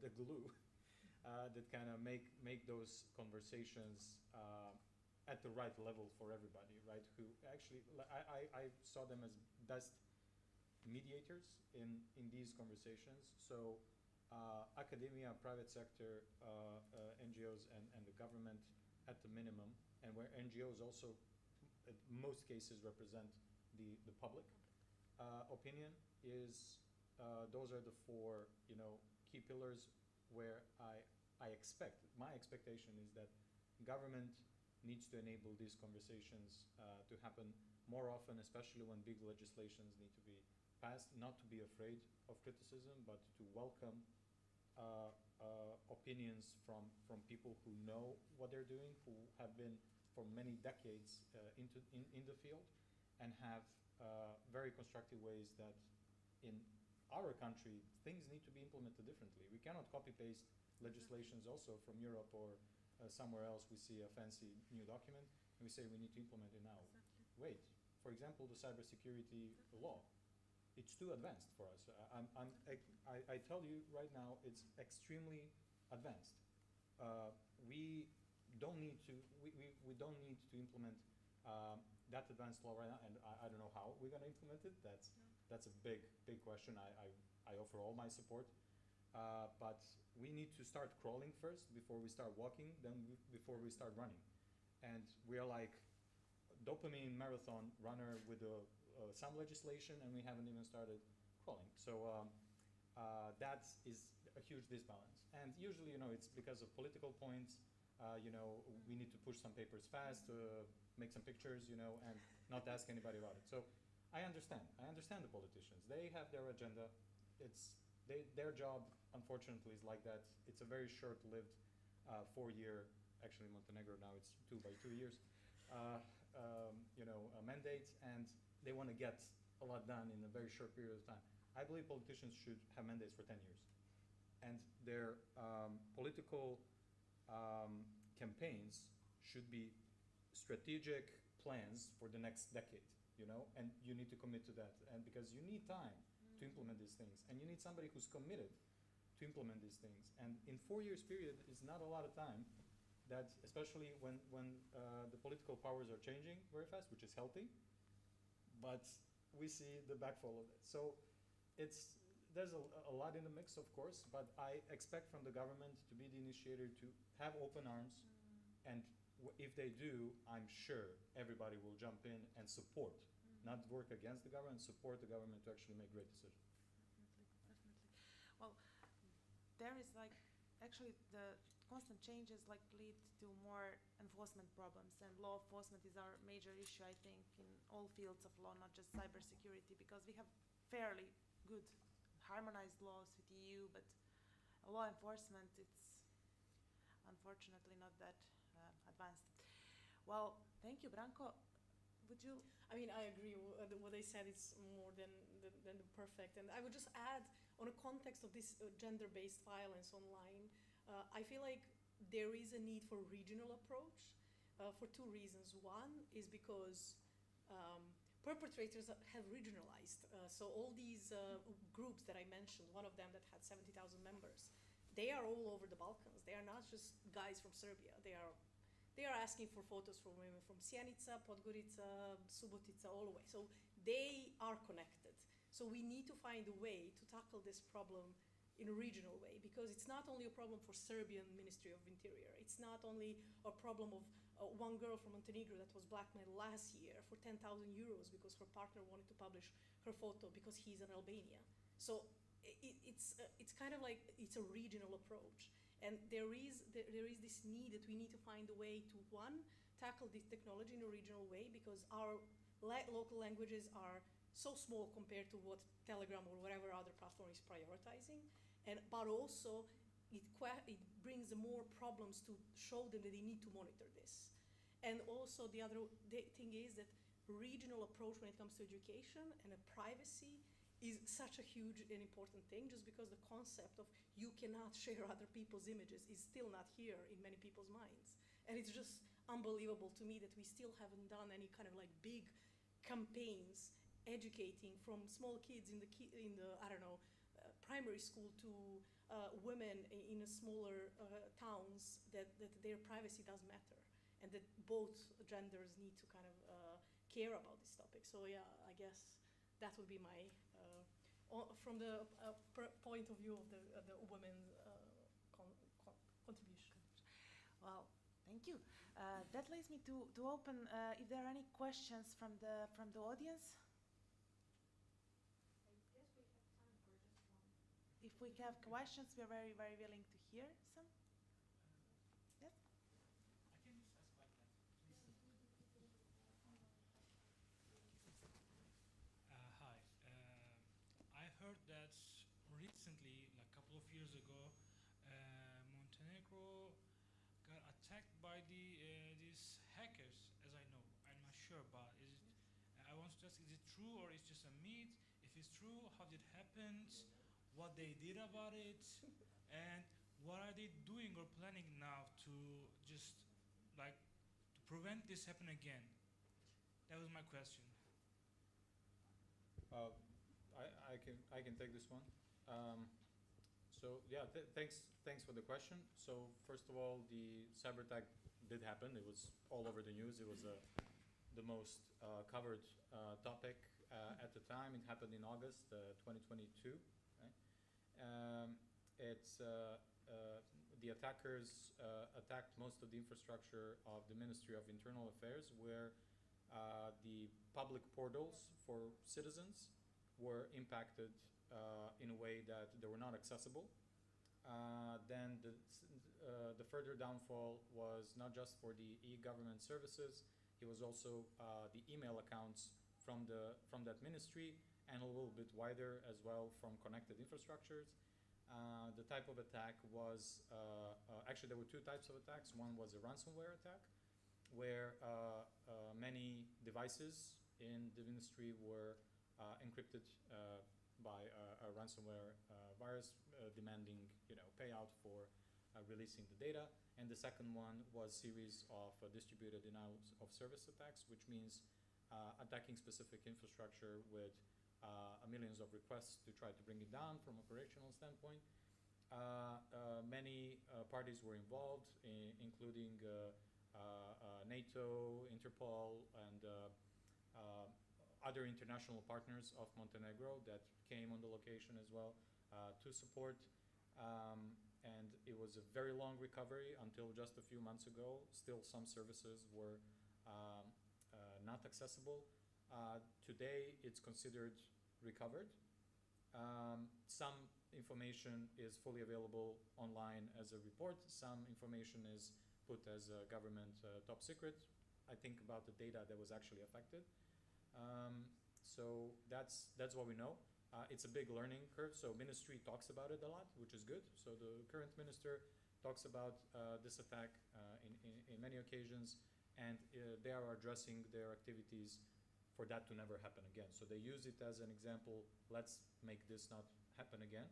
The new government SOC was just announced, Security Operations Center for the Government Institutions. The new law passed recently that I commented on that is too advanced. I mean, it's a beautiful law, what has inside, but I'm stressed just by reading it of what needs to be done. It's too much, right? So hopefully step by step, we can make some progress together. And what else is there about EdTech? Who did it? So I will just say what was written, that they suspect Russian-influenced attackers.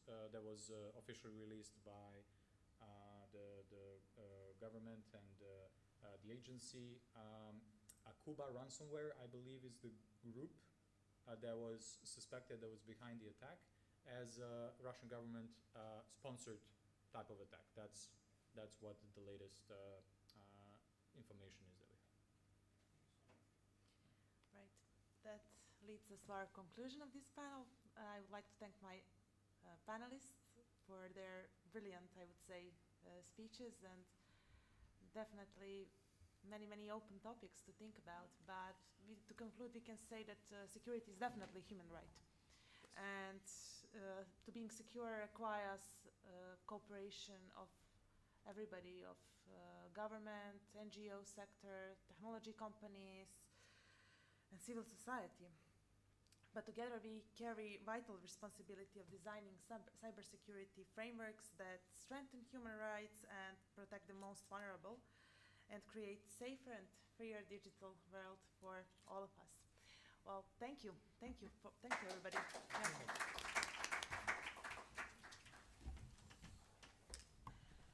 All right. Thanks again. And from my side, thank you for emphasizing the multi-stakeholder approach. It's a really vital thing, and it's a little bit of shame that we don't have government representatives here, because I think they would benefit from this approach the most. Next off is a mini break, so it's going to be a coffee and tea if you want, just in front of the hall, and we need to come back 3:50. So, thank you.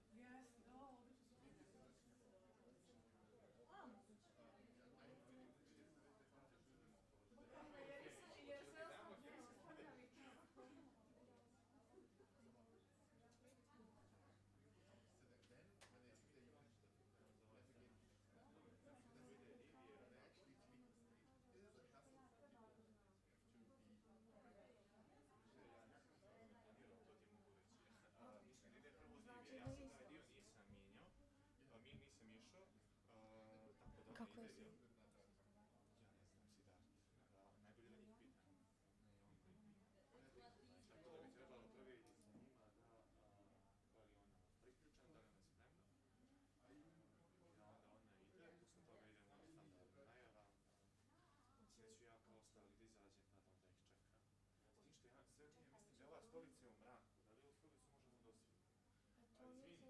Ali ova stolica vama previše u mraku, jer meni se čini svi ovi ljudi koji su govorili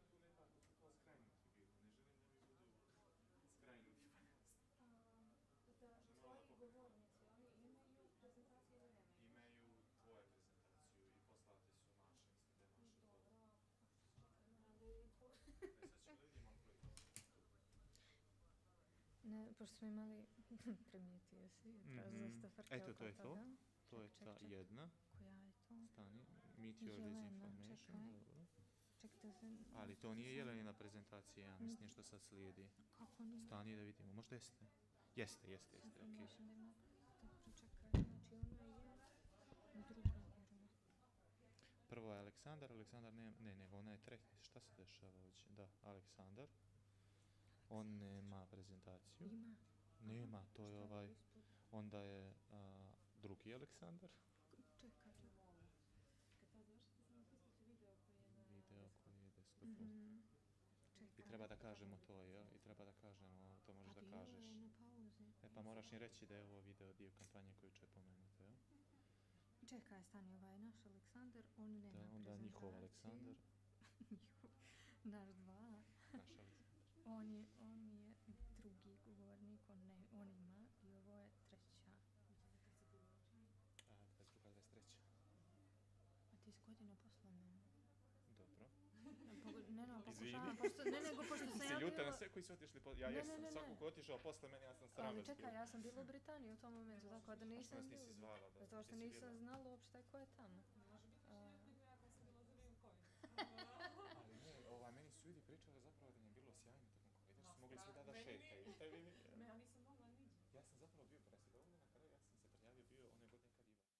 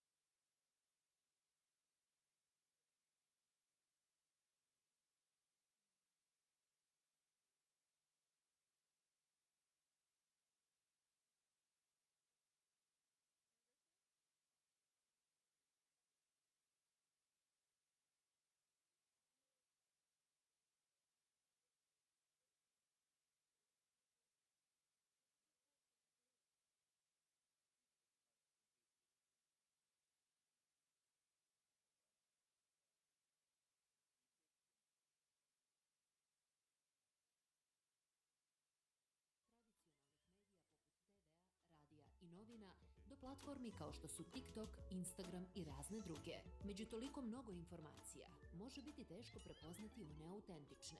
Lako je povjerovati ili čak širiti lažne informacije, a da toga nismo ni svjesni.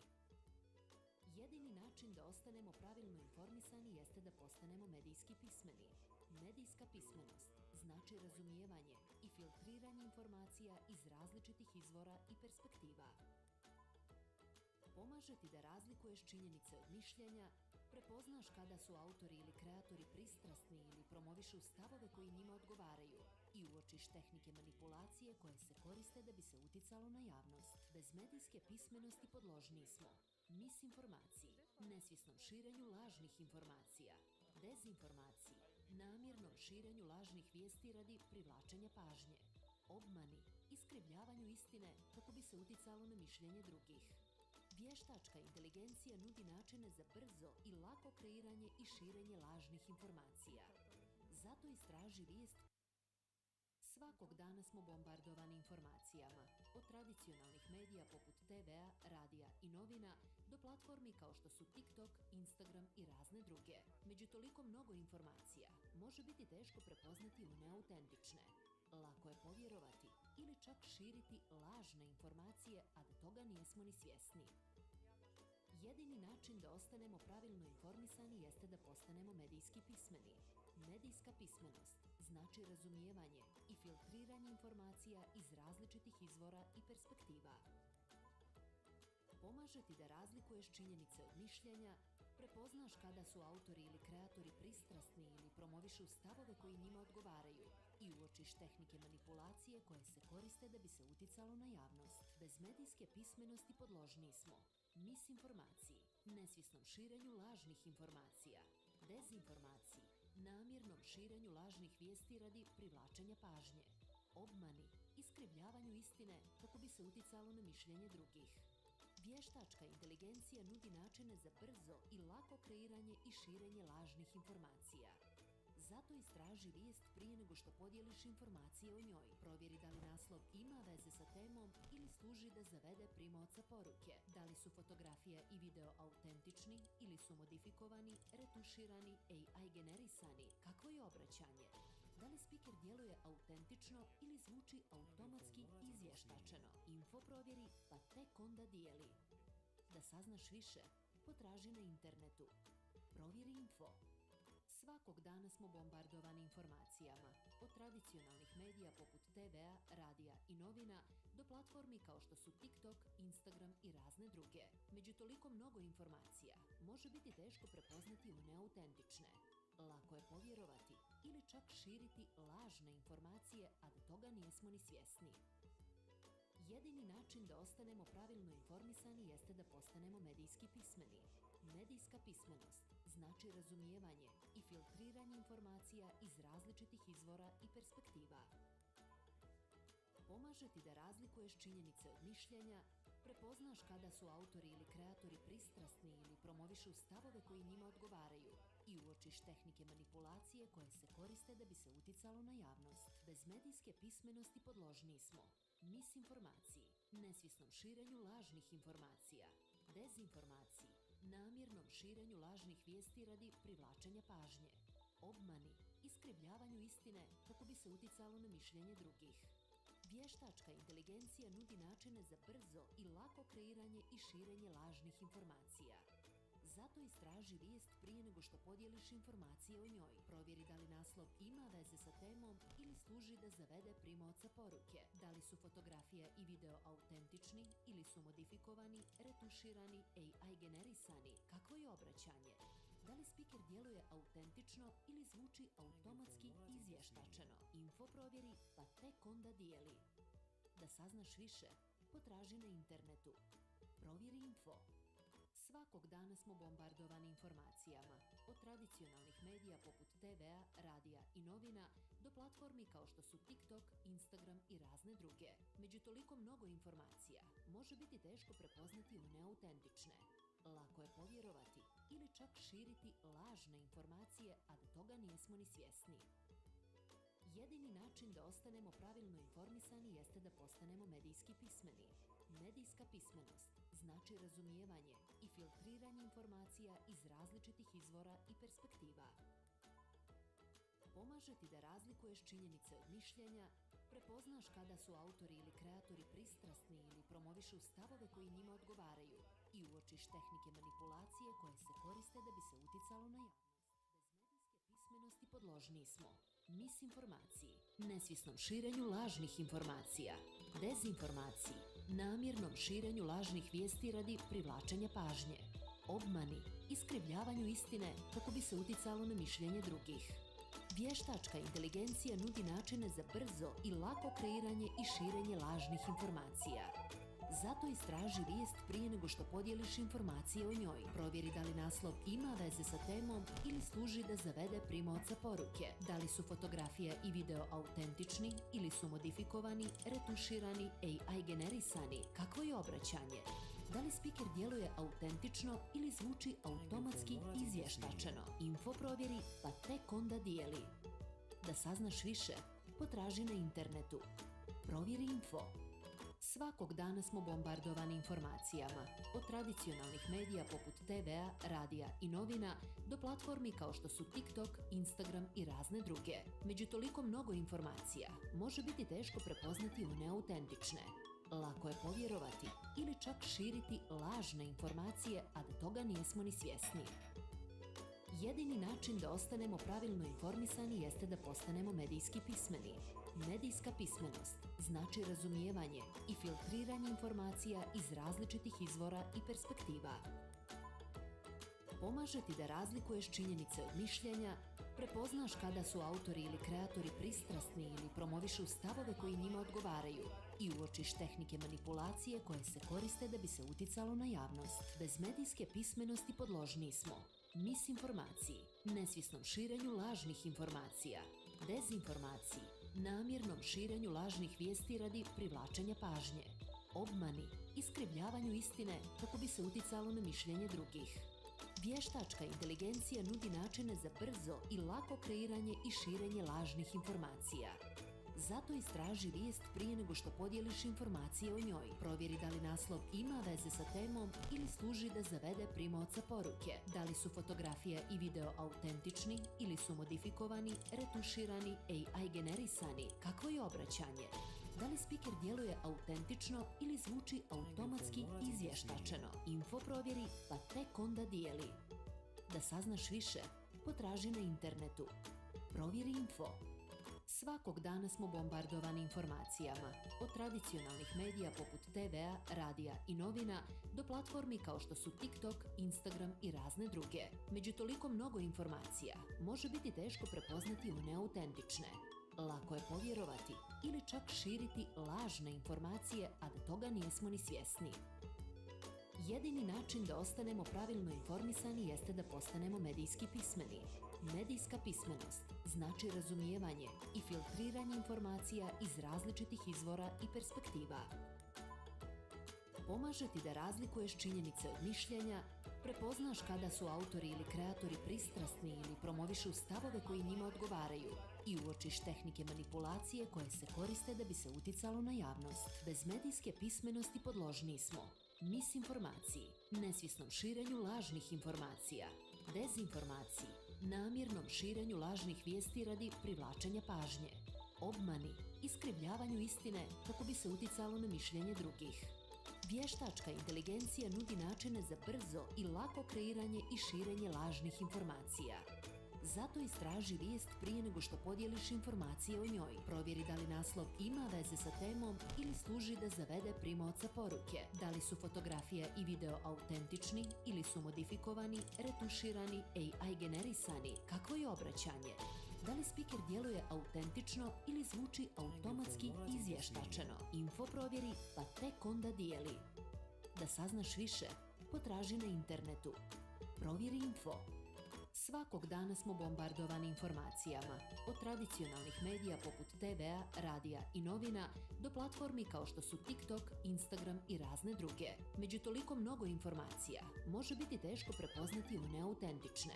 Lako je povjerovati ili čak širiti lažne informacije, a da toga nismo ni svjesni. Jedini način da ostanemo pravilno informisani jeste da postanemo medijski pismeni. Medijska pismenost znači razumijevanje i filtriranje informacija iz različitih izvora i perspektiva. Pomaže ti da razlikuješ činjenice od mišljenja, prepoznaš kada su autori ili kreatori pristrasni ili promovišu stavove koji njima odgovaraju i uočiš tehnike manipulacije koje se koriste da bi se uticalo na javnost. Bez medijske pismenosti podložniji smo misinformaciji, nesvjesnom širenju lažnih informacija, dezinformaciji, namjernom širenju lažnih vijesti radi privlačenja pažnje, obmani, iskrivljavanju istine kako bi se uticalo na mišljenje drugih. Vještačka inteligencija nudi načine za brzo i lako kreiranje i širenje lažnih informacija.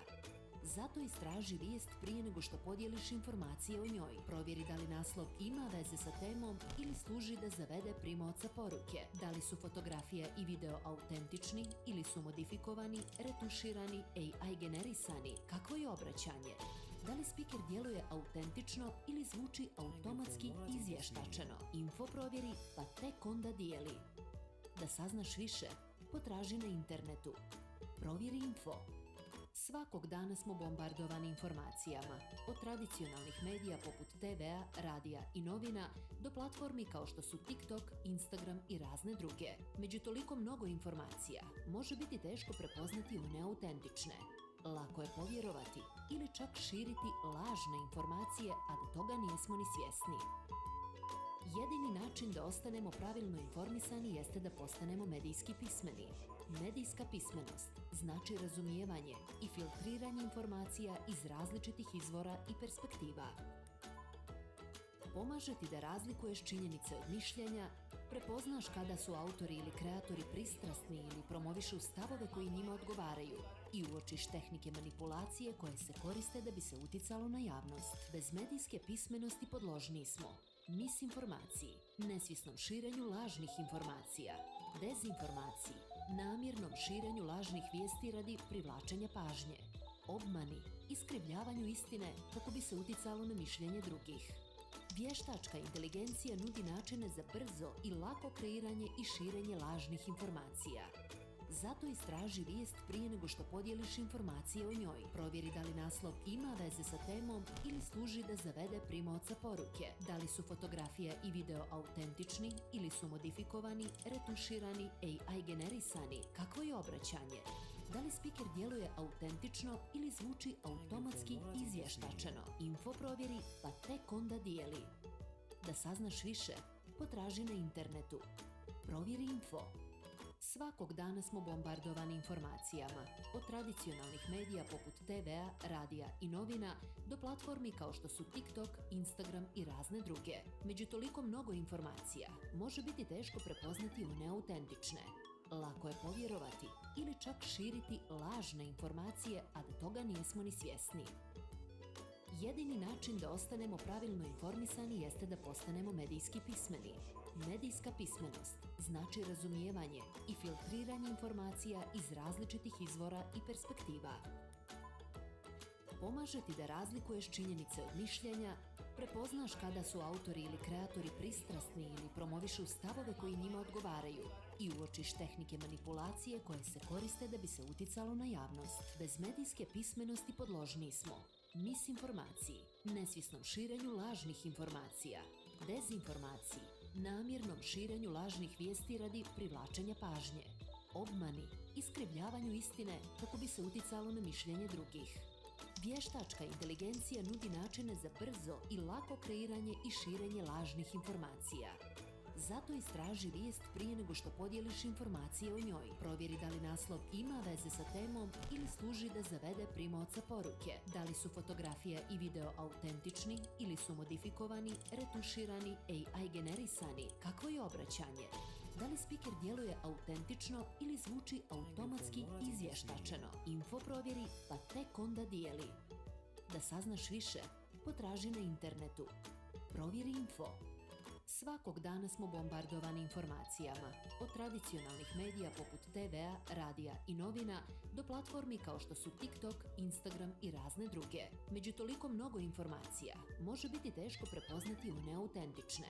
Lako je povjerovati ili čak širiti lažne informacije, a da toga nismo ni svjesni. Jedini način da ostanemo pravilno informisani jeste da postanemo medijski pismeni. Medijska pismenost znači razumijevanje i filtriranje informacija iz različitih izvora i perspektiva. Pomaže ti da razlikuješ činjenice od mišljenja, prepoznaš kada su autori ili kreatori pristrasni ili promovišu stavove koji njima odgovaraju i uočiš tehnike manipulacije koje se koriste da bi se uticalo na javnost. Bez medijske pismenosti podložniji smo misinformaciji, nesvjesnom širenju lažnih informacija, dezinformaciji, namjernom širenju lažnih vijesti radi privlačenja pažnje, obmani, iskrivljavanju istine kako bi se uticalo na mišljenje drugih. Vještačka inteligencija nudi načine za brzo i lako kreiranje i širenje lažnih informacija. Zato istraži vijest prije nego što podijeliš informacije o njoj. Provjeri da li naslov ima veze sa temom ili služi da zavede primaoca poruke. Da li su fotografija i video autentični ili su modifikovani, retuširani, AI generisani. Kakvo je obraćanje? Da li speaker djeluje autentično ili zvuči automatski izvještačeno? Info provjeri pa tek onda dijeli. Da saznaš više, potraži na internetu. Provjeri info.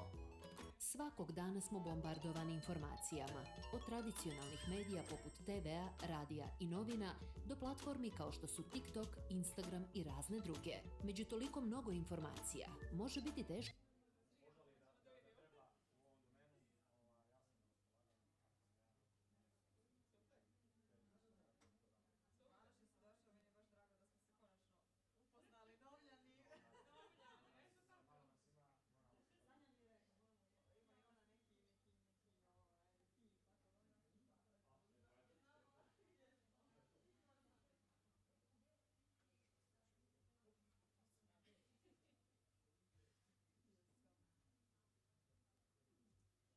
prepoznati one autentične. Lako je povjerovati ili čak širiti lažne informacije, a da toga nismo ni svjesni. Jedini način da ostanemo pravilno informisani jeste da postanemo medijski pismeni. Medijska pismenost znači razumijevanje i filtriranje informacija iz različitih izvora i perspektiva. Pomaže ti da razlikuješ činjenice od mišljenja, prepoznaš kada su autori ili kreatori pristrasni ili promovišu stavove koji njima odgovaraju i uočiš tehnike manipulacije koje se koriste da bi se uticalo na javnost. Bez medijske pismenosti podložni smo misinformaciji, nesvjesnom širenju lažnih informacija, dezinformaciji, namjernom širenju lažnih vijesti radi privlačenja pažnje, obmani, iskrivljavanju istine kako bi se uticalo na mišljenje drugih. Vještačka inteligencija nudi načine za brzo i lako kreiranje i širenje lažnih informacija. Zato istraži vijest prije nego što podijeliš informacije o njoj. Provjeri da li naslov ima veze sa temom ili služi da zavede primaoca poruke. Da li su fotografija i video autentični ili su modifikovani, retuširani, AI generisani. Kakvo je obraćanje? Da li spiker djeluje autentično ili zvuči automatski izvještačeno? Info provjeri pa tek onda dijeli. Da saznaš više, potraži na internetu. Provjeri info. Svakog dana smo bombardovani informacijama, od tradicionalnih medija poput TV-a, radija i novina do platformi kao što su TikTok, Instagram i razne druge. Među toliko mnogo informacija može biti teško prepoznati one autentične. Lako je povjerovati ili čak širiti lažne informacije, a da toga nismo ni svjesni. Jedini način da ostanemo pravilno informisani jeste da postanemo medijski pismeni. Medijska pismenost znači razumijevanje i filtriranje informacija iz različitih izvora i perspektiva. Pomaže ti da razlikuješ činjenice od mišljenja, prepoznaš kada su autori ili kreatori pristrasni ili promovišu stavove koji njima odgovaraju i uočiš tehnike manipulacije koje se koriste da bi se uticalo na javnost. Bez medijske pismenosti podložni smo misinformaciji, nesvjesnom širenju lažnih informacija, dezinformaciji, namjernom širenju lažnih vijesti radi privlačenja pažnje, obmani, iskrivljavanju istine kako bi se uticalo na mišljenje drugih. Vještačka inteligencija nudi načine za brzo i lako kreiranje i širenje lažnih informacija. Zato istraži vijest prije nego što podijeliš informacije o njoj. Provjeri da li naslov ima veze sa temom ili služi da zavede primaoca poruke. Da li su fotografija i video autentični ili su modifikovani, retuširani, AI generisani. Kakvo je obraćanje? Da li spiker djeluje autentično ili zvuči automatski izvještačeno? Info provjeri pa tek onda dijeli. Da saznaš više, potraži na internetu. Provjeri info. Svakog dana smo bombardovani informacijama, od tradicionalnih medija poput TV-a, radija i novina do platformi kao što su TikTok, Instagram i razne druge. Među toliko mnogo informacija može biti teško prepoznati one autentične. Lako je povjerovati ili čak širiti lažne informacije, a da toga nismo ni svjesni. Jedini način da ostanemo pravilno informisani jeste da postanemo medijski pismeni. Medijska pismenost znači razumijevanje i filtriranje informacija iz različitih izvora i perspektiva. Pomaže ti da razlikuješ činjenice od mišljenja, prepoznaš kada su autori ili kreatori pristrasni ili promovišu stavove koji njima odgovaraju i uočiš tehnike manipulacije koje se koriste da bi se uticalo na javnost. Bez medijske pismenosti podložni smo misinformaciji, nesvjesnom širenju lažnih informacija, dezinformaciji, namjernom širenju lažnih vijesti radi privlačenja pažnje, obmani, iskrivljavanju istine kako bi se uticalo na mišljenje drugih. Vještačka inteligencija nudi načine za brzo i lako kreiranje i širenje lažnih informacija. Zato istraži vijest prije nego što podijeliš informacije o njoj. Provjeri da li naslov ima veze sa temom ili služi da zavede primaoca poruke. Da li su fotografija i video autentični ili su modifikovani, retuširani, AI generisani. Kakvo je obraćanje? Da li spiker djeluje autentično ili zvuči automatski izvještačeno? Info provjeri pa tek onda dijeli. Da saznaš više, potraži na internetu. Provjeri info. Svakog dana smo bombardovani informacijama, od tradicionalnih medija poput TV-a, radija i novina, do platformi kao što su TikTok, Instagram i razne druge. Među toliko mnogo informacija može biti teško prepoznati one autentične. Lako je povjerovati ili čak širiti lažne informacije, a da toga nismo ni svjesni. Jedini način da ostanemo pravilno informisani jeste da postanemo medijski pismeni. Medijska pismenost znači razumijevanje i filtriranje informacija iz različitih izvora i perspektiva.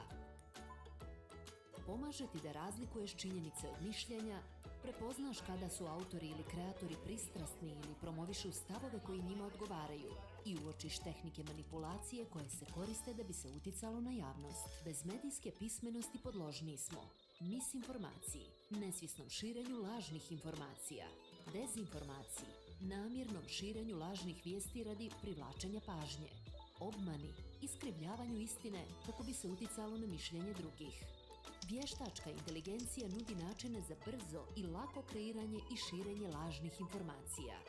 Zato istraži vijest prije nego što podijeliš informacije o njoj. Provjeri da li naslov ima veze sa temom ili služi da zavede primaoca poruke. Da li su fotografija i video autentični ili su modifikovani, retuširani, AI generisani. Kakvo je obraćanje?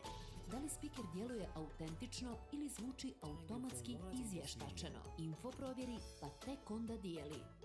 Da saznaš više, potraži na internetu. Provjeri info. Svakog dana smo bombardovani informacijama, od tradicionalnih medija poput TV-a, radija i novina, do platformi kao što su TikTok, Instagram i razne druge. Među toliko mnogo informacija može biti teško prepoznati one autentične. Lako je povjerovati ili čak širiti lažne informacije, a da toga nismo ni svjesni. Jedini način da ostanemo pravilno informisani jeste da postanemo...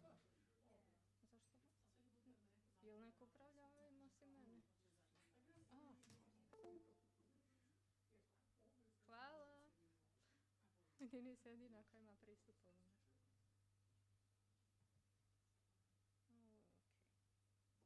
Okay, way too many things here.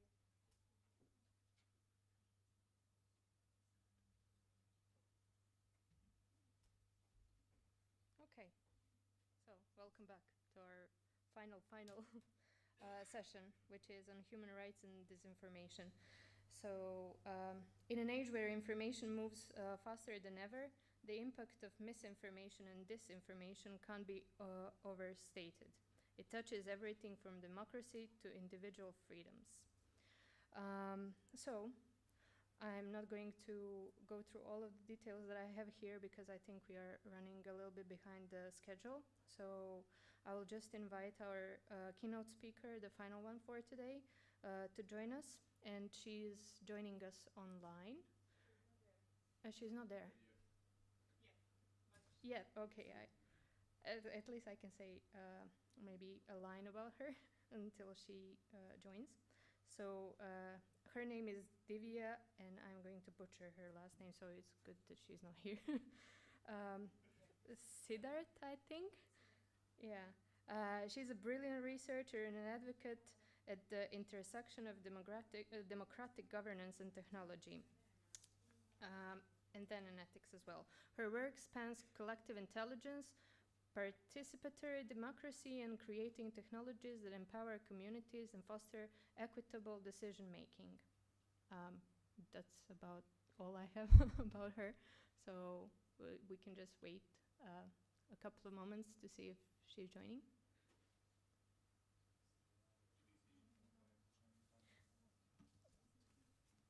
Maybe she waited like 10 academic minutes and then left because we were...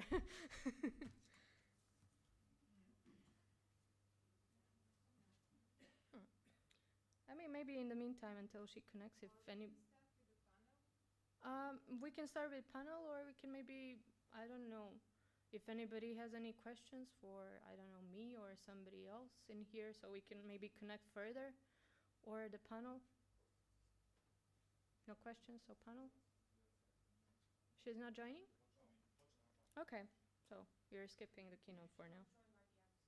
Yeah, then maybe we continue and then finish with the Big Bang. Okay. So,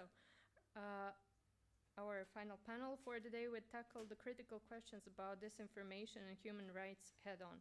To help us navigate this labyrinth of challenges, we are joined by a panel of exceptional experts who bring diverse perspectives from law, research, and digital forensics.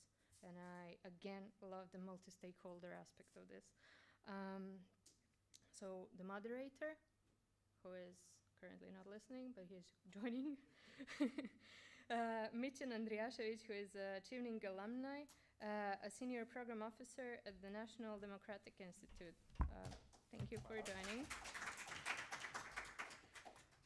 Then our first panelist is going to be Alexander Mihailovic, who is a research assistant at the Institute of Comparative Law. Okay, so please join us here on stage. Yeah. Good afternoon, everyone. I know that it's not very easy to be the last one of the last speakers on the last panel and on the last day of the great conference, but I will try to be very brief about my presentation. I think that we had very good opportunity to hear a lot of positive but also negative sides how AI can affect our everyday life. And for me, as a lawyer, it's very important to all of these areas which we were talking about put in some legal framework. In my first part of the presentation, I will briefly represent two very important regional and international instruments, is the EU AI Act and the Council of Europe Framework Convention on Artificial Intelligence, Human Rights, Rule of Law, and Democracy. And in the second part, I will focus on the deepfake and how is it regulated by the EU AI Act. As I said, 2024 was a very important year and two very important acts were passed. One is the EU AI Act. The second one is the Council of Europe Framework Convention. And although these instruments have the same field of regulation, they are doing this in different ways. First of all, the EU AI Act is a regulation. It means that it's applicable uniformly to all EU member states, and it's not possible that some of the EU member states can say, well, I will implement partially this document. And on the other side, we have the Framework Council of Europe Convention, which, as the name said, is just a framework how parties to this international human rights instrument should navigate their law. We heard yesterday that Montenegro is one of the signatories of this instrument, and I hope that other Western Balkans countries will follow this practice. And it's also important to mention that the EU as a supranational organization also joined this convention. Also, the EU Act is not a human rights instrument. It's a horizontal regulation which covers different fields of social life, and it's also very focused on the EU internal market. And on the other side, the Framework Convention is a human rights instrument which is focused on rule of law, human rights, and democracy. Both instruments have the same definition of AI. Also, they both adopted the risk-based approach, but slightly different because the EU AI Act stipulates 4 types of risk systems, of AI systems, such as unacceptable risk, high risk, limited and minimal risk. And also Annex 3 of the EU AI Act contains a list of 8 different areas of high risk AI systems, such as biometrics, migration, law enforcement, or administration of justice system. On the other side, the framework convention does not contain any kind of risk classification or classes, and it stipulates that every kind of AI system can be a potential threat to human rights, rule of law, and democracy. And the fifth important feature is about penalties. Because the framework convention does not stipulate any kind of penalties, and it's up to every party of this instrument to introduce legal sanctions. And on the other side, the EU Act stipulates concrete fines as monetary measures, and every state has the right to introduce additional warnings and non-monetary measures. When we are talking about disinformation, it's important to say that Council of Europe does not mention it in any way. For example, it doesn't talk about deep fake. But based on its nature, it's a logical thing that we expect from the parties who ratify this instrument to introduce rules about this information and AI application. On the other side, the EU AI Act said that deepfake means AI generated or manipulated image, audio, or video content that encompasses existing persons, objects, places, entities, or events, and would falsely appear to a person to be authentic or truthful. I would like to mention that the EU AI Act does not ban deepfake completely. And one of the most important thing which it imposes is the strict transparency principle, which means that both the entities who create AI systems and the deployers, of AI systems should has a concrete warnings or information that that the AI was used to modify concrete video or audio content. Also, in cases of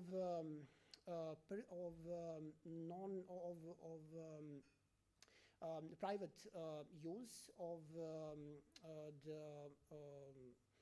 some audio or video content which has elements of deepfake, it's important that it has a technical mark where is stated that it's a private deepfake.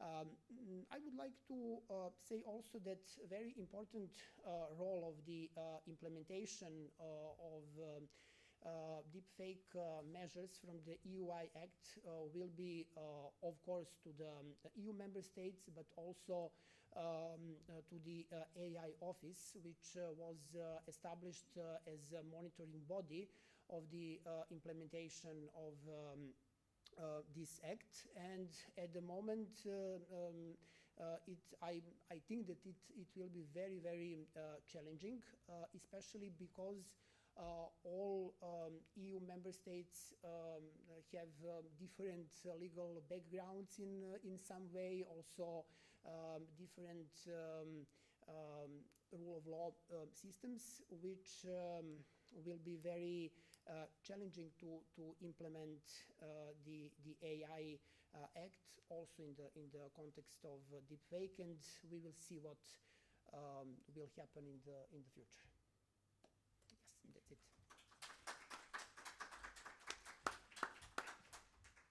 Thank you so much, Alexander, and thank you for putting a spotlight on EU AI Act. I know that's a fairly new act, and as you said, it came into effect on August 1st. But it's not just EU, it's all of us outside of EU who interact with EU, so we have to know by default all these things. So thanks again.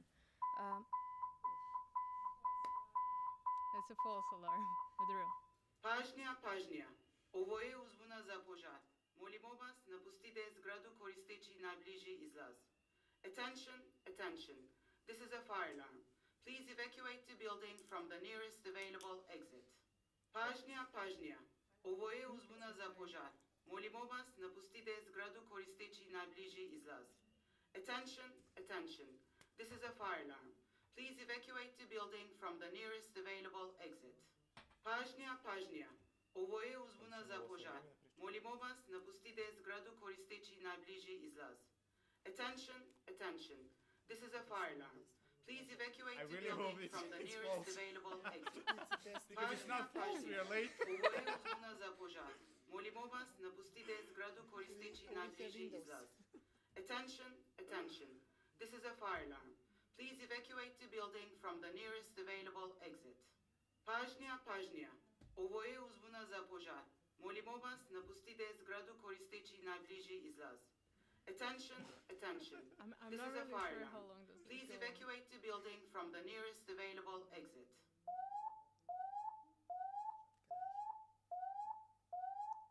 All right, we are all set. I love how nobody reacted. What I wanted to say about AI, EU AI Act is if you by any chance need any assistance in understanding that, at least on a very basic level, please let me know, because I have covered at least in one blog post about businesses and what they should be aware of. So I can forward the blog post, if nothing else. Now joining us will be Alex Lewis, who is Associate Research Director at Think Network. I'm sorry if I butchered your name. No, I didn't. Great. All right. So thank you so much. Well, from one Alexander to another. Thank you for having me, everyone. I'm aware it's getting towards the end of this conference, as we've said. So yeah, I'll make this as punchy and as brief as possible, and yeah, we can move to the questions. So my name is Alexander Lewis. I am an opinion pollster, basically, at Zinc Network. We're based in London, although I myself am in Warsaw. And I'm here today to talk to you about something called V6. Now, essentially V6 is a polling framework we have, which allows us to target strategic communications in a very effective and surgical kind of fashion. And I think V6 is really based off two core insights. The first is, to quote the film, you can't be everything everywhere all at once. You have to be strategic with who you want to talk to. And the second thing, quite depressingly, is there's no such thing as objective truth to a lot of people. You know, we, for a long time, talked about disinformation and fact-checking. If you give people the facts, sure, they'll behave logically. Well, actually, that's not the way people are set up at all. We're, for all sorts of psychological reasons, very keen as creatures on establishing what we believe and then being very, very reluctant to change our minds. Humans don't like changing their minds. So you need to know who you can actually communicate with, or who you actually just need to move past, or who you need to speak to in a certain particular way. And that's what V6 tells us. It's all about maximizing impact and knowing who you need to speak to. So there's basically 6 factors that go within this, and you can see those on the screen. The first of them is identity. You know, humans are ultimately tribal creatures. That's the way we evolved. It's hardwired into us. We like tribalism. And of course, disinformation plays on that, but it also makes us determined to see the world in a way which aligns with what our tribe likes and what we think. Now, of course, you get yourself into your little tribe. It's very identity-driven. Identity can be multi-layered, but then grievance comes along. You know, people like me, we've always been held back. People like them have always hated us and held us back and that sort of thing. You become marginalized, you become aggrieved. Now, this is when polarization can come along, and polarization is a real tipping point here. Because when you're polarized, when you think that people like you are the good guys, and people who oppose you are the bad guys, and therefore what you think is by definition good and what they think is by definition bad, that is when the fact-checking barriers, that's when the common sense, the fact-checking side stops happening. We then focus on something called cognitive openness. Essentially, this is open-mindedness. Now, if you think you're better informed than other people, if you think truth is what you can pick and choose what to believe, the odds are you're not going to be very good at changing your mind. And when it comes to targeting, that really matters. Trust is important as well. All of these factors, identity and grievance and polarization, they undermine trust in institutions. And they create trust in malign actors and people that we would not like people to be listening to. And then lastly, there's media habits and the tendency for tribalized, polarized groups to get themselves into media echo chambers, which reinforce what they think and feel already, and they don't hear any sort of counterpoints to that. Now, the example I always like to use, and I can use it because I'm British, is Brexit. Pretty much overnight, and I do mean this, the day after that referendum, you saw this happening at warp speed. You got two polarized groups, Leave versus Remain. Both thought they were the good guys. Both thought the other side was trying to screw them over. Neither was willing to listen to opposing points of view, and both were totally cognitively closed. And you can see versions of that play out in lots of different geographies around the world. Now, what the important thing to remember here is we're not necessarily trying to change some of this. You can't change someone's identity. You can't make them more open-minded. But what you can do is communicate with them in a way which aligns with their worldview, and that's really what we're trying to do here. But with some of this, grievance, what does it have to do with human rights? Well, if you look at grievance, for example, when people feel aggrieved against the system, disinformation can actually make that about minorities. It can create scapegoats, and that's something we want to avoid. We want people focusing on the big picture and kind of recognizing the human rights component. Polarization, when you have that kind of polarization, when you have the kind of social cohesion breaking down, again, that's when human rights violations can happen. Trust, when you lose trust in those institutions which protect human rights, again, you can see that's obviously not positive. And when it comes to media habits, again, you can get trapped in an echo chamber where disinformation is punching down at minorities, and you can see again that is not good for human rights. Now, basically, overall, where that means where we are is that V6 has three important layers. At a total level, number one, you can diagnose, generally speaking, a society's kind of vulnerability or resilience. Number two, underneath that, what are the specific audiences that exist? So once you've done your V6 factors, you put them in an opinion poll, you go away, you survey society, you do an audience segmentation, and I'll show you an example of how this works in a second, but you do your audience segmentation and you know who you can speak to, and lastly, thirdly, how are you speaking to them? And that's really, really important. Of those three, number one, you probably can't do much with because, as I say, societies at a total level are difficult to influence. But if you know underneath that who you're trying to influence and how, those two and three, they're the most important, and they, by adjusting them, you adjust point number one. So we've done this across Africa, across Central and Eastern Europe, and into the stands this summer. So the model seems to work everywhere. It works in different ways in different places, but it does get us the results we need in terms of this audience segmentation. Now, we can't speak about any specific countries in this room, but what we do have is a composite sort of country, a country we like to call Disinformia. As you can see here, this very flamboyantly flagged nation. Clearly what we've done here is just taken a Belgian flag and stuck a big peacock on it. That took us about 10 seconds. But nonetheless, it is in some ways a very real country indeed. So it's a former communist state, currently an EU candidate nation. It's around 10 million people with certain linguistic and ethnic divisions. Not very much an agrarian economy, but with a tourist component to it as well. Very supportive of Ukraine, very cooperative on sanctions, but keen to avoid being drawn into this great power competition. And recently, though, the good people of Disinformia have faced a wave of disinformation and foreign malign influence. You can see all the classics here, that EU integration means moving away from traditional values. It's really NATO who are the bad guys in Ukraine. Western institutions actually are bad for our country. If you've worked in the field, you'll know that all of these are pretty much real-life ones that we see across the region. So let's meet the Disinformians. I mean, how does this work? So, as I mentioned before, you tend to see two groups of extremes who will actually have more in common than you would initially think. Let's start with the pro-Western hardcore. Now, this group tends to be a little bit older. It's richer, more affluent, better educated, tends to live in the capital city. Very, very liberal views, shall we say, but very committed to those liberal views, right? It's not very cognitively open at all. In fact, it's hyper-polarized. If you don't agree with this group, they think you're a moron. And actually, this group is not a risk of mine narratives in certain ways, not in the classical way. But we do know that groups like this are targets of foreign intelligence interference operations because they're hyper-polarized. They can be used to destabilize the society which the foreign state is trying to target. But let's move down the path. So the disillusioned progressives. A little known fact is that about 10 years ago, the good people of Disinformia, in fact, had a revolution, sort of colour revolution, swept away the old guard who'd been in power since independence. And these disillusioned progressives, they're relatively young, maybe middle-aged, were at the vanguard of that. Unfortunately for the disillusioned progressives, they've come to feel that the media and the state has not delivered on the promise of that, and they've really dropped out of it, very distrusting of the government these days. They've dropped out of traditional media space and turned to social media a lot for their news. And so what they're becoming is quite aggrieved. Disinformation is feeding that.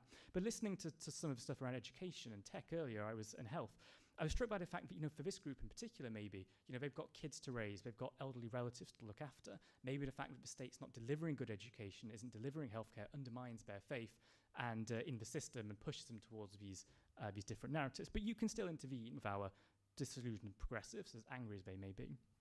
Now, the middle group, the silent middle, 11%, we see some form of this group absolutely everywhere. And if you don't have this group, you're doing your segmentation wrong. These people are, we call them silent middle in most cases. Often they have a big knowledge gap. You give them a rating scale, they'll go to point number 3, neither agree nor disagree, or they won't know. And often we tend to find this group is a little less well-educated, maybe a bit younger, often female, and they're the most cognitively open group. They don't know about the issues, they've not made their minds up. So if you want to get in quickly, as I said before, once people have made their mind about a topic, they don't like changing it. Whereas this group has a big knowledge gap. So you want to get in there quickly, get in there, you're debunking, you're pre-bunking, and that way you inoculate this group against sort of disinformation narratives. Orthodox conservatives, they're a little bit older, they're more sort of religiously conservative. But what I would say about this group is they're not really firmly committed to their views. They are generally speaking religious and orthodox, but not sort of militantly so. And if you can package your strategic communications up in a way which speaks to this group's values, they will listen to you. This is how you can say to people, for example, LGBT rights are not a threat to you. Actually, marriage is a great thing. Maybe we should extend that more broadly. Will work in some countries, not all, but that's an example of how that can work. And then lastly, the icon of a guy absolutely losing his shit with what appears to be a bin of some sort. This is a group, it's quite a large group, this one, 32%. We call them the authoritarians. Now, what you'll usually see is this group is more male, very conservative, very cognitively closed, and in some ways, really similar to that first group, polarized, cognitively closed, certain they are correct, not willing to listen to anybody else, but at the same time, living in a totally different values universe. These people do not live in the same informational or values reality at all. Now, for this group, it's really hard to intervene because they've got very, very fixed views.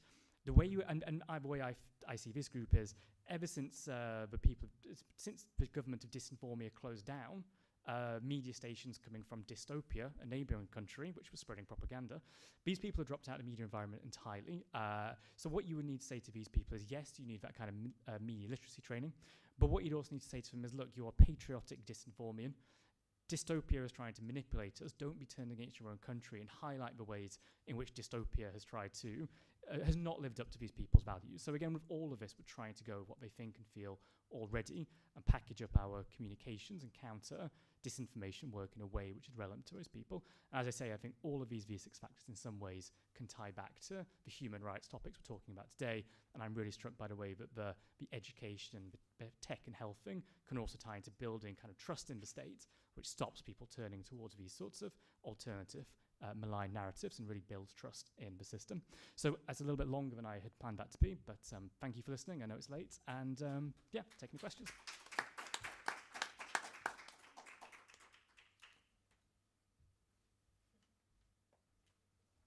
Thank you so much, Alex. And now our final panelist, Jelena Danilovic, who is an analyst at Montenegro's Digital Forensic Center.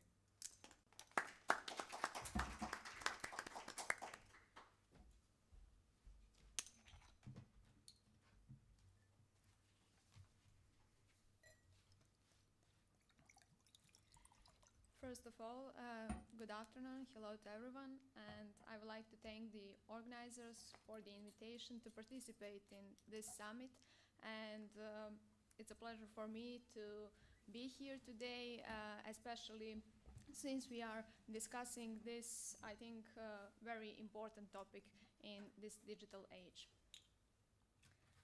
So, okay, here it's okay. Today, okay, I have a few slides that will follow my observations. So today I'm going to talk about disinformation, democracy, and human rights, or disinformation and other forms of information manipulation and their impact on democracy and human rights. Also something about situation in Montenegro, about in the context of disinformation and combating of information manipulation, also about some indicators of successful campaigns, disinformation campaigns, and in the end of the presentations, some proposals or recommendations in combating disinformation campaigns. So, as all of you know, disinformation and other forms of information manipulations represent, among other things, the most serious challenges of modern society. Due to the fact that in digital age, disinformation and manipulative content spread rapidly, they cause serious problems for our democracies. Disinformation spreads much faster than it can be verified. Today, an analyst needs an entire day to verify a piece of information. But after a day, it is not important what analyst identified, because it's already too late. The information has already spread through various channels, and people, citizens, have adopted and accepted it. The organized and malicious spread of disinformation directly threatens democracy and human rights, eroding trust in institutions of system and also in journalism and media, deepening polarization and impacting election outcomes. The uncontrolled influence of disinformation and fake news, and also the other information manipulations, can have significant negative social consequences, because it affects the perception of the general social situation and can significantly influence the radicalization of society and individuals' opinions and behavior in general and specific social situations both. State and non-state actors often strategically deploy disinformation and narratives to achieve political, economic, or ideological goals. The Western Balkans and also for Montenegro, for instance, have seen a surge in disinformation campaigns aimed at destabilizing the region, exploit ethnic tensions, and delegitimizing democratic processes. In addition to disinformation and fake news, it is necessary to point out softer and I can say more subtle forms of manipulation, information manipulation and mechanisms such as narratives, which are very difficult to define and to detect, but can be seriously threatened to civil society and civil life of Montenegro and also other countries of our region. At destabilizing region and our region and our countries, and there are no effective defense mechanisms for this form of information manipulation. Now, something about situation in Montenegro. All social and security challenges are strongly felt in a small society as diverse as Montenegro. Propaganda and disinformation campaigns spread about Montenegro deepen social polarization, also exacerbate ethnic tensions, inflame nationalism, undermine public trust in journalism, media, institutions, and democratic processes. And all of that lead to a crisis in liberal democracy. Our country is continuously exposed to propaganda and manipulation spread through various channels, including political parties, religious organizations, local and regional media outlets, and far-right groups. These actors attempt to shape public opinion in line with their specific agendas during important social political events and processes. Key disinformation and narratives in Montenegro revolve around historical revisionism and the denial of Montenegrin cultural and history identity. Montenegro lacks any strategic framework for combating foreign malign influence, but the issue of disinformation in Montenegro was first addressed in the media strategy 2023 to 2027. While state institutions have shown passivity, I can say, and lack of interest in the problem of foreign interference and information manipulation, for years our citizens find it increasingly difficult to detect all forms of information manipulation and distinguish disinformation from true news. So Montenegro first of all need political will, institutional actions, and clear strategy, and I can say adequate legal framework to provide basic conditions for a successful combating of information manipulation. Now something about indicators of successful propaganda and disinformation campaigns. When we talk about disinformation, we must point out the disinformation and propaganda campaigns coming from Russia or regime in Russia, especially after the Russian aggression against Ukraine.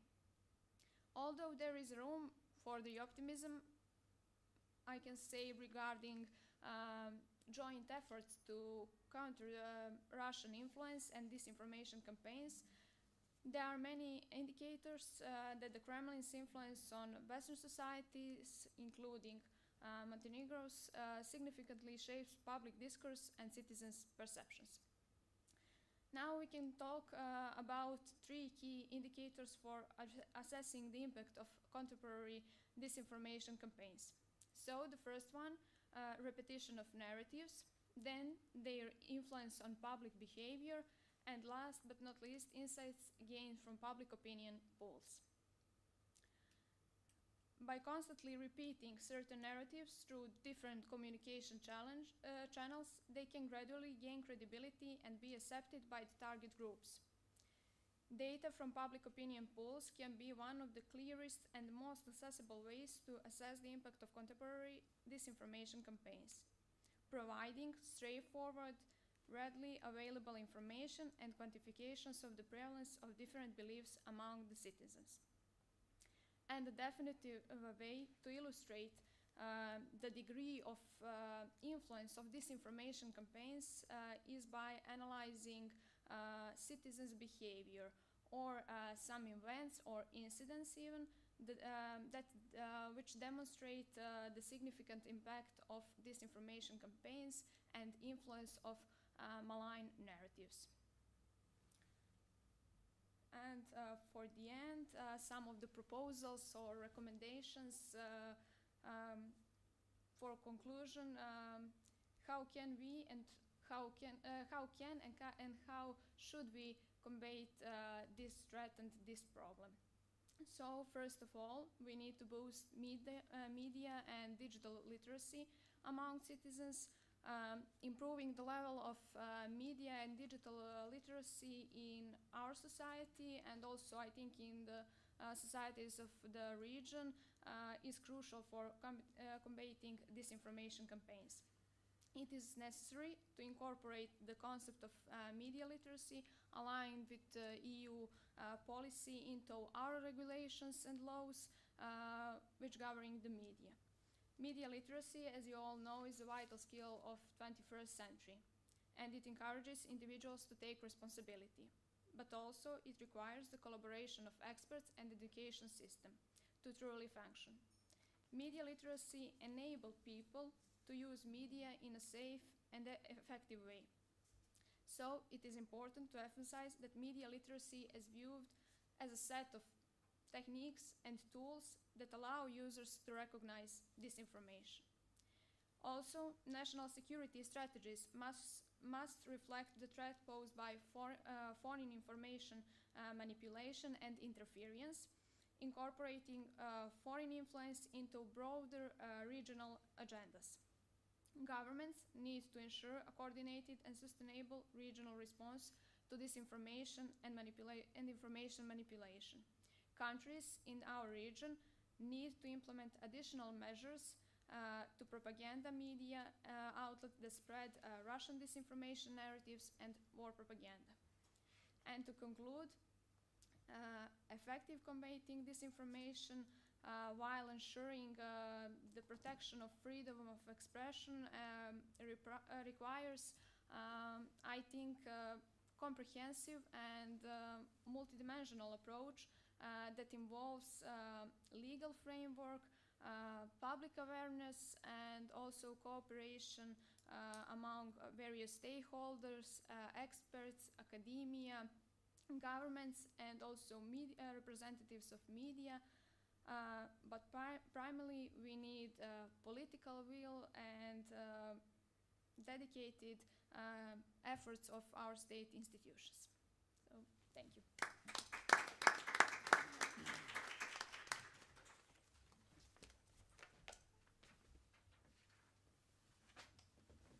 And thank you for staying with us for this last session. I know it's Saturday evening. It's getting dark. So thank you very much, and thank you for delivering these very interesting and inspirational presentations. I think that is what is keeping us, at least keeping me awake today.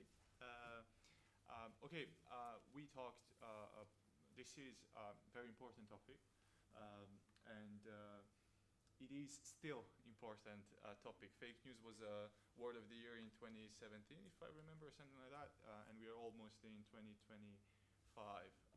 Yes, I know, I can't believe it. Yeah. When someone says that, I think that's disinformation. But we are, and 2024 was again, disinformation was again big topic with super election year. It was again very much on the spotlight, and for different reasons, among others, because we have new challenges, some of which you mentioned, such as AI and deep fakes.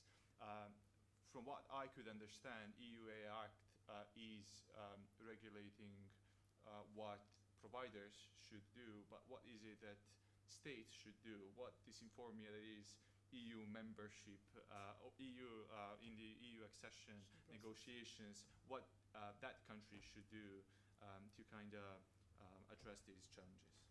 Yes, well, as I said, the EU AI Act as a regulation is applicable to all member states, and all governments should implement this act in totally. When we are talking about the future EU member states, where are all our countries, it's expected that national legislation should be harmonized. When and how we will see. I think that maybe good example can be that the governments in the region, for example, can pass some ethical guidelines. And for example, Serbian government passed it last year, and it's almost copy-paste like the EU Act, especially in the context of high-risk AI practices. But it's still just a recommendation, and its implementation is very questionable.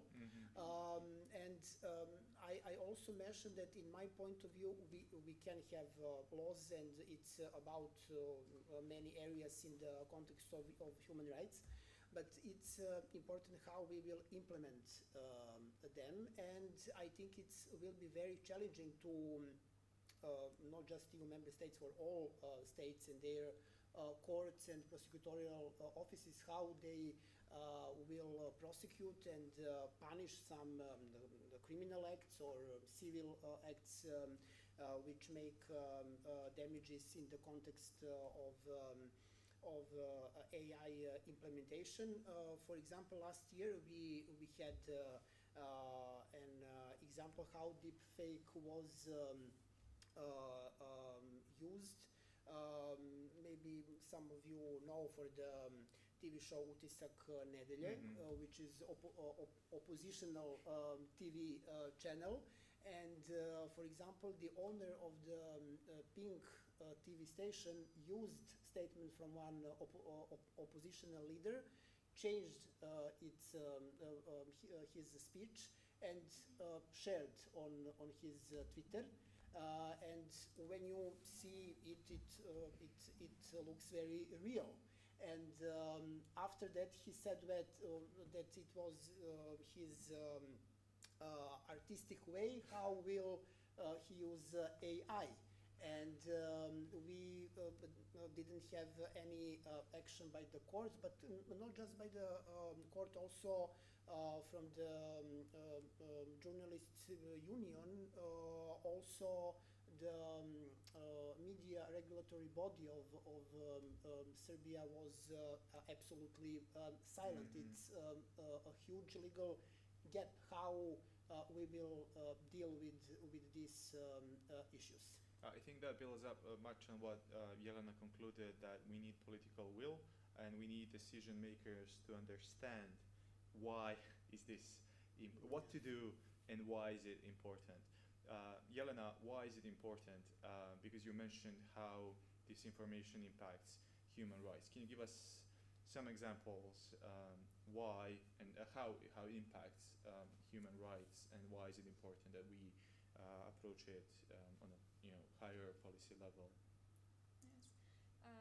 As I mentioned earlier, this information not only distorts truth, but actively undermines the human rights. By spreading disinformation and malign narratives, it manipulates public opinion, justify oppressive actions, and create some environments where rights abuse flourish.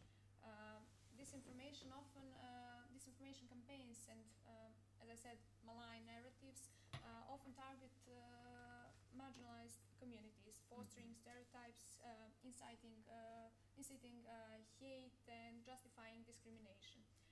For instance, disinformation campaigns have fueled xenophobia by spreading false narratives about migrants and refugees, portraying them as national security or economic or threat for economic stability of the countries. So such narratives not only violate the dignity of individuals, but also pave the way to restrictive policies to infringe upon basic human rights. So there are also examples during COVID pandemic and also during the election processes. Disinformation undermines the right to freedom of expression and access the right and objective information. When individuals and peoples are bombarded with false information, with narratives, biased reporting, their ability to make information decision is, I can say, compromised.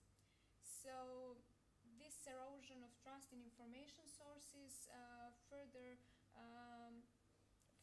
exacerbate divisions and polarization in our societies. As I said, we have examples during the COVID pandemic. For instance, during COVID pandemic, disinformation campaigns fueled vaccine skepticism, so leading to real-world consequences on public health and the right to live. Also, during election processes here in Montenegro and region, we had the disinformation campaigns and propaganda campaigns, and this had impact on fair and objective elections, transparent election processes. Thank you. Very good points, especially that about polarization and deepening polarization, and that I'll expect to your V6 methodology. We have 6 categories there, and how much disinformation is actually fueling that sort of segmentation. and what can we do something to kind of get these groups to talk? For example, you said these two opposite sides living in two separate realities. Can we get them to talk? Can we use technologies to do that, or it's just what we need to accept? Especially like if we talk about human rights, when you mentioned, LGBTQ and gender equality is one of the narratives that is one of the groups that are being targeted by disinformation narratives. So can we get these groups to talk and actually understand each other, that they should, why the rights of the other group are important? Yeah, I mean, it's a really interesting point you raise, and actually just listening to the conversation before, I was struck with, I mean, the word of the year in 2017 you said was fake news, and we've moved on to disinformation, and now we're moving into, as Jelena said, more theming is becoming the word of choice. And I think that reflects an evolution, because I remember doing focus groups in Poland in sort of 2020, and people would say, no, fake news, you can never get me, and they would think fake news was something that was literally made up by people who didn't speak Polish and would put something out there incredibly easy to spot. And in fact, what they would then do is go on to quote these malign narratives, because they had a very flawed understanding of because fake news really simplified the issue, made it seem something that it wasn't. And disinformation kind of then, I suppose, represents an evolution as a term of that, but it's still imperfect because it implies that what's being said is fundamentally totally wrong and untrue and made up. And I think where we're now with FEMI actually reflects that there are these kind of existing splinters and fragments within society which foreign interference try to weed us away at to basically undermine social cohesion, which is much more insidious and much more sophisticated. And obviously polarization is the key thing they're trying to get to there. They don't particularly care if you love Russia or whoever it might be. What they care is that you hate each other. So yes, polarization is the ultimate thing we need to close down. And I think when you get, I mean, I know certainly in the UK it's an interesting story because we did get to a hyper-polarized point. And ultimately, we moved past that once that issue was dealt with. So I think you don't have to see polarization as something that cannot be moved past. It can be, but it is tricky. Well, in the UK, I think there was acceptance after 3 years. We just couldn't go on like this, and we had to have a resolution one way or the other. And most people did put their swords down. But that's a very unique example. And I think that says that the interesting story there is that you can walk that polarization back. It's how you do it. And I think you can get those groups to talk. I think the critical points that matters to me in a V6 is often identity. And when you go into these countries, and many countries you do this field work, what we say to people is on a scale of 1 to 10, where 1 is not at all important, 10 is very important, how important is each of the following to you? And we'll say your political identity, your national identity, regional, religious, whatever it is. National identity always comes top. There is a unifying factor there. People are often proud to belong to their country. They perceive they have more in common with their compatriots than even people who speak the same language to them but live across borders. And so to that extent, yes, I think you can get people talking, but you have to find what the shared values are. And that's when it becomes much more complicated. And I think, and again, I want to use a UK example here, which I'm not sure is going to work elsewhere in a particular time and place. But in the UK, when we had a debate over same-sex marriage back 10, 15 years ago, the Prime Minister at that time, he said to people, look, I am not in favour of same-sex marriage despite being a conservative. I am in favour of same-sex marriage because I am a conservative, and I want to sort of extend those values and extend that institution. And what he did was bring conservatives who weren't comfortable with that extension of rights on that journey by saying, this isn't a threat to you, this is actually sort of an extension of your values. I'm not going to say that that specific example will work elsewhere, it won't, but it is a clever example of how you can take people along with you on that values journey and create that kind of common ground. So yeah, that's my answer. I think identity and shared national identity is key to this. Thank you. Again, you mentioned FEMI, and Jelena mentioned that in her presentation about foreign actors trying to use those existing cleavages and fuel that. That segmentation that you did is something, or some sort of similar micro-targeting can be done by these undemocratic actors. How can we protect ourselves, and can we protect ourselves from that sort of targeting, especially through digital technologies? Yeah, I mean, I think at a social level it can. I mean, I think where the V6 thing originally came from was we were actually given the opportunity to look at what some of kind of Russian services have done in terms of looking at those fractures they tried to exploit in V6 in an attempt to proactively identify that and make life harder for them. And I think each group is going to have a different set of interventions. I mean, like, as I say, the great thing about that methodology is you can be surgical and efficient in terms of where you intervene. Now, if you look at those kind of, that silent middle group I mentioned, you know, they don't necessarily need media literacy, they just need to get information to them. Media needs to be in some way slightly more appealing to them. I was actually struck, we had a conference in Warsaw a couple of weeks ago, and the conversation in the room there was, look at Romania, we have, as a journalistic class, have been caught out again. You know, we're not meeting our audiences where they actually are, and we've been way too condescending about influencers. And people like influencers. We should be partnering with influencers, learning from them, and that's how you can get to some of that kind of time-poor, politically disengaged people in the middle who don't have strong views, but are at risk if a certain sort of side can fill that knowledge gap. And then if you look at the people who, as I say, there are other people who have got themselves into a disinformation-led echo chamber who need media literacy. We saw examples of this in Moldova prior to the election there, that certain really pro-Russian groups were really over-indexing our use of TikTok, for example, which also speaks to my previous point. So absolutely, I mean, there's no reason for us to give up here. I think actually there are lots of proactive things we can be doing, but it has to be led by the actual weak points in society and the groups which are susceptible to those. Thank you. I will stay for a bit for longer on this segmentation and profiling. The EU AI Act is saying that is treating those AI systems as high risk if they profile audience or users. Is that something that we should think about, AI that profiling us? We mentioned that today also. And are we protected in that way, or do we need, what can we do to protect ourselves as users, or what can state do to protect or transform, as you mentioned before in your panel?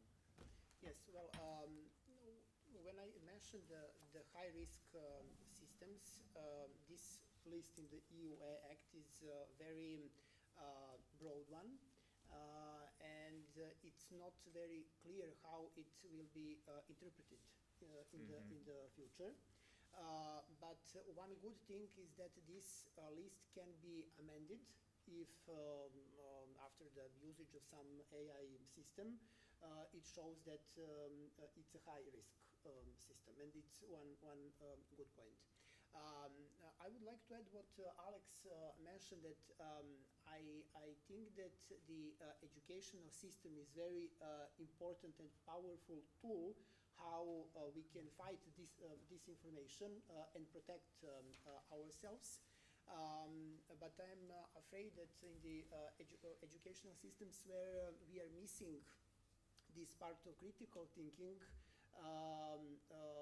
many people, or almost all citizens, will lack this possibility or knowledge to challenge some information and ask, check, is it true or not.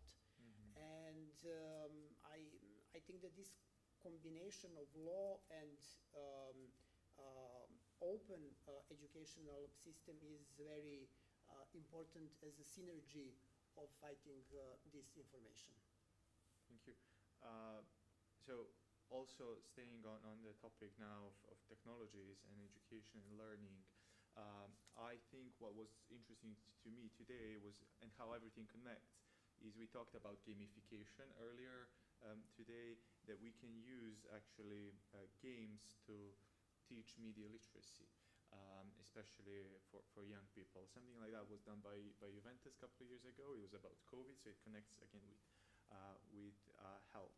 So digital technologies can actually, they're used by certain actors to spread disinformation or to fuel polarization, but they can also be good to and useful for teaching media literacy or identifying and detecting disinformation. What is your view on that? How is it used for both sides, and who's winning there? Can we win that game? I think we can win that. I mean, I was looking into this again yesterday, because there is obviously this talk of pre-bunking and inoculation against disinformation, but the term inoculation is actually a really good one, because rather like an actual physical vaccine, it does appear the effects of kind of pre-bunking and inoculation can wear off actually psychologically after about 6 months. So you do need these games and this sort of thing to go back to it repeatedly. Something I sort of like to call rebunking. You can't just assume that the job is done if it's happened once before. Unfortunately, you have to keep going back to it. And so I think as long as, but it does appear the effects of that kind of inoculation and that pre-bunking actually is very powerful. And obviously that's what we're suggesting sits at the heart of the V6. Know who you need to get in there with and inoculate them early, but you do need to keep coming back to that. I can't speak so much to what sort of, I mean, I know that the gaming community does appear to be at a greater risk of disinformation because it's a very unregulated information environment. But yeah, in terms of that kind of that rebunking, if we want to call it that, it is really powerful, but you just need to remember you need to keep going back to these audiences time and time again every 6 months. Joanna, how undemocratic actors are using digital technologies to spread disinformation and how we can use it to build resilience? Yes, while, as you already said, while AI has been a significant contributor to spread disinformation campaigns, fake news and narratives, it also holds immense potential in combating it. So one of, I can say, maybe most promising applications is the use of AI-powered applications and detection systems to identify and flag false content. Machine learning algorithms can analyze a vast amount of data to detect mechanisms and patterns these actors use, indicative of disinformation, such as manipulated images or photos, also unusual account behavior, these bot accounts on social media platforms, or their coordinated bot behavior. So these systems, AI-powered systems, enable a rapid identification and removal of these harmful content before it goes viral, I can say. So yes, besides these negative aspects, we have also positive aspects of artificial intelligence and also advanced technology. Thank you. I don't know how much time we have left because we started earlier. Sorry? Half an hour. That is a lot of time, but great. Now we are starting again. No, I know that it's been a long day, I can see, but I want to, yeah, that's why I want to start. Can we, yeah. Hi, thank you, and I want to pick up on the EdTech reference you did. So I myself, I did a lot of research on phishing training, so helping people to detect malicious URLs and emails to not fall for the trap. And one, I think, big advantage is that we can use educational spaces like games, simulations, for people to make mistakes without consequences. Because like the risk of the unknown, what happens to me, like when I make a mistake in, like I have wrong information, I get tricked, is something that is crucial. And so here would be my question, do you see a future for education with role play and with like simulation in classrooms, in settings where people actually have to kind of reflect on the consequences that might happen if disinformation spreads and humans become victims of that? Everybody to answer if you like. Yeah, I mean, I certainly would. I mean, I think if I think back to that silent middle group who I pointed to, I think education is a key thing for that group. They tend to drop out of school earlier, so therefore maybe just generally speaking, the kind of critical thinking skills may not be as strong as with other groups. So encouraging them to stay in education, full stop, is a positive. But in terms of a specific kind of sort of training and simulations on counter disinformation, I absolutely think that's where we're heading. If you look at the kind of advances in virtual reality, if you look at the advances in artificial intelligence, it wouldn't surprise me at all if that's where we're going. I can't speak to any concrete examples, but I suppose if I go back to my point around, you know, the inoculation or the pre-bunking wearing off after 6 months, the earlier you start that, it's like learning a language, right? The earlier you start that, the more ingrained into you and hardwired it's going to be. So I absolutely think that's the way we should be heading if we're not there already. I don't know if anyone else. I think also, so what we did, that I'm now escaping from the role of moderator, but what we did then was about COVID, but gamification in this sense is what is needed there is constantly updating program and topics.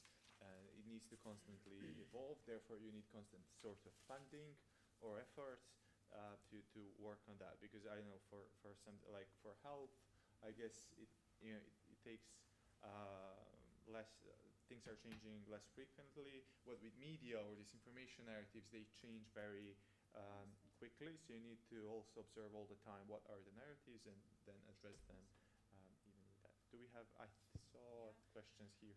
I have a question related to what you said about Moldova.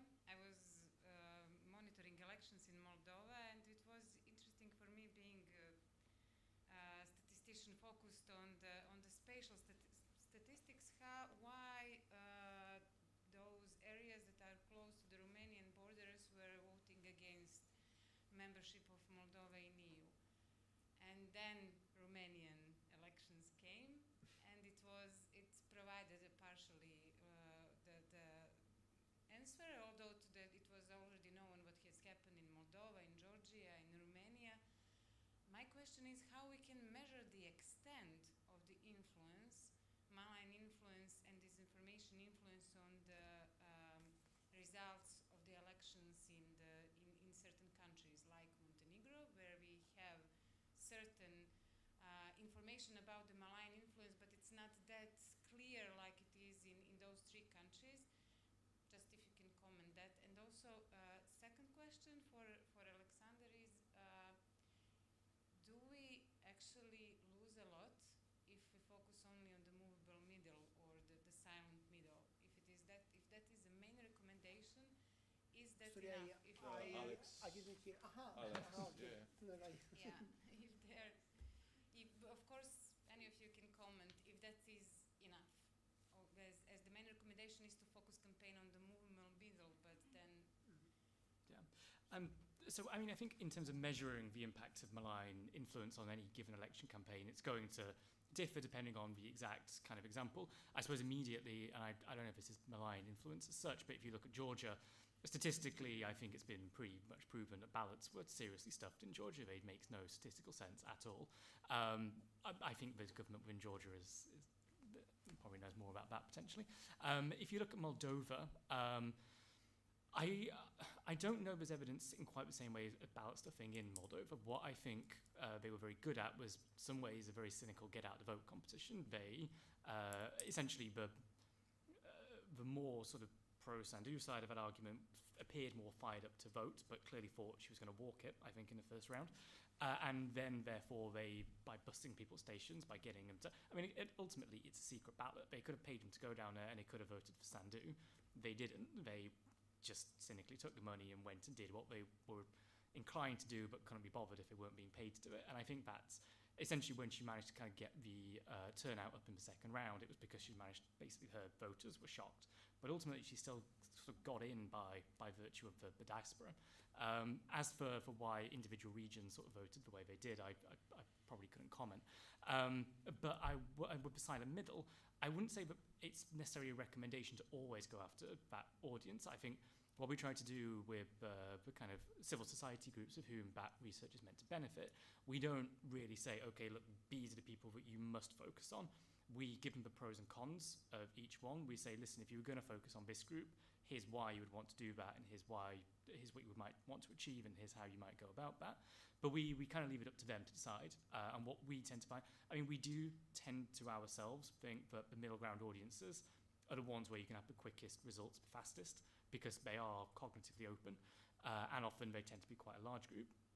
But often what the kind of people who are recipients of that research like to do is actually go straight to focusing on the toughest groups to crack, if you will. They see that as where the risk is highest. And obviously, you know, if I was working in Montenegro, for example, it wouldn't be for me to tell a Montenegrin civil society group who they should be focusing on. So we give them the tools that they need, but ultimately they're the ones, it's civil society, in charge of actually deciding who it is that they want to focus on. We wouldn't dictate that to them. I think it's very much a case-by-case, group-by-group basis. Do you want to comment on anything, or measuring the effects? I don't have to add anything. Yeah, it's difficult to measure the impact of and the influence of these actors and groups. In Montenegro, I think we can collect and analyze all these reporting in media outlets and activities on social media, especially during election processes. activities on social media platforms, definitely. Do we have? Okay, see, there's. Yeah, you can go ahead. You have the mic, so it's. I have the mic. Thank you for the really invigorating discussions. I guess this is a question for everybody. We discussed some of the characteristics of, people that are vulnerable to misinformation and examples of potentially misinformed views.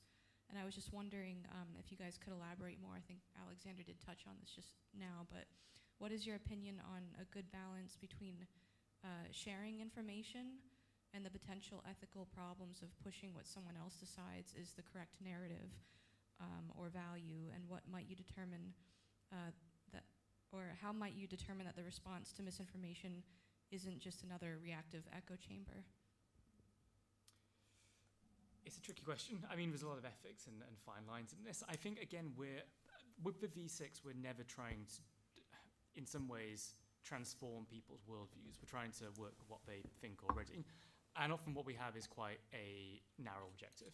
For example, just plucking one out of thin air, if I was doing this in Ukraine, say, I would understand that the influence of FEMI in Ukraine is to persuade Ukrainians to stop fighting and give up. So that's the problem set. How do I work backwards from that to create the solutions? And in the case of Ukraine, therefore, it would be, well, how do you sort of encourage people to keep making these sacrifices and to sort of keep on going? And in none of that would you want to actually fundamentally change anyone's worldview. All you'd be wanting to do in that is sort of package up their sense of identity, address any sense of grievance they might feel. Like, for example, if men in certain parts of the country might feel a disproportionate burden of war is falling on them, how would you sort of try and convince them that, one, that maybe that's not true, and two, how to sort of keep on going with that. So I don't, as I say, think we're trying to push our interpretation of a version of events on anyone. It's trying to sort of, I suppose, lead with what we understand to be the problem that FEMI is giving us and try and sort of reactively solve that rather than proactively push our sort of point of view and our worldview onto people, if that makes sense. Elena, I don't know if you... No.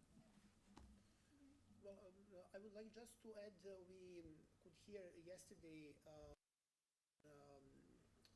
person from the audience mentioned the Serbian case of the law on the social cards, and you mentioned the vulnerability, AI, and the discrimination. And it's very interesting to mention that we have problem with this act because the ministries use only data to make a decision if one family or a member of some poor family has right to social help or not. And the public bodies they don't have enough employees, and for them it's easier just to do click and to have a decision. And on the other side, they don't have this real contact to, for example, go to and visit this family, have an interview, talk with these people. And there are a lot of cases, for example, among Roma people who used to work during summer holidays, and they have some small income, and it was registered as some big amount of money, and a lot of them were moved from the social care list. Now this law is in the Constitutional Court, which should say if it's in accordance with the Constitution and international human rights law standards.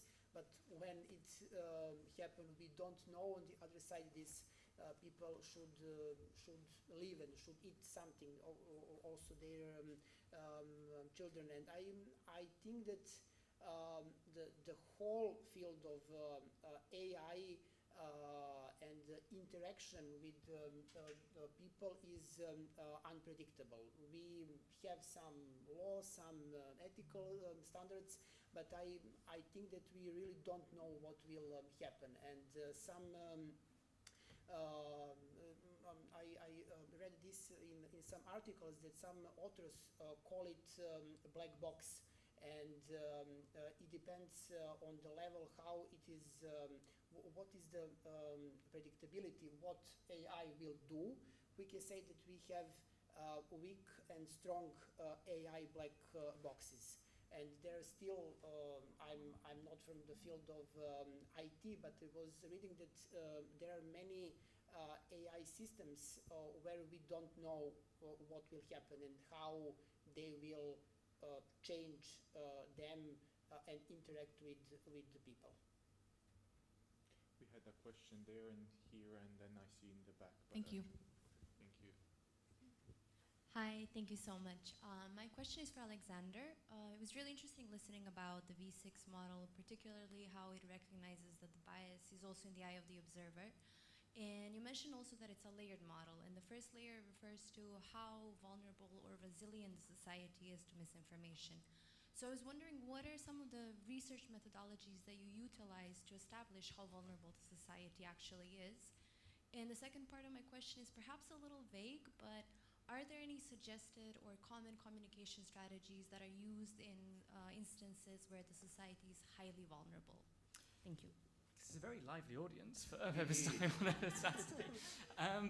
So I think when I referred to kind of that first level of how vulnerable is society, I suppose I'm looking about through the lens of the V6 model. So how polarized is it, and how big are the groups which we would see as kind of really being vulnerable? You know, there are some societies where you have 60-70% in the category you would consider vulnerable but still persuadable. You have others where you're looking at close on 50% of people having these really kind of deep, susceptible vulnerabilities to disinformation. And so that's, I suppose, what I would see as being my diagnosis of why society is vulnerable or not. In terms of, and that's why I say we tend to focus more on the kind of the subgroups, because those are the ones, depending on what you want that subgroup to do, to move to a sort of more resilient kind of a standpoint. And by moving enough people in enough groups to a more resilient position, you kind of insulate society. I also think there's, I suppose this comes to your second point. I mean, how would we actually sort of start addressing those things? I mean, one, as I guess I alluded to, is targeted interventions with those groups to sort of take them to a more resilient position. I suppose, and again, I'd come back to polarization. I mean, sometimes you look at the groups who you wouldn't see as being straightforwardly vulnerable to disinformation because they might be very sort of liberal, pro-Western, all the rest of it. But actually, because they are so incredibly polarized and so convinced of their views, and so convinced that everyone else is an idiot, they actually become quite easy to manipulate because they they are polarized, closed-minded, and often very emotional in defense of their views. And as I say, often malign actors, they don't really particularly care if you move to a given position, as long as they're just being chaos monkeys and making sure everyone's at each other's throats. So often, that would be an example of an intervention. How do we take the temperature down, even with a group who you would otherwise look at and think is quite safe? Other than that, I mean, as I say, the way, if you assume that you're intervening at a subgroup level to have a wider social benefit, the exact interventions, of course, the exact programming will differ depending on the vulnerabilities of a group or of a society. But as I say, yeah, the general picture of what makes society vulnerable will be how many people are falling into groups which do exhibit these vulnerabilities. Hopefully that's making sense. We had a question. Okay, we had the question here and then in the back. Was it? I don't track. So what? Yeah, I can ask, but I think there were two questions from the first. You had one in. One guy in the last row. About the research, is that you good? Do you have any follow-up questions? Okay.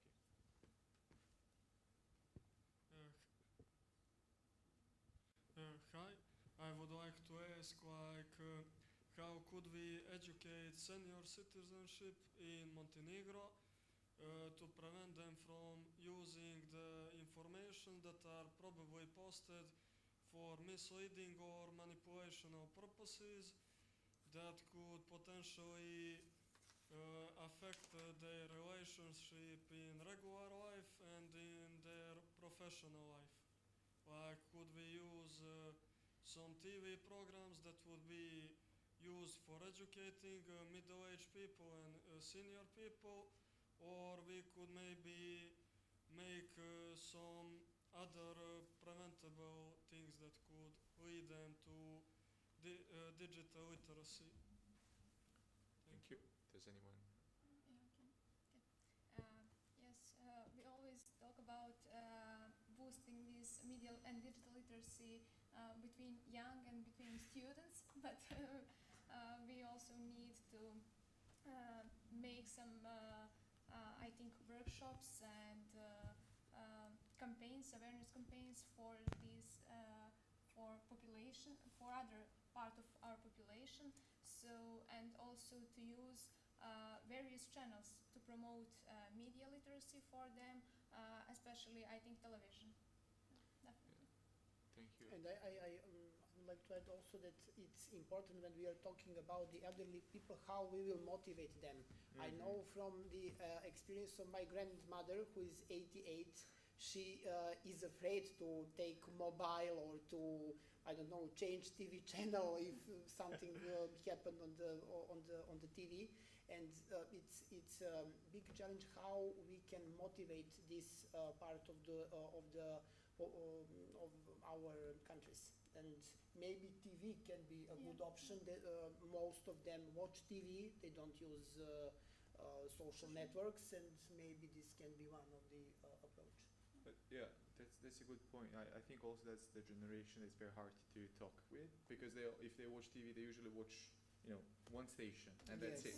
And that's why they live in their bubble. I saw the other day a photo from protests in Serbia, where a student protest in Serbia, for those that are not following, and there was a sign, "Don't lie, my grandma," or something like that.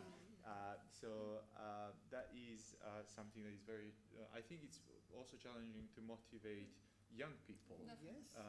It's not Duolingo. We talked about Duolingo and these passive-aggressive emails or whatever notifications. You can't do that with media literacy or critical thinking. But with elderly, it's very hard. Yes, that we organized some assemblies of citizens. So and they had interest in workshops of media literacy. And, and education system to improve our education system with media literacy, and that's good. That's good. That's optimism. I have a question about that. There is a project that UNESCO is doing here in Montenegro that is focused on, the elderly. Yes. And it's called, I think, Silver Surfers. Yes. Yeah, so Agency at least there is something going on. And also UNESCO is doing the same about media literacy for kids. So there is quite a lot of things going on. And also, I know the Juventus is working on something and other organizations. But yeah, it's a constant struggle. As you said, we need to again rebound. Was that rebound? We have just one. Angela, do you have another question? Yeah, hi. This is so amazing. I would love for you guys to talk. The first question that I have is maybe going back to these narratives that are being served to people. Maybe for you, Alexander, it would be the best is about the riots in the UK. Yeah. So I'm working with the Bureau for Investigative Journalism. We were following those riots, and one of the key spots where the misinformation was coming from was Telegram groups. And apparently there was one Telegram group, Southport something, and then the admin of this group was a Finnish nationalist.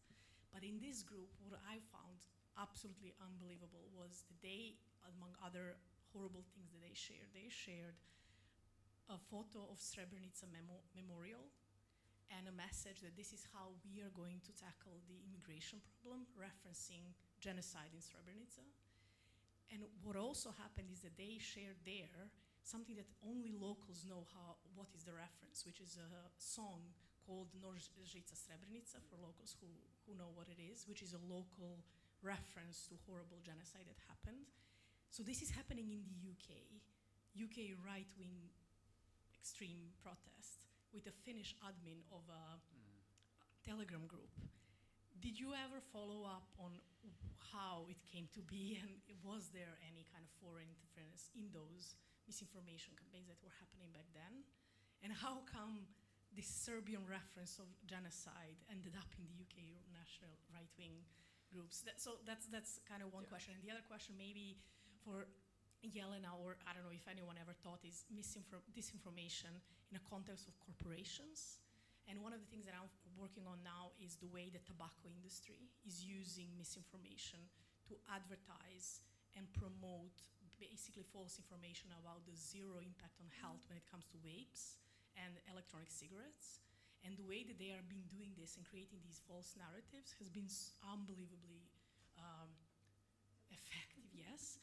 And also here in the Western Balkans, because we have a quite presence of certain companies, the way that they are using their position here to promote products and use misinformation about health basically to kind of gain this new generation of people completely addicted of vapes is something that I'm really interested in. I don't know if any one of you has ever worked on misinformation from corporations and disinformation. Thank you. Okay, so I mean, I'll take the first one. Maybe we should get a podcast together, guys. It sounds like it could be a. I mean, we'll just stay here, and if you can leave one camera. I mean, to answer the question about self-report, I mean, the UK. So, I mean, Zinc doesn't work really that much in the UK, not on disinformation. I don't. There was Angela from the Government Communications Service here yesterday. Obviously, from the way she was speaking, I guess this is obviously something they're looking into quite heavily, but it's not something I would know anything about. But I do more broadly. I mean, I didn't actually know those kind of international connections within those Telegram groups. I'm not surprised to learn that they exist. Obviously, immigration has been a very hot topic in the UK in certain years, but what I think that episode showed was this kind of intersection of one, a very kind of nationalistic subset of society feeling that sense of grievance and cultural threat, and that is the way that even within mainstream discourse in the UK, former Home Secretary described the small boats as an invasion at one point. There's not anything more threatening that there can be than that. And of course, you then saw kind of a role of kind of social media as well, particularly sort of Elon Musk chiming in, and then trust comes into it when he's referring to the Prime Minister as two-tier Kia. And so again, you get back to this sense of identity and grievance undermining trust. So all of those factors were there in that case. And I think there's going to be some sort of aftershocks from that as well, in the way that it's been sort of covered. And I think there's again, if you look at it from an audience segmentation point of view in the UK, I think there's going to be obviously a certain very hard right subsection who were involved maybe in that sort of thing, but also probably other softer right-wing groups who will maybe go, well, writing was the wrong thing, but maybe they've got a point here. And that's when the interventions need to come along to stop that kind of drift towards that kind of polarization, I think. So probably a more general answer than you were looking for, but that would be my interpretation. Unfortunately, I didn't analyze these misinformation, but it's obviously that they want to achieve their economic goal, yeah, and I think their main target groups are young people. Unfortunately. Yes, and I would like to add about your second question that I think it's also up to the national or EU regulatory bodies which will have maybe stricter rules, which kind of products can be advertised in which way, or to put some age limits who can buy cigarettes. I think that in Serbia, children can buy these liquid cigarettes or what's the, yes, or IQOS or, yes? It's legal. I don't know for wipes, but what's the name? I don't know. I'm not a smoker, but I know that some young people who buy these liquid segments of electronic cigarettes, and I think it's up to the regulatory bodies which should monitor the implementation. It's also not easy task, but maybe to educate people to have some portals on the internet where they can find more information about smoking, for example, or something like that. Any final points from your side? No. Okay. Thank you for listening to our podcast. See you next week. This was, I mean, for me, one of the biggest takeaways here is that from what we just talked about, and we see that these, right-wing groups are connecting very well and using technology. So it's also for us to connect and use that technology for good, and instead of fueling polarization, and we should work on bringing us together, creating space for public deliberation and exchange of ideas. Instead of using technology to mislead us, we should use technology to better inform us in our decisions. And I think one of the events like this are actually a great opportunity to start talking about that and try to find solutions. So I want to thank you for listening, but I want to thank organizers for bringing us together here, and thank you for doing everything to make this happen. So please, let's get a round of applause for our organizers. Okay, we're done.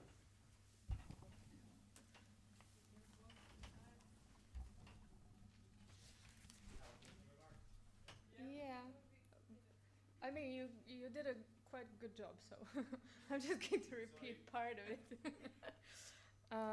So yeah, ladies and gentlemen, this is the end of the day or the end of the conference, Tech4Rights Summit 2024.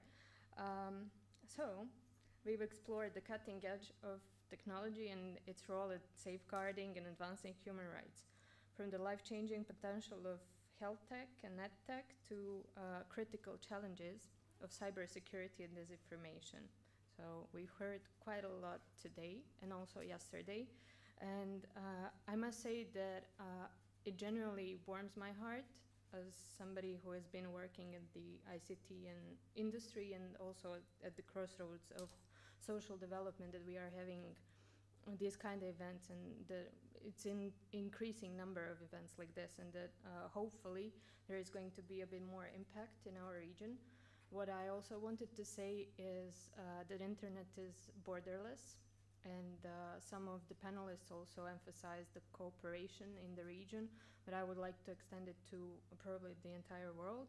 I think we need to cooperate a bit more and to put humans a bit more in the center of attention, which was our aim for this conference as well at some point.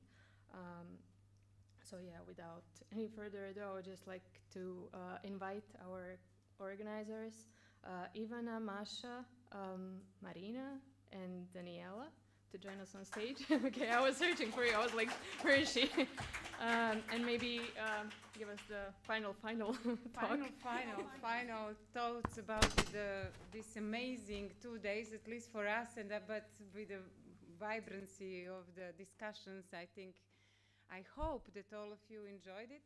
So the human rights are like the air. If the air is toxic, then everyone is suffering, and if we are, when we started to explore this, we thought actually that tech as a part of our life, as both as a human rights, are just touching, but not really. We don't really having a cross-sectoral approach there. We don't really having the overlap between the tech and rights, at least not in the region, at least not enough. But then we have those fantastic 2 days, and we hear so many examples of very productive and influential activities, projects, and campaigns.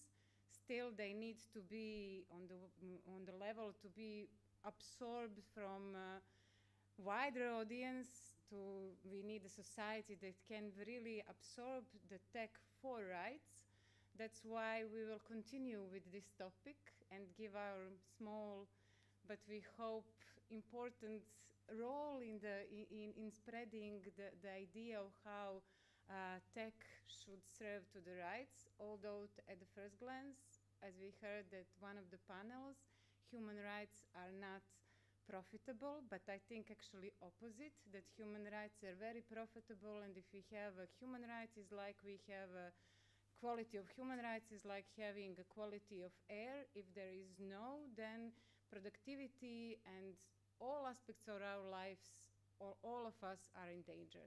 So thank you all. Thanks to my colleagues for this fantastic event, and we hope to see you soon on the next editions, and I'm sure being connected now that we will continue our cooperation in different ways, because I'm sure that you all felt similarity with some people from all these panels, and that we will get in contact with each other in future. And one technical information is that we have a cultural night in Tapas.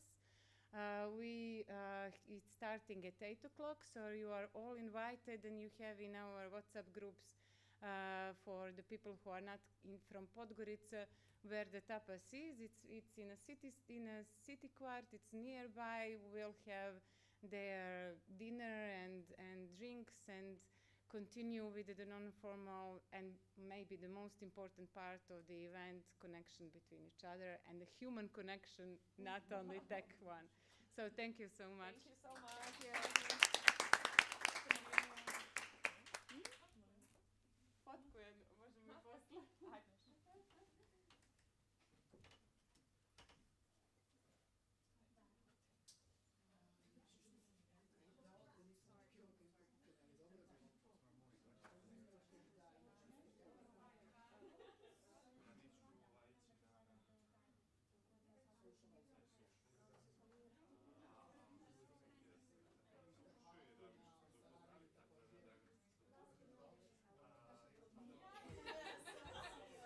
I want to thank me for believing in